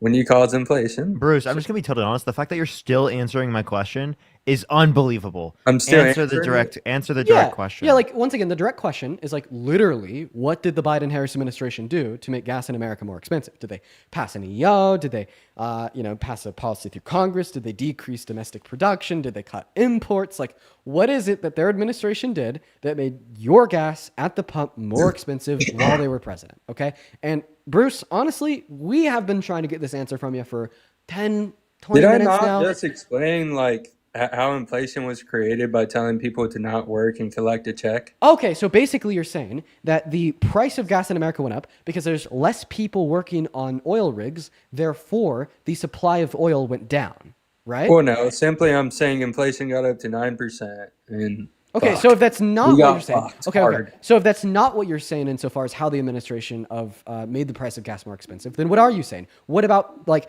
their apparent order for people not to go to work made gas more expensive? Connect the dots. I feel like Biden's handling of OPEC was garbage. Biden's handling of OPEC. So it had to do with OPEC's production of oil. Okay. So what about Biden's handling of OPEC made gas in America more expensive? I'll answer that if you let me fucking speak. Because I'm not answering this shit if I'm getting cut off 3 seconds into it. I actually haven't cut you off yet, which I'm surprised Okay. about myself. That goes for you too, Parky. So let's hear it. What about his management of OPEC made the All right. gas in America more expensive? So Trump in 2020. Fuck you. That was funny as fuck. I'm not gonna lie. Hella hilarious. But take it away, Bruce. Okay. All right. We good now? Yeah, we're great. Take it away. So All right, what so about Trump? Biden's Okay. handling of OPEC? Okay. We are not even talking about Trump. We're talking about how Biden made I'm gas more telling expensive you in how America. it started, dude, and so let me say it because you're about to hear it. I don't know, man. I would actually prefer All you right, not come on, to, come just so on, we could let- have like two sentences let from Bruce you about talk. what Biden did and his mismanagement of OPEC. Let Bruce talk. Go for it. All right, here I come. All right, so in 2020, Trump had to lower the production of gasoline because, I mean, he was put in a hard. Thank you. I didn't kick him. He was Thank banned by you. community guidelines. Are you serious? Yeah, I didn't kick him. W TikTok. W TikTok in the chat. Yeah. Can we get some fucking Yo, W's for TikTok? yo, Let's go. Yo. And okay. For those on YouTube, you haven't even seen me like go for my laptop. Watch this. You're gonna watch my hands for the first time pick up my phone from over there just to prove to you guys I didn't kick him. Right there, I didn't kick him. That's nuts, dude. Oh my god, that'd be TikTok. That was funny as fuck. I gotta say, that is like one of the best time bans I've probably ever seen. Like that's gotta be like best time ban. all-time best ban. I gotta say that was pretty sweet, man. That was pretty cool. True. Randy, think of the $20 on YouTube super chat. Kira, think of the $1, and then Owen, think of the £5. Thank you so much. I really appreciate it, Owen, as well as Rocio. Thank you so much for the $15 on Venmo. Thank you so much, Rocio. I really appreciate it. Tom, thank you for the $25 on Venmo. Tom says, please debate me. I've been trying to get in for months at the A10, the dishwasher. I'll bring you up, Tom. Thank you for the $25. Show some love to Tom down below in that chat. As well as Shelby, thank you for the $10. And I hope you have a better day, Dean. Plus, tell Momo I said, pss, pss, pss, pss. I'll make sure I tell Momo. Thank you for the $10, Shelby. Haley with the $5. Thank you so much. Odessa with the $10. Thank you so much. I'm sorry that you've been having a rough day, and I'm sorry about what happened to you and your girlfriend yesterday. Thank you for everything that you do. I appreciate that, Odessa. And yeah, that was pretty rough yesterday. I'm not going to lie, man. As well as PR Day, thank you for the $15 on Venmo, saying listening to you has kept me sane and entertained. Well, yeah, dude, it's made me a little bit more insane, but I'm happy that it's made you sane. Thank you for the $15, PR. That's why I do what I do. And Samantha, thank you for the $20, saying props to you for trying to fix stupid. I try my best, Samantha. Thank you for the love. Lauren, thank you for the $5 over at Venmo as well. Let's see here. Michael, thank you for the $5 on PayPal, and Scar with a 10, and Yashika with a 15. How do you not crash out every time these brainless, spineless people join my live? It takes a lot of self-control, and quite frankly, I do crash out quite a bit. And Audrey, thank you for the $7, Finn with a 1, and Emily with a 5. Quite frankly. For those asking what happened in the chat, I could kind of rehash it while we're getting the next guest up and alive. But basically, some lunatic like followed us while we were out and about grabbing dinner. And then when we inevitably like got to the place where we're going to eat, they pulled up next to us, rolled down the back window, and out popped something that looked identical to a long rifle, like an AR, pointed right at us. Some person with like something concealing and covering their face, pointing at us out of this back window of this incredibly tinted car. Okay. Then they shoot twice at us, but it ended up being like a BB gun, like pellets. One is like right past us. The other, grazes my girlfriend's hair. So they missed, and it was just a BB gun, which was good. And then they sped off and they drove away. you know, call the cops, charge whoever did it with felony menacing, but you know, they haven't caught him yet. Anyways, yeah, that was pretty nuts, man. You know, it was just a BB gun, but you know, it's still terrifying because A, you have something pointed at you that looks like a gun. You kind of do feel like a little bit scared for your life. B, you know, looking at like my girlfriend's really shaken up. You know, she like doesn't even really want to go out in public with me anymore. And like C, you know, like the thought that's been going on in my head is like, well, what if it was a real gun? You know what I mean? What's going on, William? MAGA and Swag, do all three of you support Trump? Yeah, I do. Yes, I do.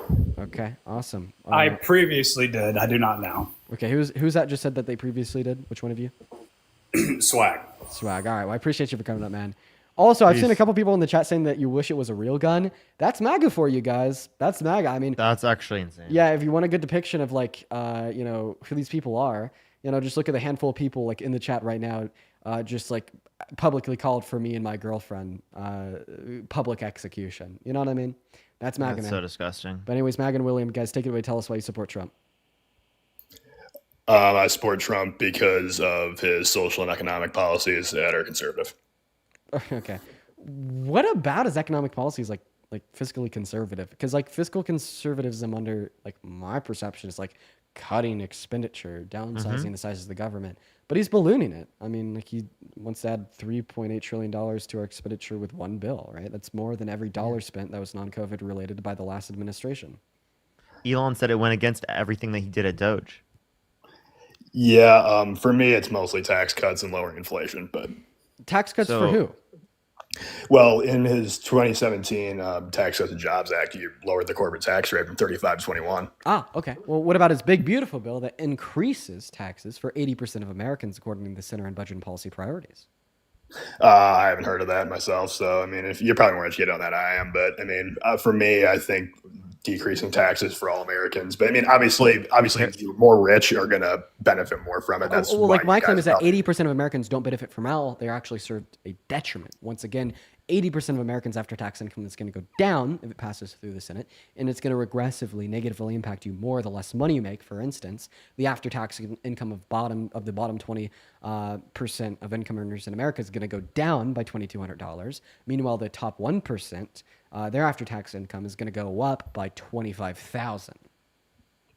Yeah, but don't you think that's really kind of how it should be? What? No, I don't think. Are you that insane? We should take money from the poor and give it to the rich. I think that's insane. Are you Robin Hood for the rich? Hello? Hello, you want to take money from the poor and give it to the rich? Obviously, as a liberal, that's what you guys support. You support wealth redistribution. However, you support wealth redistribution to the rich. Hello? Yeah, like well, man, I'm not saying that there shouldn't be an aspect. Sorry for interrupting. Listen, like I just want you to be clear on what you're saying, because I don't even know if you know what you're saying. You said it should be the case that we make the poorer poorer and make the richer richer. Like, are we clear that's what you're saying? I'm advocating that there should be some form of progressive tax rate. I understand that some forms of income above a certain amount should be taxed at a higher rate. However, what I'm say it again. You just contradict yourself. The bill you just supported, specifically the big beautiful bill, 80% of Americans will receive a tax increase. Correct, but it doesn't completely destroy the progressive tax rate. What? Oh, it doesn't destroy the progressive tax rate, but it makes it less progressive. By the way, I just want to like show you like how like you're totally engaging in like this MAGA cult shit. Like the first thing you said when you joined the live is like you're a fiscal conservative. This is why you support Trump, because he's giving tax cuts to the average American. When we tell you that's false and inform you that he's actually increasing taxes on the average American, all of a sudden it's still a good thing, even though it contradicts the first sentence you said when you joined the live. Well, William, are you in the top 20% of income earners? Yes, I am. Well, my parents are. Yes. So you aren't. Correct. Yes. So you're increasing your taxes to decrease taxes on your parents? I mean, it's for me. Obviously, I'm a college student, so I mean, yeah, for me, yes, but for my parents, yeah, that's me. So you're okay with your taxes increasing? I mean, I don't really pay that much in taxes. I mean, and I don't really have that much. You will when you have a job. You're correct, but I mean, I'm saying in the future, if I end up in that higher percent of income, I support that policy. Okay. So then it is the case that like you're supporting policies that give extra money to the rich explicitly because of the possible chance that you could get in the top 20% of income earners. By the way, the top 20% of income earners only take home an additional like $400 per year. It's the top 1% that really benefits by taking an additional $25,000 home per year. And by the time you're in the top 1% of income earners, what is the value of an additional $25,000 per year? Like how much is that going to increase the quality of your life? Maybe a little, but not much. Definitely not enough to justify decreasing the quality of life for 200 million Americans. It's kind of like some psycho shit. Yeah, I mean, I guess as liberals, I know you guys do support more so. Like, obviously, the rich don't need the money as much. I know that's kind of your guys' philosophy. Wait, don't just like break this down to me being a liberal. Just kind of like that's just reality. Like break this down to like me being realistic, not liberal, but realistic, right? Like I just don't think that there's justification to say that the top 1% should get an additional $25,000 per year, which won't increase the quality of their life because of the diminishing returns of the value of the dollar at the expense of severely undermining the quality of life for the average American and low-income Americans. You know, $2,200 per year is, you know, like dinner for a couple months for low-income earners, right? Like that's what they'll be forgoing for what? Enough money to buy a mid-grade Rolex for the top 1% earners? That's psycho shit. Correct. What I will say though, Parker, like you made a claim along the lines of I'm increasing my own taxes to lower my parents because obviously I'm not making that amount of money now. But for me, who wants to go to law school, essentially a lawyer who is probably going to have a 6-figure salary at least coming right out of law school, right? I assume for me, I support obviously the incentive to work and obviously achieve those higher salaries. If you put that work in, you still have that. I'm sorry, you still have that incentive. I think it's incredibly disingenuous for you to be like you care more about the extra $25,000 you'd get in extra income, given that you're going to be a lawyer and already making over 6 digits, comparative to people getting like food on the table for their kids. We're talking about like increasing the child tax credit through Kamala Harris's policy that when implemented in 2021 reduced childhood poverty by 45%. I care a hell of a lot more about middle class families getting help, right, and getting benefits than I care about rich people getting extra money. Right? And that's what you're arguing. You're arguing you care more about rich people getting a little bit of extra money, right, than you care about specifically people having food on their table for their children. I mean, yeah, but that destroys the incentive. Yeah. Wait, would you say that you don't have incentive without the big beautiful bill to make more money? I mean, obviously there is a progressive tax rate out there, but are you going to answer my question? Do you have incentive as it exists to make more money? He was already on track to do it. Yeah, you were already on track to become a lawyer regardless. It's not going to change, right, your particular incentive. You're going to do it regardless. Also, like, would you support enslaving 1/3 of the American population? So you didn't know any of them personally, and it benefited you economically speaking? Absolutely not. Why? But I'm not going to enslave them. Why? We're just talking about taxes. Wait. Why? Because obviously I don't want to enslave people. Would you say that it's like you're harming others for like a marginal personal gain to yourself, and that's wrong? Yes, but that destroys the incentive to work. That's what the big beautiful bill does. Is it harms 200 million Americans for 6 million Americans for a very marginal benefit. Well, let me just give you no. Respond to what I just said. Like seriously. Okay, sorry. I didn't. I'm sorry. What did you say? We should give like little benefit to the top 1%, an additional $25,000 per year. That's not going to change anybody's life if they're already a part of the top 1%. But at the expense of harming 200 million citizens in the low and middle class. That is a very bad thing, right? Because A, you're harming a lot of people for a little benefit to yourself, and like B, that benefit to yourself is very marginal and probably wouldn't impact the quality of your life at all, right? Why do I have to explain this to you? Like, are you just like actually like you have no empathy? Or and it even extends beyond empathy as well. Like there's like pragmatic reasons to not support this either, because obviously the country as a whole is going to be better off when more people in it are better off. And when you make 200 million people in the economy worse off, like the economy as a whole will be performing worse as well, right? Like this is just such like an indefensible view, right? Like, and I don't think that you've been able to significantly rebuttal any argument that I've made, that Parker's made, or even just defend the view. Fair enough, but it's the separation of our economic incentives to work. I mean, if you're going to say that the low and the middle class should have this financial benefit because these rich people don't need it, that destroys all incentive to work. Let's just say, for instance, you're doing a red herring to my position because you're not responding to what I'm saying. I'm simply saying that giving the top 1% more money by taking money away from everybody else is a very bad plan. Don't you think that a lawyer should make more than someone who works at McDonald's who's a criminal? Another red herring, because it is the case that lawyers make more than McDonald workers already. So I want you to respond to the very specific thing I said that you haven't responded to yet. You've been deceiving all of the viewers by basically responding to positions that I haven't made clear. The position that I want you to respond to is that it is bad to raise taxes on the poorest among us. It is bad to raise taxes on 200 million of us just to decrease the taxes marginally and insignificantly on 6 million of us. That's what I want you to respond to. Is that what the bill in particular does? Yes.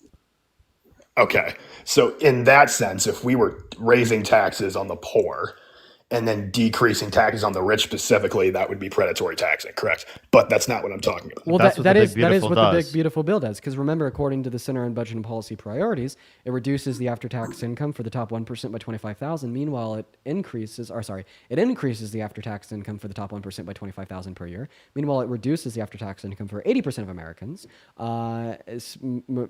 serving to the worst detriment to the bottom 20% of income earners by reducing their after-tax income by $2,200 per year. Okay. If that's what the bill does, yes, that would be predatory taxing. Not necessarily. I don't agree with essentially raising taxes on the poor and decreasing taxes for the rich. If you're going to cut taxes, that's which what Donald Trump ran on. Donald Trump ran on that policy, and Kamala Harris ran on the opposite, where she would decrease taxes on low and middle income individuals by specifically increasing taxes on the rich. Correct, and that destroys the incentive to work. It doesn't, William. That's a ridiculous claim that it destroys the incentive to work. It does correct. not. No, it absolutely does. If you're no, it doesn't. William, Wait, are you going to? William, I have a question. I have a question. If it was the case that Kamala Harris won, would you have not been a lawyer? Would you not go to law school? I would still go to law school. Yeah. Oh, okay. So then, what about the incentives changed for you? I mean, obviously, I didn't know Kamala Harris was going to enact. Well, I mean, I didn't know Kamala Harris was going to enact that. If Kamala Harris enacts that, like, what would you still do? You'd still go through law school. Well, so at the end of the day, yes, still you're going to want to. I'm not arguing that. I'm not arguing the sense that I wouldn't have gone to law school. I still wouldn't have wanted to become a high-income individual, regardless of who was president. What I am there you saying, go. You see what I mean? But I'm saying I would rather prefer Trump's policies, which don't destroy the incentive to work. Wait. It doesn't destroy the incentive because you would do it regardless. I have a question. I have a question. So in but it gives me and people who deserve it more money. Some of the lowest levels of unemployment in the last 100 years was in the 1970s and 80s, right? What was the corporate tax rate in the 70s and 80s? Not sure. You want to enlighten me? 45%. Okay. So I thought that higher taxes on corporations destroyed the incentive to work. Correct. Okay. Well, obviously they didn't. If we had the lowest levels of unemployment in the last 100 years. I mean, if that's the case, yes, because they're investing that back into getting more jobs for low-income people. Right. It increases the incentive to offer more jobs, which means there's more people working. Great. But it doesn't. It also destroys the incentive for those corporations to make money. Okay. Prove it. Well, because the corporate tax rate's 45% when it's I don't know what it is right now, 21. So I don't even know. I forget. Wait, do tariffs destroy an incentive? Tariffs, I'm not sure what you mean. So tariffs are a tax, right? Correct. On imported goods. Yeah, so if it's a tax and it increases tax and that harms American importers, isn't that going to cause an issue for American importers? I would say so, yes. Okay, so then you are then going to have to acknowledge that Donald Trump replacing income tax with tariffs would still keep that disincentive for corporations to make money while causing a more regressive negative impact towards the middle and lower class. I agree with you on that. I don't think everything Donald Trump does is by all God. So I just want to clarify. You agree that his tax policy is terrible? His tariffs, yes. No, his tax policy. Like tax policy as a whole. Wait. But you told me that it's predatory to take money from the poor and give it to the rich, and that's what it does. if that's what it does, I was under the understanding they cut taxes for every single American, it just benefited top 1% more. Yeah, that understanding's incorrect unless you would be able to provide me with a source that states it's correct. Like I provided you with a source that states it's incorrect. Well, I watched you on Jubilee, and I saw the fact checker that said that Trump's. Actually, I think it was Sam Cedar. I forget. When I was on Jubilee, the big beautiful bill wasn't announced. When Sam Cedar was on Jubilee, it was Sam Cedar, and it was talking about the taxes. Even when Sam Cedar was on Jubilee, the BBB wasn't written yet. Like this is again, I don't know what the bill entails. You guys, I gave you a source from the Center on Budget and Policy Priorities that states that it entails a redistribution of wealth from the poor to the rich. If that's the case, then then you don't support. Then you don't support his tax policy. So why do you support Trump when you don't support his economic policy?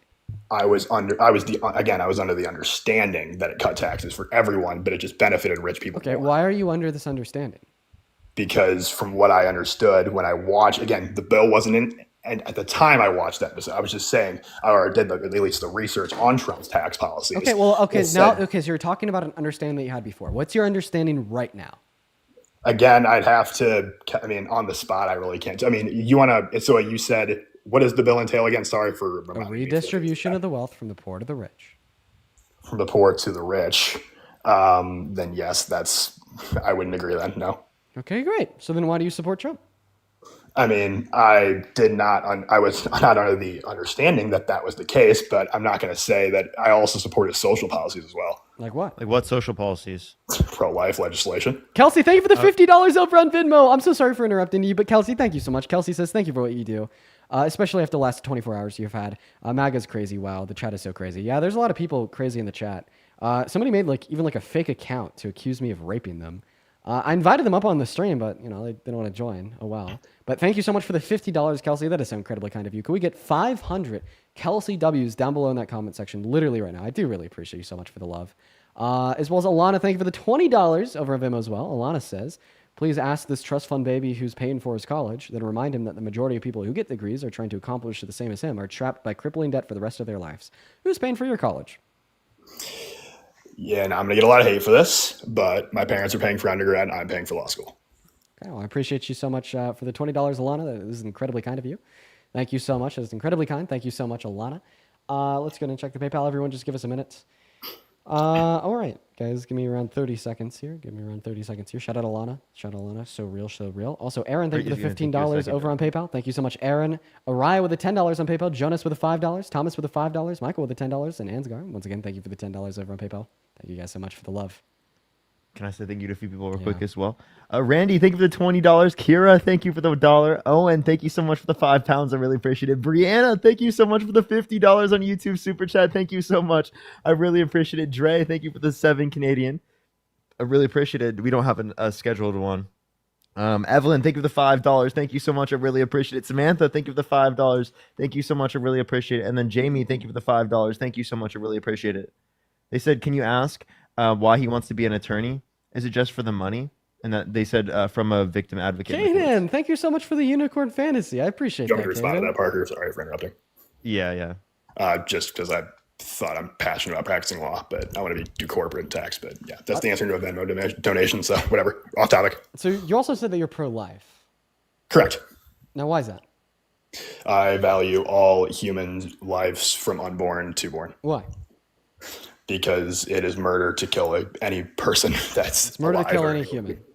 Any human, correct? Okay, so unjustifiably. So it's murder to kill a zygote because they're human. That fall under that principle. Yes, that is 100% murder. Okay. Is it murder to pull the plug on an individual in your family that's brain dead? Well, before we move on to the brain dead, I wanted to talk a little bit more about the zygote. So, I guess that's crazy to me to say that it's murder to end the life of a unicellular organism. So just explain the view. What about like the structure of our DNA makes us so totally morally important that it's, say, murder to kill a unicellular organism as long as it has a similar DNA structure to ours? But then again, it's like you turn around and it's like not murder to kill like a pig that has a sentience of a 3-year-old. Okay, well, that's complete red herring in the sense that I'm talking about human life. It's not a red herring. I'm just asking you, why do you place so much moral value on the structure of our DNA? I'm saying that any human person that is a human life, any human life should be protected from the moment of conception. I know, and I'm asking you why. I'm asking you why is that? Like, what about our DNA gives us so much importance? Because we are made in the image of God and we are human beings. It doesn't matter what stage of development it is. There it is. So you think that what gives our DNA this importance is that we're made in the image of God. Are you a Christian? I am a Catholic, yes. You're a Catholic. Correct. Okay, first of all, I think that Catholicism is false.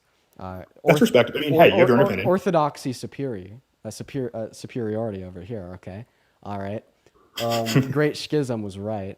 Anyway, okay. I think that we should separate the church and the state. What about you?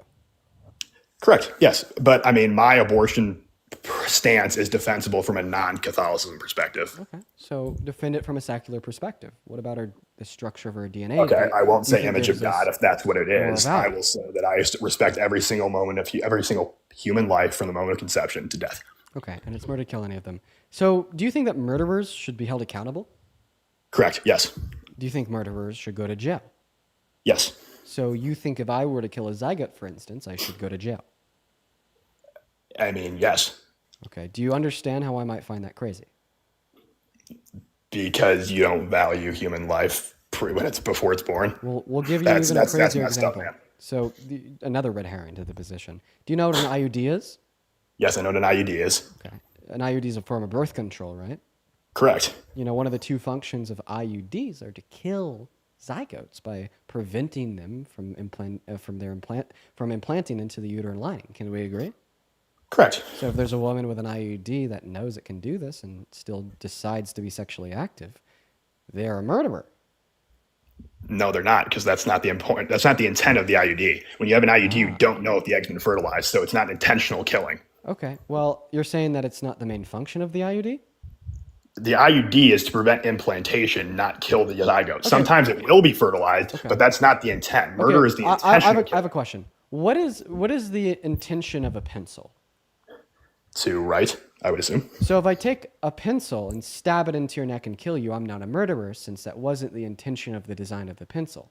That is a huge red herring. It's not, because what you're telling me is although IUDs can kill zygotes, and although women know that IUDs can kill zygotes, that was not the intended prescribed function of the IUD, therefore it can't be murder. So although a pencil can kill you if stabbed into your neck, and although I knew this when I stabbed it into your neck, it wasn't murder because that wasn't the intended design of the pencil.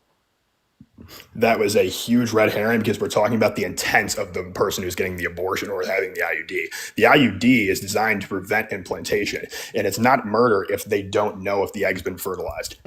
Okay, so you're basically saying that they didn't know this could happen? Well, it was implied within the question that I asked you that they did. They did know that IUD can kill a zygote, and it did. But it's not the intention. Intention of whom? It's not the intention of when you have an IUD is to prevent implantation. If you're going to take So you're basically saying that if a woman has an IUD intending for it to prevent implantation, even if they acknowledge that sometimes it won't do that and it'll kill the zygote, if it does kill the zygote, they're not a murderer because that's not what the intended purpose of them having that IUD was for? Well, no. I mean, yes. Yes, that is your argument, or is that's not your argument? Let's be clear. It is not my argument. So then what's your argument? That the IUD's intended purpose is to prevent implantation. If the egg is fertilized... Great. So it's not about the woman. It's about what the intended purpose of the IUD was. Well, if you're going to define... if we're talking about an IUD being a murderer, correct? That's what you brought up? So once again, my argument is simple. IUDs can kill zygotes. People know IUDs can kill zygotes. Yeah, just like a gun can kill a person. Correct. But it's the person who uses the gun. Guns don't kill people. People do.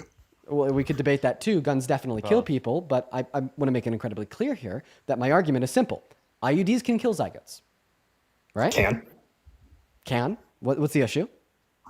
You don't know if the egg's been fertilized or not, so it's not murder. You don't know if it's human life. In the circumstances where specifically the IUD prevents it from being implanted, then in that circumstance, is it murder? Wait, so basically they're saying that they didn't know that it killed a human, even if they figure out later that it did, and they know that it could, it's not murder. So if I take a gun... That would be manslaughter, not murder. So if I take a gun, and I point it at this wall behind me, on the other side of this wall, it's outside, and I pull the trigger, knowing that it's possible when I pull that trigger, it'll kill somebody on the other side, okay? And it does kill somebody on the other side, but I don't figure this out until later. I'm not a murderer because I didn't know when it happened, I think we're disagreeing on the definition of murder. That would be manslaughter if you were to do that. So I define murder as is the the intentional unjust killing and premeditated killing of something. So- If you hypothetically, in the IUD, if you hypothetically somehow knew that the egg had been fertilized and then you take a drug and then kill that baby, yes, that is murder because that is premeditated. But with the IUD, you do not know. Okay, so I define murder as the simple unjustified termination of a human life. Intentional and premeditated. That's how it is in every single statute. So you're talking about what the law is, but I don't define murder based upon what the law says. Okay, so we just agree on. So that's where discrepancy So you think is, it is the requires? definition of So you murder. think it requires intention and premeditation? Yes, and that, so Because I guess that's because I think in a colloquial or moral sense, right, it is very useful to define murder as the unjustified termination of a human life. Because if I were to drink 3 gallons of beer, get in my car with the intention of filling up at the gas station, but I take out a family of 5 on the way, I don't take much issue in saying that those people are a victim of murder. What about you? that is manslaughter, but obviously you put yourself at risk by doing that. Obviously, I mean, it's not essentially murder. Well, I mean, in most statutes, once again, we're not DUI talking. death isn't punishable by life in prison. We're definitely not talking about statutes. So, are you telling me that you define murder based upon what the law says? It's the intentional and premeditated killing. You brought up the example, if you point a gun outside and somehow shoot randomly, that's not your intention to premeditatedly and intentionally kill someone. All right. Well, I guess that we'll account for like the intention and we'll account for it being premeditated, even though I don't think that a moral definition of murder would include intention or premeditation. How about this? If you're a woman in my chat that is sexually active with an IUD, go ahead and put a me down there real quick.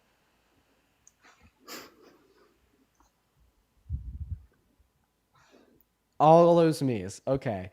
And now we're gonna take it one step further. If you're willing to help me out with my hypothetical thought experiment here, put another me of the next time you engage in intercourse, you're willing to intentionally seek the death of a potential zygote. So abortion. All those means via the IUD preventing its implantation. Do you think that all these women are future murderers? That's not their intention, to kill. So I actually just asked them if next time they'd engage in intercourse, if they would not only do so for something like pleasure, but also for the intentional killing of that zygote. So it is. So if they want and have a premeditation to hypothetically. So just if the next time they engage in intercourse, they're going to do it for an intention of pleasure, but also for an intention of killing that zygote with the ID by preventing its implantation. Are they future murderers? If that's their intent, yes, that is murder. Are they future murderers? All the women in the chat. If you want to generalize that, then if that is their intention. I feel like we've made it incredibly clear. That would be one of their intentions, yeah. If that is their intention to kill a fertilized egg, then yes. To kill the zygote with the use of the IUD.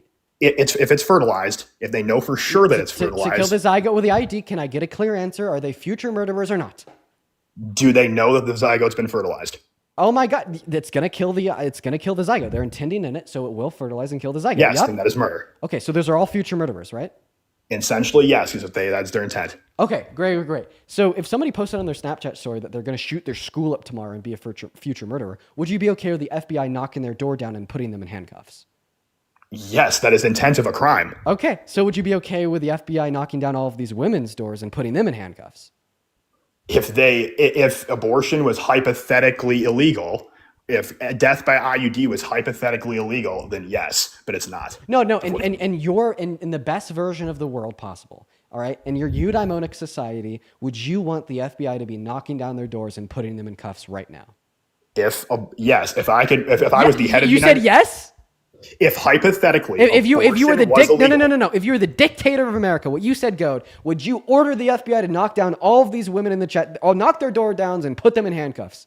If abortion was illegal. Not if abortion's illegal. You're the dictator. You get to do what you want. If you were the dictator right now, would you order the FBI to knock all these women's door downs and put them in cuffs and take them away? I mean, since I believe abortion is murder, yes. See, that is the absurdity with your position. That's fucking insane. You just said that if you were the dictator of this country, you would order an arbitrator of... Dude, you think that's like funny that like you want to put a bunch of women in prison? Or order an arbitrator of force, such as the FBI or police, to knock down the door of every single woman in my chat that just put them in cuffs and haul them away. And by the way, it's not a joke. It's not trolling. He's saying that if he was the current dictator, if he had the power to do this to you guys, he would do this to you guys. That's the absurdity in your view. That's why we absolutely cannot trust this insane stance of if human and alive, therefore morally valuable, therefore murder to kill it. And thank you so much for allowing me to absolutely dissect and dunk on you by making you look like a very crazy, crazy man. That's something that not even Trump is willing to do. You're crazier than Trump. Whatever helps you sleep at night, Dean. That's not something that'll help me sleep at night. That's a fact. Dude, you made an extreme red herring of a point and tried to make me look like a dictator. What's a red herring? And say that murderers should go to jail. Wait, real quick. What's a red herring? It's a point that it does not talk about the actual topic. We're talking about IUDs and going extremes hypothetical circumstances to say that I'm a dictator when arguing about abortion. It's a deviation from the argument provided. So what I just gave you was not a deviation from the argument provided, as it is the logic that supported the argument provided that also supports the conclusion that if you were a dictator, you'd put them in cuffs and draw them away. Right? You tried to parallel that with abortion. It is a parallel because it's the same underpinning logic. The same logic in which you use to yield the conclusion that abortion is wrong is a logic which yields the conclusion that these women ought be drug out of their house in handcuffs. Again, that does not deny apply to abortion. Frankly, can you deny that? Wait, sir.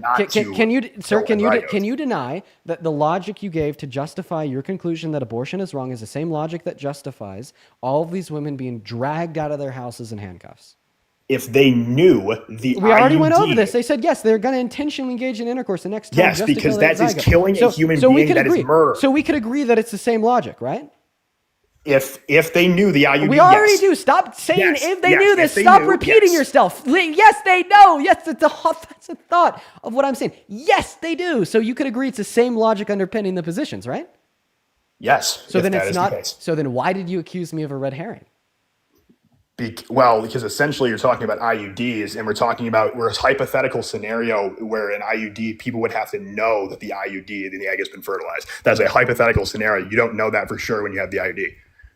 Wait, so you're saying that they have to know that it's happened, even if they intend for it to happen? For it to be intentional and premeditated. Wait. Yes. No, they don't have to know that it occurs when it occurs in order for it to be intentional and premeditated. If I take a gun and I shoot it out of my fucking wall right now, intending to kill somebody on intending for it to kill somebody on the other side, and I don't know that it inevitably kills somebody on the other side because there's a wall between me and what's ever on the road, I'm a murderer under your own definition, right? Is that your intent to kill somebody? Yes, it is. Then yes, that's murder. Even if I don't know that it did kill somebody?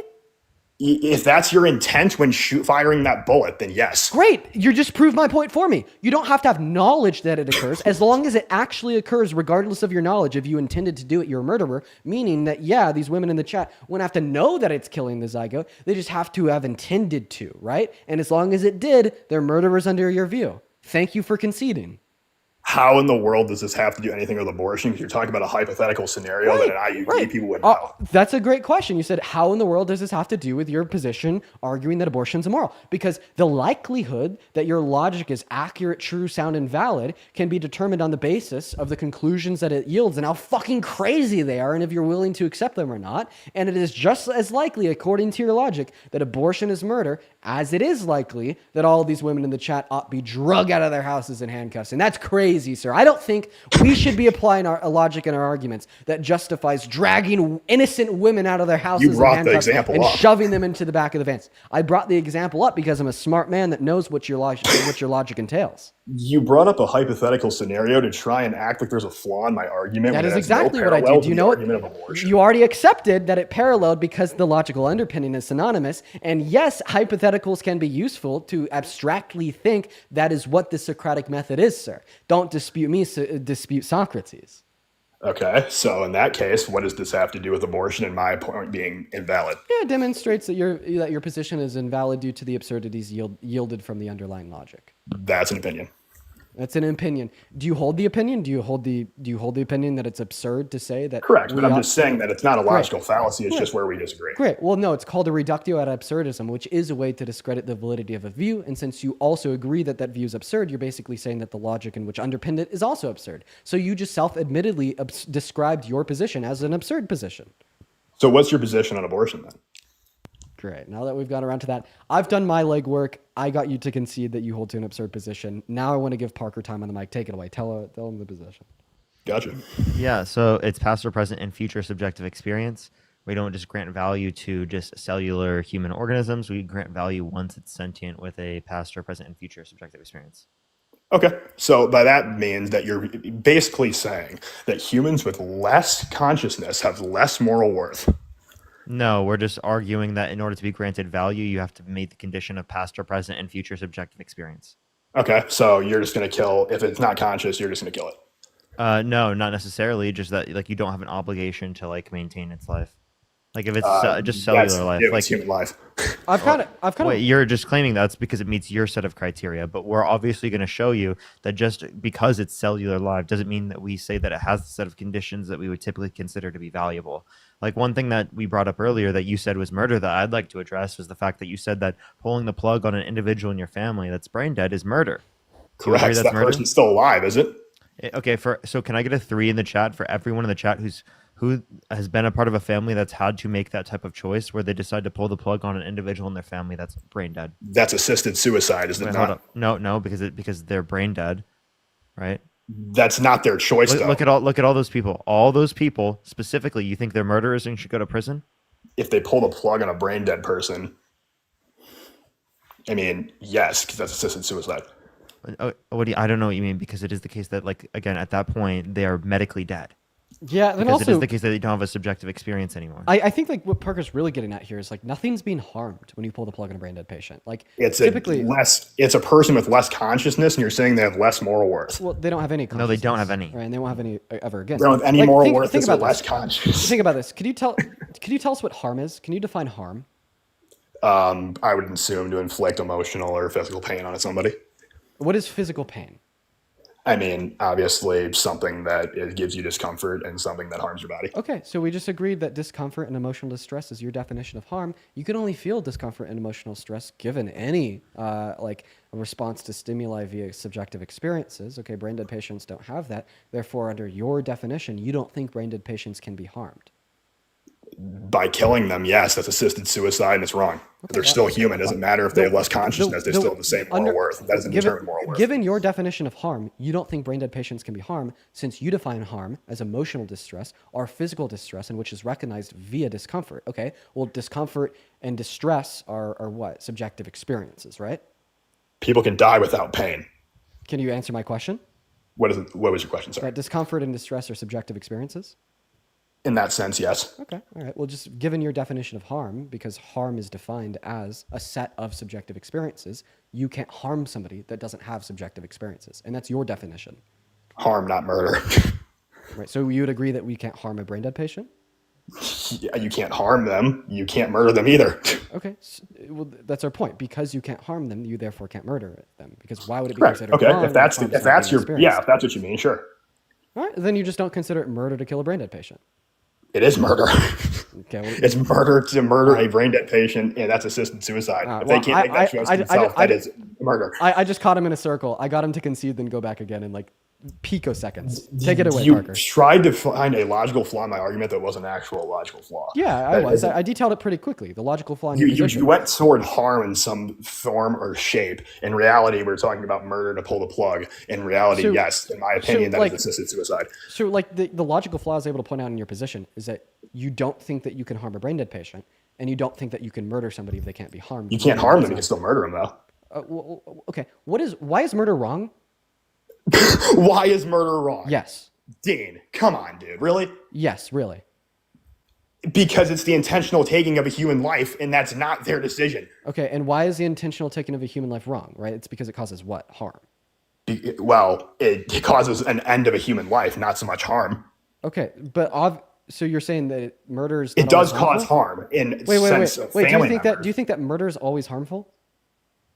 And I would say, well, I mean, at the end of the day, if you're getting stabbed by a bunch of times, yes, that's harmful and painful. But if you die to a gunshot, can we agree? You're getting murdered. Is murder always harmful? I mean, if you want to say that, yes. I'm asking you about your position. According to your position, is murder always harmful? Because I would say yes. What about you? Harmful is to inflict emotional and physical pain, in my opinion. And if you're getting murdered, I would assume that would be emotional distress. Like, again, if you die in one single instant. I just want a yes or no. Is murder always harmful? Not always, no. Because if you die immediately and don't feel pain, I mean, well, I'd say that the harm that is being experienced there is a deprivation of future experiences predicated on current or past experiences. So there's still harm in a circumstance where you're killed quickly without pain. Okay, in that case, sure. So then we could agree that murder is harmful. So murder's always harmful, right? Sure. Okay, I'm gonna give you a 3-point argument to demonstrate that even you don't think that it's murder to kill a brain dead patient. First premise: murder's always harmful. Sure. Second premise: brain dead patients can't feel harm. They can't feel harm, but you can kill them. Sure, yeah. Great. So if murder's always harmful, and brain dead patients can't feel harm, the conclusion would be is that brain dead patients can't be murdered. In that case, okay, you know what? Fine. I guess I'll go back. I guess in that case, since that person can't feel harm, murder isn't always harmful. Dean, actually, I gotta say, I disagree with you here. Actually, well, if someone's in a coma and they get murdered, is that harmful? Yeah, because I'd say that the harm would be arbitrated via you're taking away their future experiences predicated on their past. But the point is that they couldn't feel it themselves at that time. Well, I don't think that the mere definition of harm would be an experience of feeling, right? You could also include other things within the definition of harm, such as that's what I would you are agree with. taking away their future experiences predicated on the existence of past or present, right? So basically, the views flow, right? You're going to say a coma patient has flow. They have a future like ours. However, that future like ours is only going to be morally valuable predicated on past or current subjective experiences. That's a view that we both run. We both run. Wouldn't they argue that about a brain dead individual because they don't meet that set of criteria? Well, he's not arguing that. That's why it's not wrong to kill. That's why it's not wrong to kill a brain dead patient because they don't have a future like ours, even though they do have past or present experiences. So that's why our view would arbitrate that it's not murder to kill a brain dead patient. But more so, the purpose of my line of questioning with William is basically to demonstrate it's a sense where you just straight up you can't be harmed unless you have future experiences, past and current experiences, and if you can't be harmed, you don't really have a well-being. Okay, because what is a well-being? That's something that can or can't be harmed. Or infringed upon. And given that you don't have a well-being, why would we really consider it to be valuable if somebody killed you, or wrong if somebody killed you? There's no reason to consider it wrong given that there wasn't an infringement upon a well-being or any harm committed. Why are we saying that something's wrong if it's not harming anything? Why are we considering it something wrong if it's not infringing upon a well-being? There's just no material outcome of that action in which generates anything that we consider to be wrong, right? So then why are you calling the action wrong? In that case, I see what you're going for is that if it's not harmful to the person, then it's not murder. I get your position there. However, why I disagree is the sense that, yes, that person may not be able to feel pain or maybe not any past subjective experience, whatever you said in that sense. However, you're still taking a human life. Yeah, then it just goes back down to the DNA, okay? Well, it's I step on a bug, you don't care. I step on a zygote, you do care. Why? Because it's a human. Because in one circumstance, I'm ending the life of something with DNA like yours, right?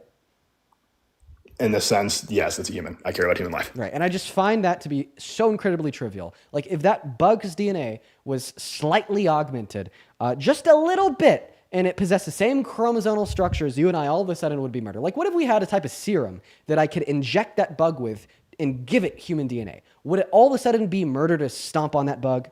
That's an extreme red herring. It's not a red herring. It is a little bit of a far hypothetical. If you could inject we're definitely getting into we're definitely getting into the nuances of the epitome of abortion debate. We're definitely getting pretty deep with it, but still yet this is a valid line of questioning. It's just super fucking deep. I'll give you that. Sure. You said, I just want to retract your question if that's okay. You said if you inject a bug with human DNA, which is similar to mine. And then you give it human DNA as a genome just like yours. Is it murder to kill the bug? I mean, if After this, but I want to run a point. Yeah, I'll shut the fuck up after this. I'm getting really deep with it. I understand. Like, this is I probably a I'm better gonna say no conversation to because it's not have. a human being. Parker, whatever you want to go ahead, but I don't know if I would say no. Okay, so the chat is actually arguing something. This is exactly what I was going to bring up. There's a case in Georgia specifically where it is the case that against the concerns of the family, right? They kept someone on life support even though they were brain dead, because it is the case that there was an 8-week-old embryo specifically that they wanted to keep alive. Do you think that they should have kept the brain dead individual on life support, right, against the will of the family? So, if I'm tracking the case correctly, you said that a brain dead person was pregnant. Brain dead individual is pregnant, yeah. That's an extreme case. So you said if the brain dead patient was pregnant, you want them to, sorry, if you want to explain that more. If the family specifically wants to pull the plug, right, should they be allowed to legally? You're saying no. You're saying that they should keep the brain dead individual specifically on life support so that they can go through that pregnancy until the point of birth, at least, right? Well, I mean, I think we should save as much human life as we can. So is that your view? You think that against the will of the family, you think they should have been forced to keep them on life support? I mean, it's a very extreme case, but if I had to make a decision, hypothetically in this scenario, I would say we should keep as many people as alive as we can.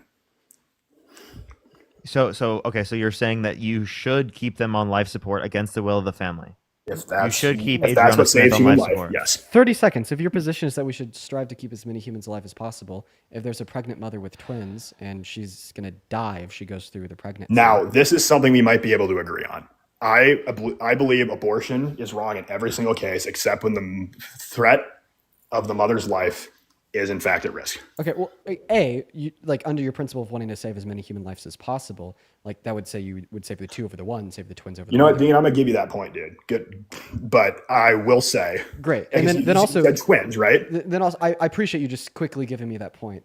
You need to rectify that within your own view because there's more pressing matter at hand. This means that you don't think that rape victims should be able to get abortion? Why in the world would you get to commit murder if you were raped? Well, I don't think it's murder. It's because I think it's justified because I don't think that the woman has any obligation to provide for the resources of the fetus. Okay, fair enough. Can I give you a hypothetical? Sure, if you want. Right, for sure. Like imagine that somebody's going to break into your house every night for the next 9 months and steal half your food. This is going to severely decrease the quality of your own life, and there's around a 5 to 10% chance that it'll end up killing you by the end of the 9 months. All you got to do to prevent this person from stealing your food, decreasing the quality of your life, and possibly killing you is to lock your front door at night. Now, if you do lock your front door at night, they're going to die from starvation. Should that be illegal? Well, that person, you do not have a duty of care to that person. That person's a criminal. Okay, you have no duty of care to that individual, therefore it shouldn't be illegal to lock your front door at night, stop them from stealing your food, even if they did as a result. That's my argument for victims of rape. They have no duty of care to the fetus, so they have the right to evict the fetus from the uterus, stop providing the fetus their bodily resources, even if it kills the fetus as a result, just like in the hypothetical that you locking your front door at night killed the burglar as a result. Well, it's that criminal's responsibility as an adult to feed themselves. It's not the responsibility of the fetus to just somehow not get killed. Right. It's not your responsibility to feed that criminal. So why is it a great victim's responsibility to feed the fetus? That's the question I'm asking. Because I don't think there's any justification to imply that a responsibility would exist. You're not directly murdering that criminal by locking your door. Okay, so it has to do with direct versus indirect. So the abortion pill is an indirect way of killing the fetus because it simply stops off the supply of the mother's bodily resources that indirectly kills the fetus by starving it to death. So you do agree with the abortion pill for victims of rape? No, I do not. Okay, well, why not? It's indirect, just like locking your front door. Locking your front door for a criminal that you have no duty of care to, that person has a direct obligation to feed themselves. Okay, so why does the great victim have a duty of care to the fetus? Because that human is alive and you can't murder them. Okay, because a human is alive and you can't kill them. And if you stop caring for them, you'll kill them. Okay, yes. So then under your view, yes, if there's somebody taking half of your food at night, then you do have a duty of care because if you stop letting them take half your food, you're killing them. No, because essentially that person is trying to commit a violent crime and the other person is just, not the other person, the mother who got raped essentially has a duty of care to birth that baby because essentially it is killing a human life if they directly take an abortion. Right. Well, I mean, you said that they have the duty of care because if they stop the care, the fetus will die, right? Correct. Okay, well then you have a duty to keep your front door unlocked because if you lock it, the person will die. No, because that's the issue with your logic, sir. Break into house. That's a direct contradiction, right, Parker? No, it's not. Yes. Yeah. No, okay. it's not. Okay, explain us how that's not a direct contradiction. It's not a direct contradiction because you do not owe a duty of care to that person. All right. So then a duty of care is rooted in something other than if you stop the care, they'll die. So then what is the duty of care of the great victim rooted in? Because last time you told me that duty of care was rooted in the fact that if they stop the care, the fetus will die. But now you're telling me that merely if you were to stop care for one, that they die, that does not justify duty of care. So what does justify duty of care for a victim of rape?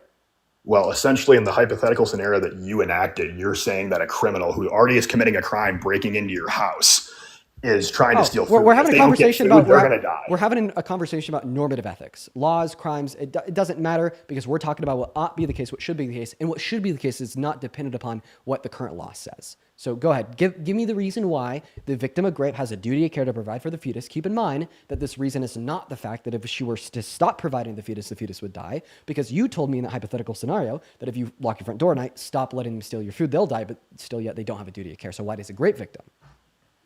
They do have a duty of care to birth that human being and not kill them. Yeah, for sure. Why?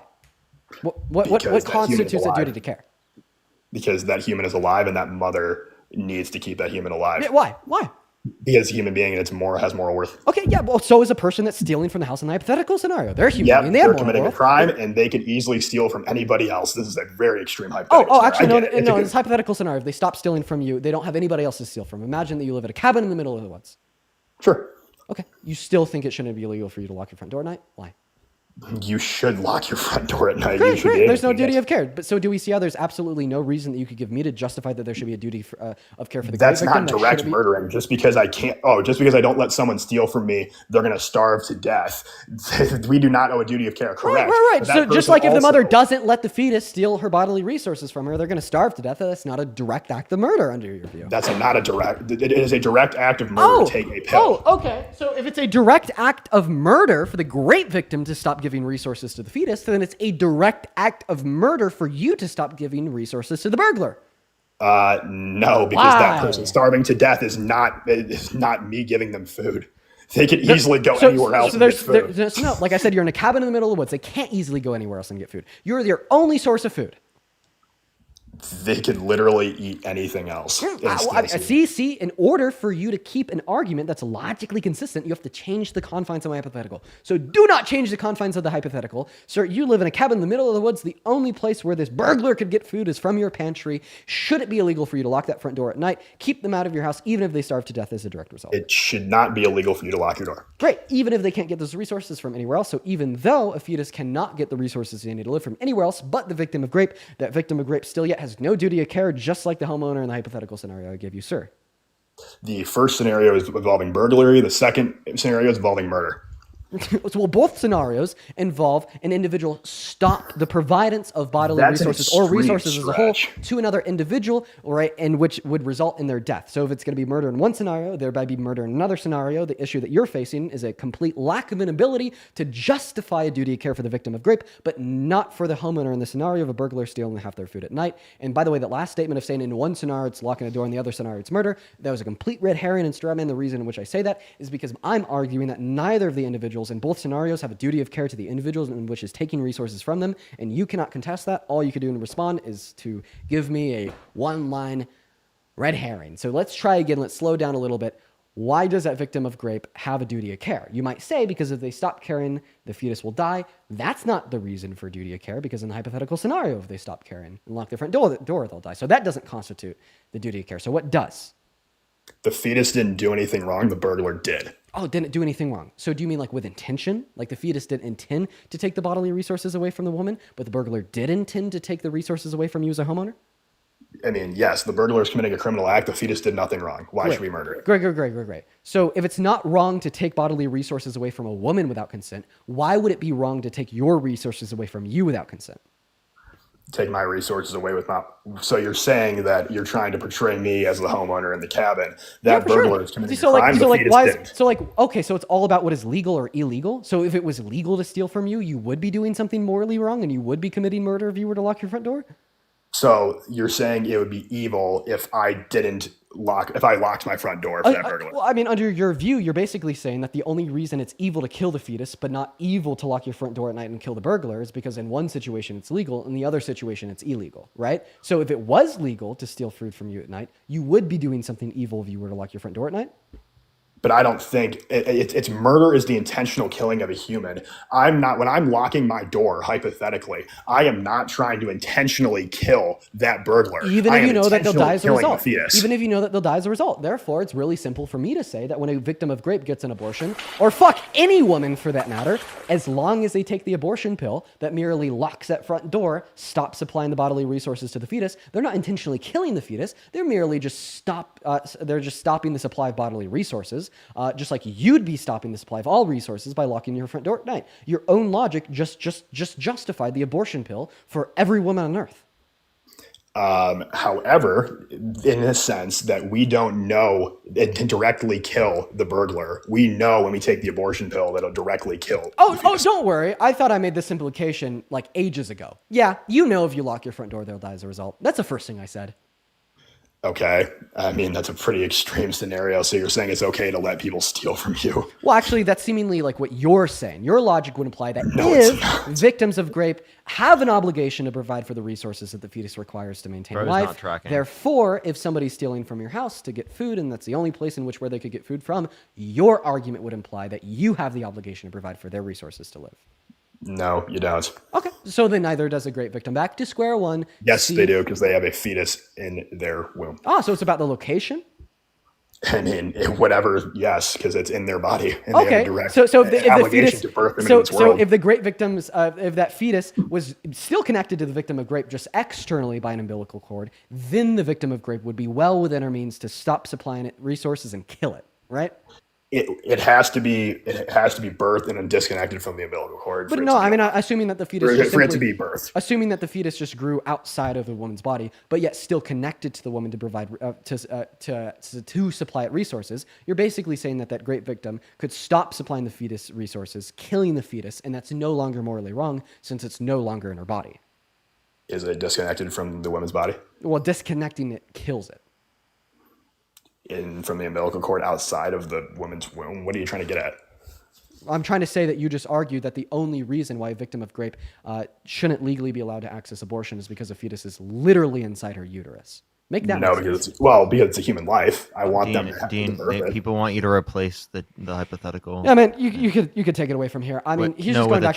He's just going back. He's just going back in the circle now. Like now, this guy's saying, if it's a human life, that's why the victim of rape has to sustain its life. Even though I've clarified 15 times that the person stealing from your house in the middle of the night is also a human life, and you don't care, demonstrating that this is not the reason in which it makes it relevantly morally wrong for the great victim, but not in the hypothetical scenario I gave you. I mean, we've gone in loops. I mean, if you have anything new to demonstrate that the great victim would have a duty to care, but not the individual breaking in, feel free to provide it. But I'll pass the mic off to you, Parker. Keep in mind, I do have to leave here in around 7 minutes.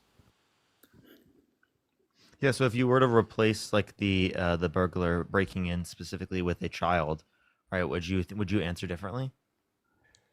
I mean, again, a very extreme hypothetical scenario. So you're saying if it was a child instead of an adult? Mm-hmm. So how does that? I mean, it's not your child. It's not your duty of care, though. Okay, so specifically, so it's not your duty of care. So regardless of whether or not it's a child, right, in that scenario, you're still saying that you don't have the obligation to provide that, correct? Yes, because the mother has an obligation. Okay. I get when the rape victim. Okay, so think about it this way: when a fetus is inside your body, it is a harsher obligation for the person who has to maintain that, comparative to just allowing someone to take food out of your pantry, like one person. And then also, I think they said there that the great victim has that duty of care because it's their biological kid. It is that, I mean, yes, obviously rape is terrible. And obviously when we punish that rapist in court and we give them 50 years in prison, whatever, that should happen. But should we also commit murder on that fetus?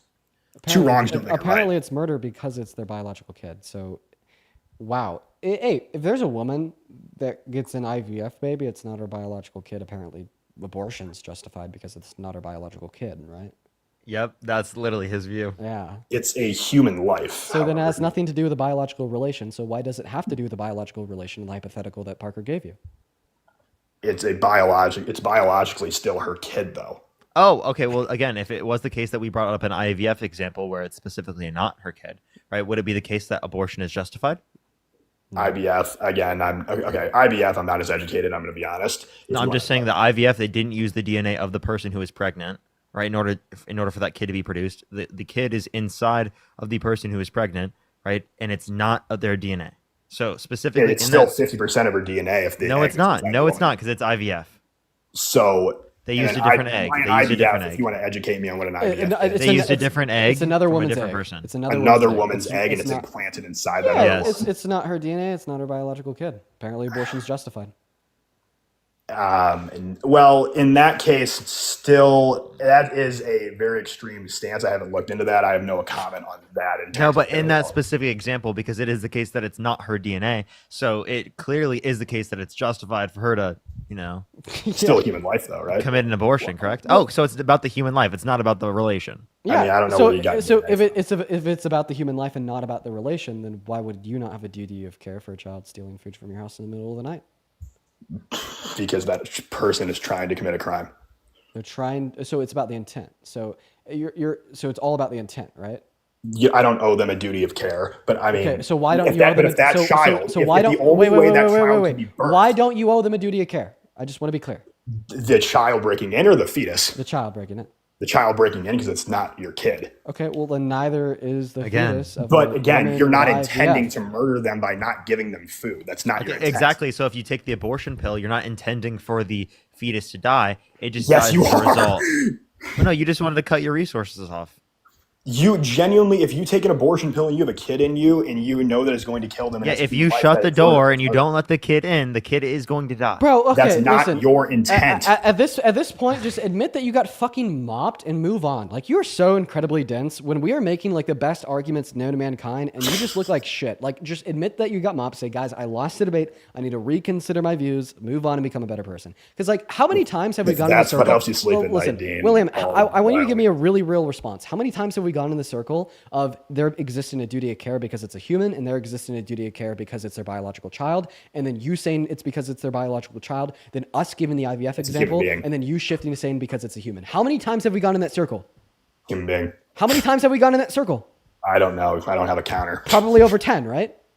Whatever if that's the number you got. Right. See how you like continually like perpetuate the circle of you losing and then pivoting like a billion times, even though you know what you're going to prove it to is going to be. Well, exactly. Now the circle continues. It's a human being. So is the kid that's stealing half of your food at night. You don't think you have a duty of care to them. End of story. That's a contradiction. Do the circle again. Go back to saying that it's not your biological child. Do it. I dare you. How does that have? I want to just go in this break out of this circle. How does that relate to your view on abortion? So this relates to your view that you don't think that victims of rape should be able to access abortion. Yeah, because it's still a human being. Right, just like the child that's stealing half the food from your house in the middle of the night. Boom. See, circle completed for the 20th time. And you don't owe them a duty of care because why? Let me guess. They're not your biological kid? You brought up the IVF. Wait. Let me guess. I'll fill in your words. It's because you don't owe them a duty of care because they're not your biological kid, right, William? Are we talking about IVFs? The person that's stealing half of your food in the middle of the night. Correct. Great. And then this is where I'm like, oh, well, what about a woman with an IVF baby implanted inside of her? That is not her biological kid either, according to the logic in which you just demonstrated us in the position of a child stealing half of the food in the middle of the night. That's not their biological kid. Thereby, they wouldn't have a duty of care to provide to that IVF baby. Thereby, an abortion would be justified. And then you're going to say incorrect because it's still a human life, right? If that, I haven't done a lot of research on IVF. If you guys, I'm going to say that no, it wouldn't be that. So it'd still be wrong for a woman with an IVF baby to get an abortion? Well, no, because you don't have a duty of care. Really? So it's not wrong for a woman with an IVF baby to get an abortion. So thereby it's not about the human life. So because it's not her DNA, correct? Wait. So to clarify, you could IVF and then abortion infinite times and you wouldn't think that's wrong. Oh, I muted him instead of myself. Yeah, William. Just a real question. Sorry. You could IVF and abortion infinite times, and that's not wrong, correct? Again, I haven't done research on IVFs to have a stance on that. What? Okay. Yeah, I'm just asking you if abortion is wrong in this circumstance, and it seems like you don't have an answer. Wow, what a pro-life advocate. Dude, we finally I genuinely don't. we I'm not won. understanding We won. Okay, so you're agnostic on if women that consent and contractually agreed to being implanted with an IVF baby should be able to get an abortion. But when it's about a fucking 10-year-old victim of rape, all of a sudden it's the worst Like, what thing the since. fuck? It's an IB. You're saying that person agreed to take on that fertilized egg? Yeah, what do you think we're referencing? Jesus Christ, dude. Come on, bro. Again, I'm trying to develop my point on the Dude, spot I'm because I sorry. haven't really looked If you into didn't IVFs. understand what we were referencing, In that sense, if that hold up, person if you agreed didn't to take on understand that what, baby, then yes, it is an act of murder. okay, now he's changed his view because he didn't understand. If you didn't understand, you could have just told us. I mean, don't worry. Well, I said I haven't done research on IVFs. Don't worry. The way to get out of like about that agreement, because there's a contractual obligation that's present, is by just simply imagining that they were implanted with the wrong IVF baby. Like imagine that they agreed to take on an IVF baby that was female. The doctor implants them with a wrong IVF baby that's a male. There's no contractual agreement that exists. They did not agree to take on that IVF baby. Under your review, it can't be murder. In that sense, I didn't do a lot of research on IBS, but if that person agreed to take on that baby, regardless of their DNA, then yeah, it'd be murder because they essentially agreed to have that. Yeah. So what about if they're implanted with the wrong IVF baby? They didn't agree to take on the wrong IVF baby, did they? I mean, again, so you're saying that they implanted a wrong IVF, so they essentially did it against the woman's will? Yeah, doctor made a mistake. Again, I really don't understand what you're trying to reference here. It's, Yeah, it's an accidental IVF. Yeah, doctor made a mistake. No, she signed up for IVF. She went in it's IVF. She went into a contractual agreement to untake an IVF baby that was a female. Doctor made a mistake, accidentally implanted her with a male. Does she have an obligation to sustain pregnancy? If that's a human life. Great, circle completed. Okay, sorry. I just wanted to complete the circle with you one more time before I kicked you. Valid, sure. Fucking hell. Okay. Jesus, Dean, today was a bit wild. Yeah, it was. I gotta say, the one positive thing I could say about William is that he's definitely in the right career path. Yeah, that insufferable motherfucker would be quite the lawyer. Let me tell you. You know, just unrelentingness. He is always right. Holy shit. Yeah. You found your calling. You found your calling. Now, he wouldn't be a good lawyer. I'd like to clarify that. Definitely would be a terrible lawyer, but to be a lawyer is his calling nonetheless.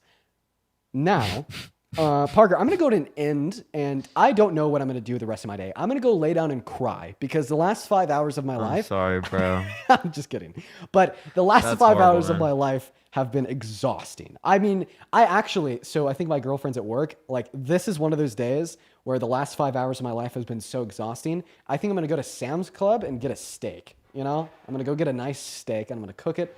And I'm going to watch TV. That's what I'm going to do. That sounds like a nice time to me.